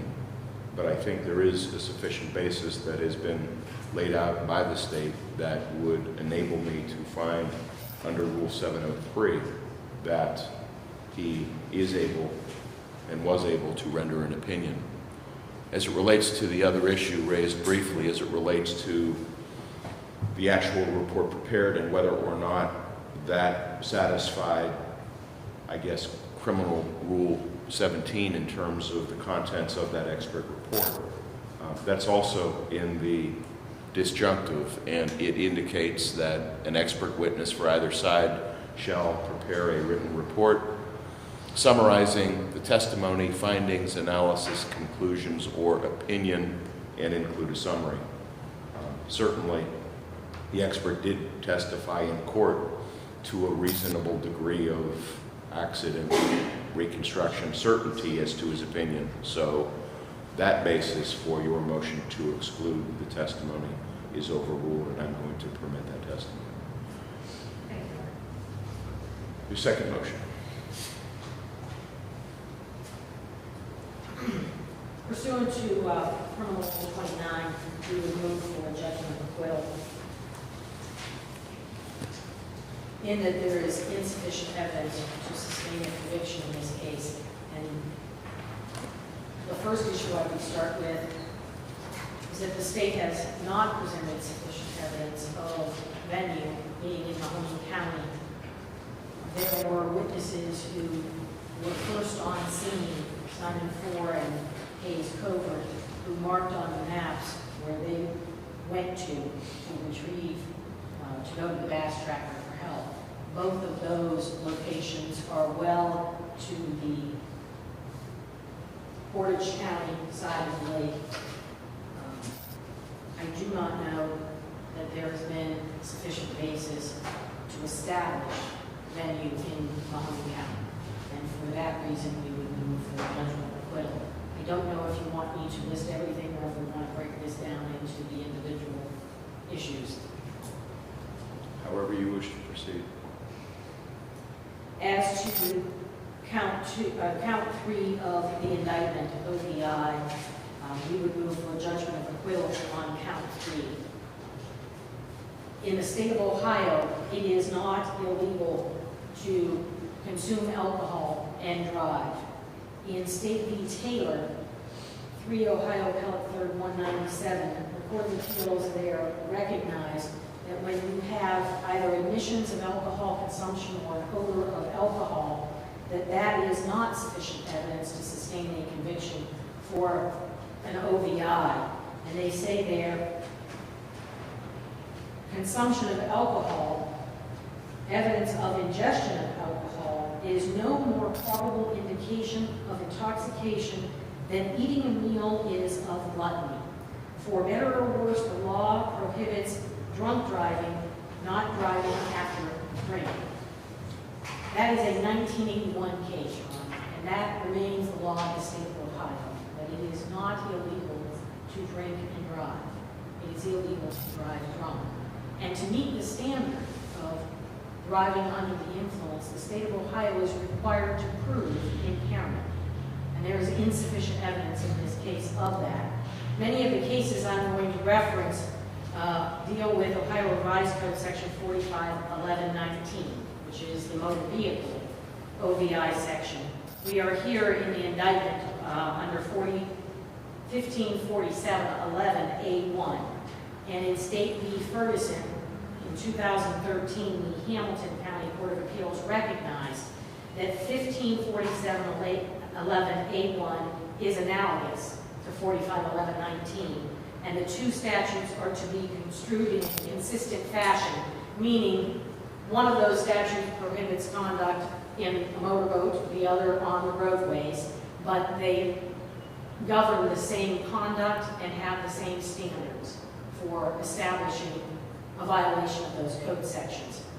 So when State v. Taylor talked about a conviction of an OVI under 451119, that reasoning is applicable to 154711A1. So there needs to be something more than an admission by Joe Yurich that he had a drink, or a video showing him in a bar having a drink. That is not sufficient evidence to sustain a conviction for an OVI in the state of Ohio. And the 7th District Court of Appeals has likewise been consistent in finding that there needs to be some indicia of impairment to sustain a conviction. The 11th District Court of Appeals recognized that it could be lay people who provide testimony along with police officers or law enforcement with regard to intoxication. But to prove that the road crashed into a creek, she admitted to being under the influence of, in that case, Valium, but there was no testimony to coordinate her having taken Valium to any impact that caused an impairment in driving. So even though there was an accident, they didn't find sufficient evidence of impairment there. And likewise, in State v. Joy, the 5th District Court of Appeals analyzed an aggravated vehicular assault charge that would have been premised upon an OVI conviction. The 5th District Court of Appeals found insufficient evidence to sustain a conviction for OVI when there was an admission of alcohol consumption, an accident,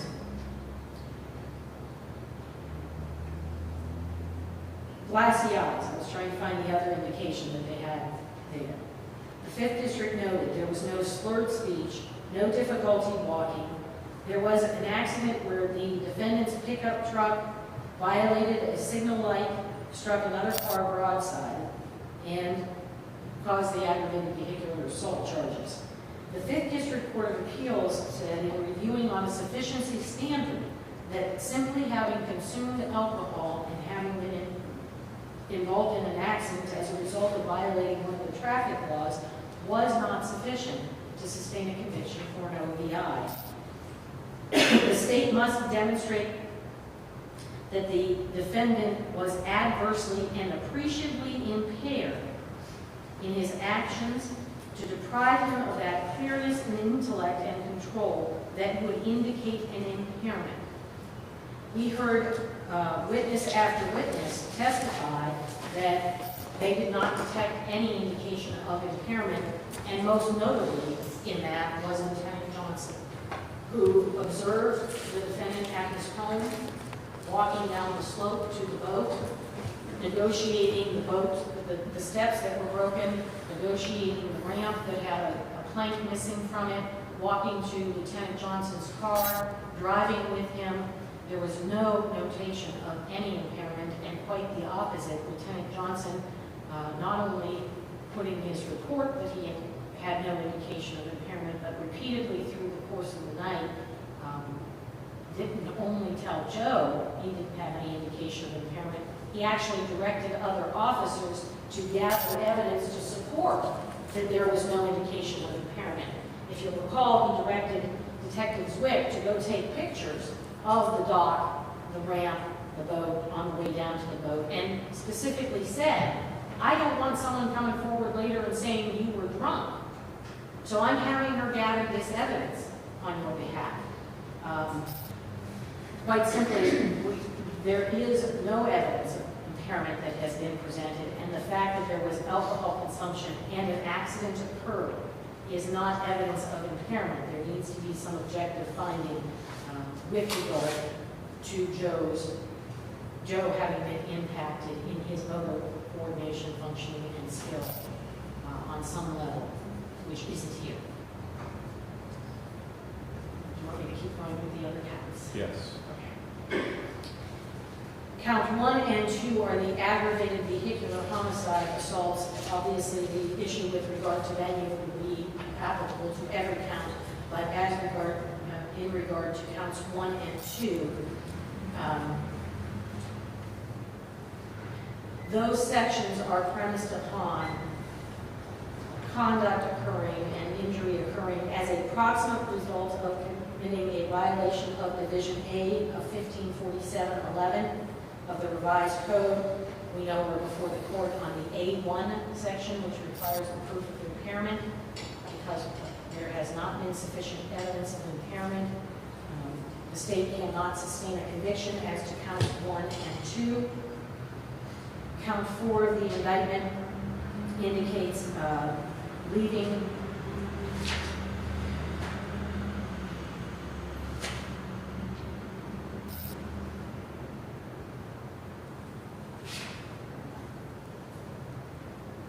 Actually, it's count 5 of the indictment, I'm sorry. Count 5 of the indictment, leaving the scene. That code section requires knowledge that an accident has occurred and also requires that staying, I believe the language is that it is safe and appropriate. The cases that have looked at that, we have here an individual, the testimony was he continued after the accident. You saw the pictures with the gouge in his boat, being pretty significant. One, there was testimony and evidence that on the night in question, Joe thought he struck something else, a rock or a tree under the water, and that when they determined that it was another boat that was struck, they called. But the damage to his boat, the concern was getting home and being safe and the boat not sinking. I think with those facts, and there is likewise insufficient evidence to sustain a conviction for that. Thank you. Attorney Cantalomasi.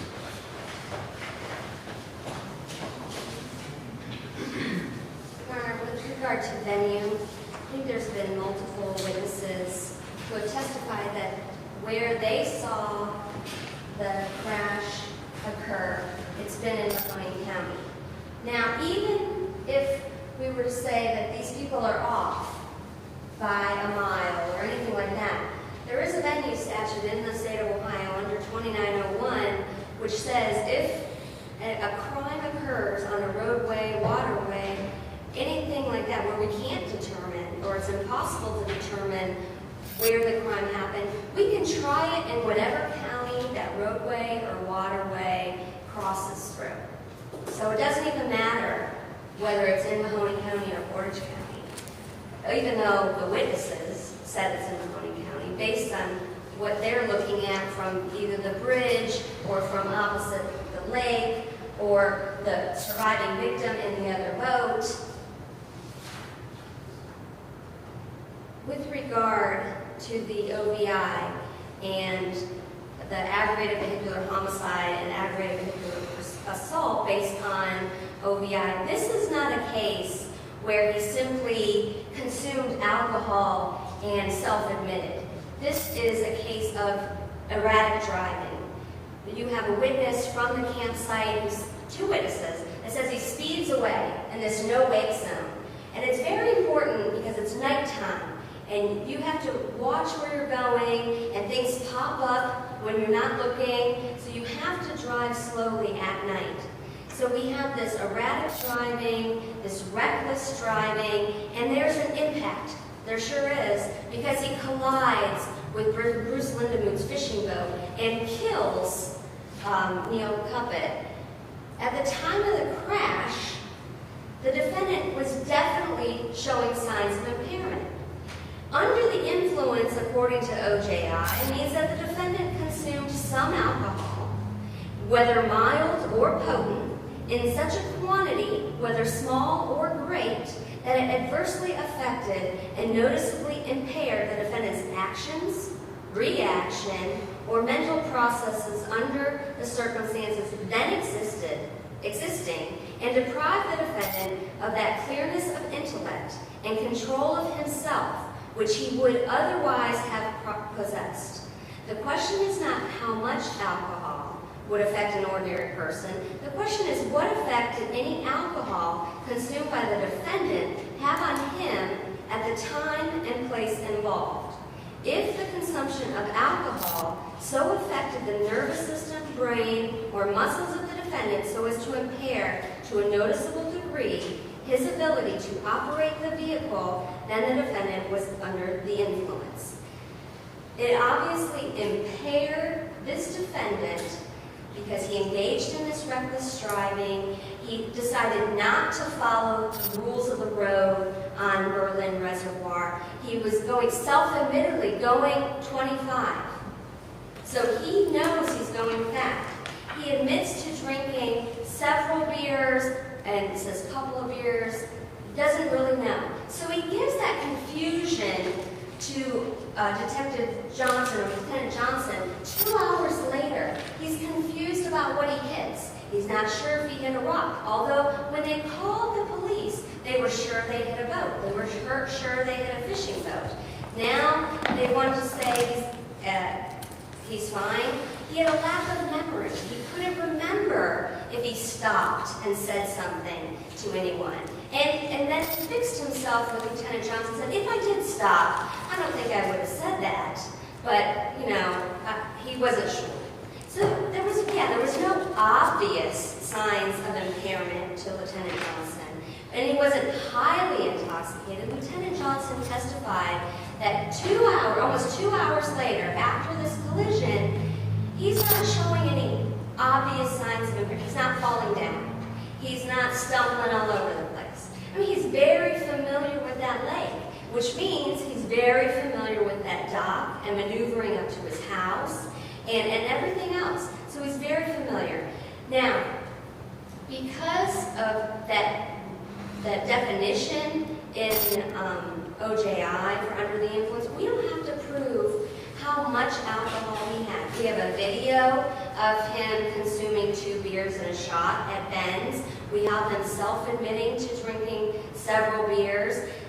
We have Andrew Krogan, who testified that he believed the defendant had a beer at the docks when they were there for another hour after Ben's, before he drives home around an empty beer can on his boat.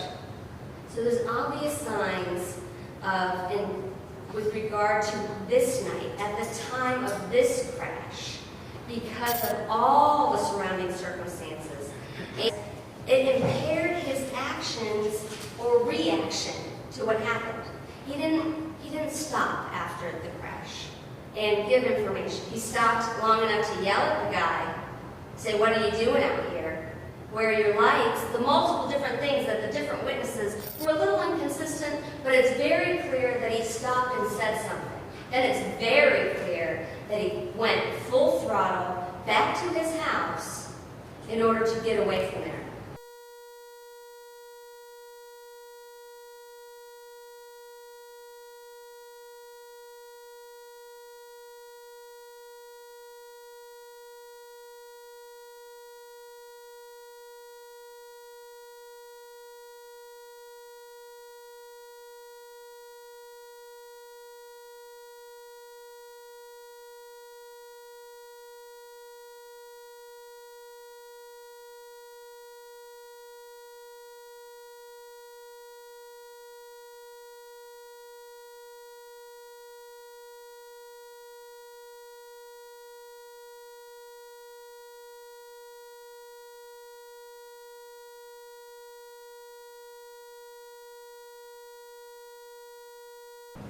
May I see counsel?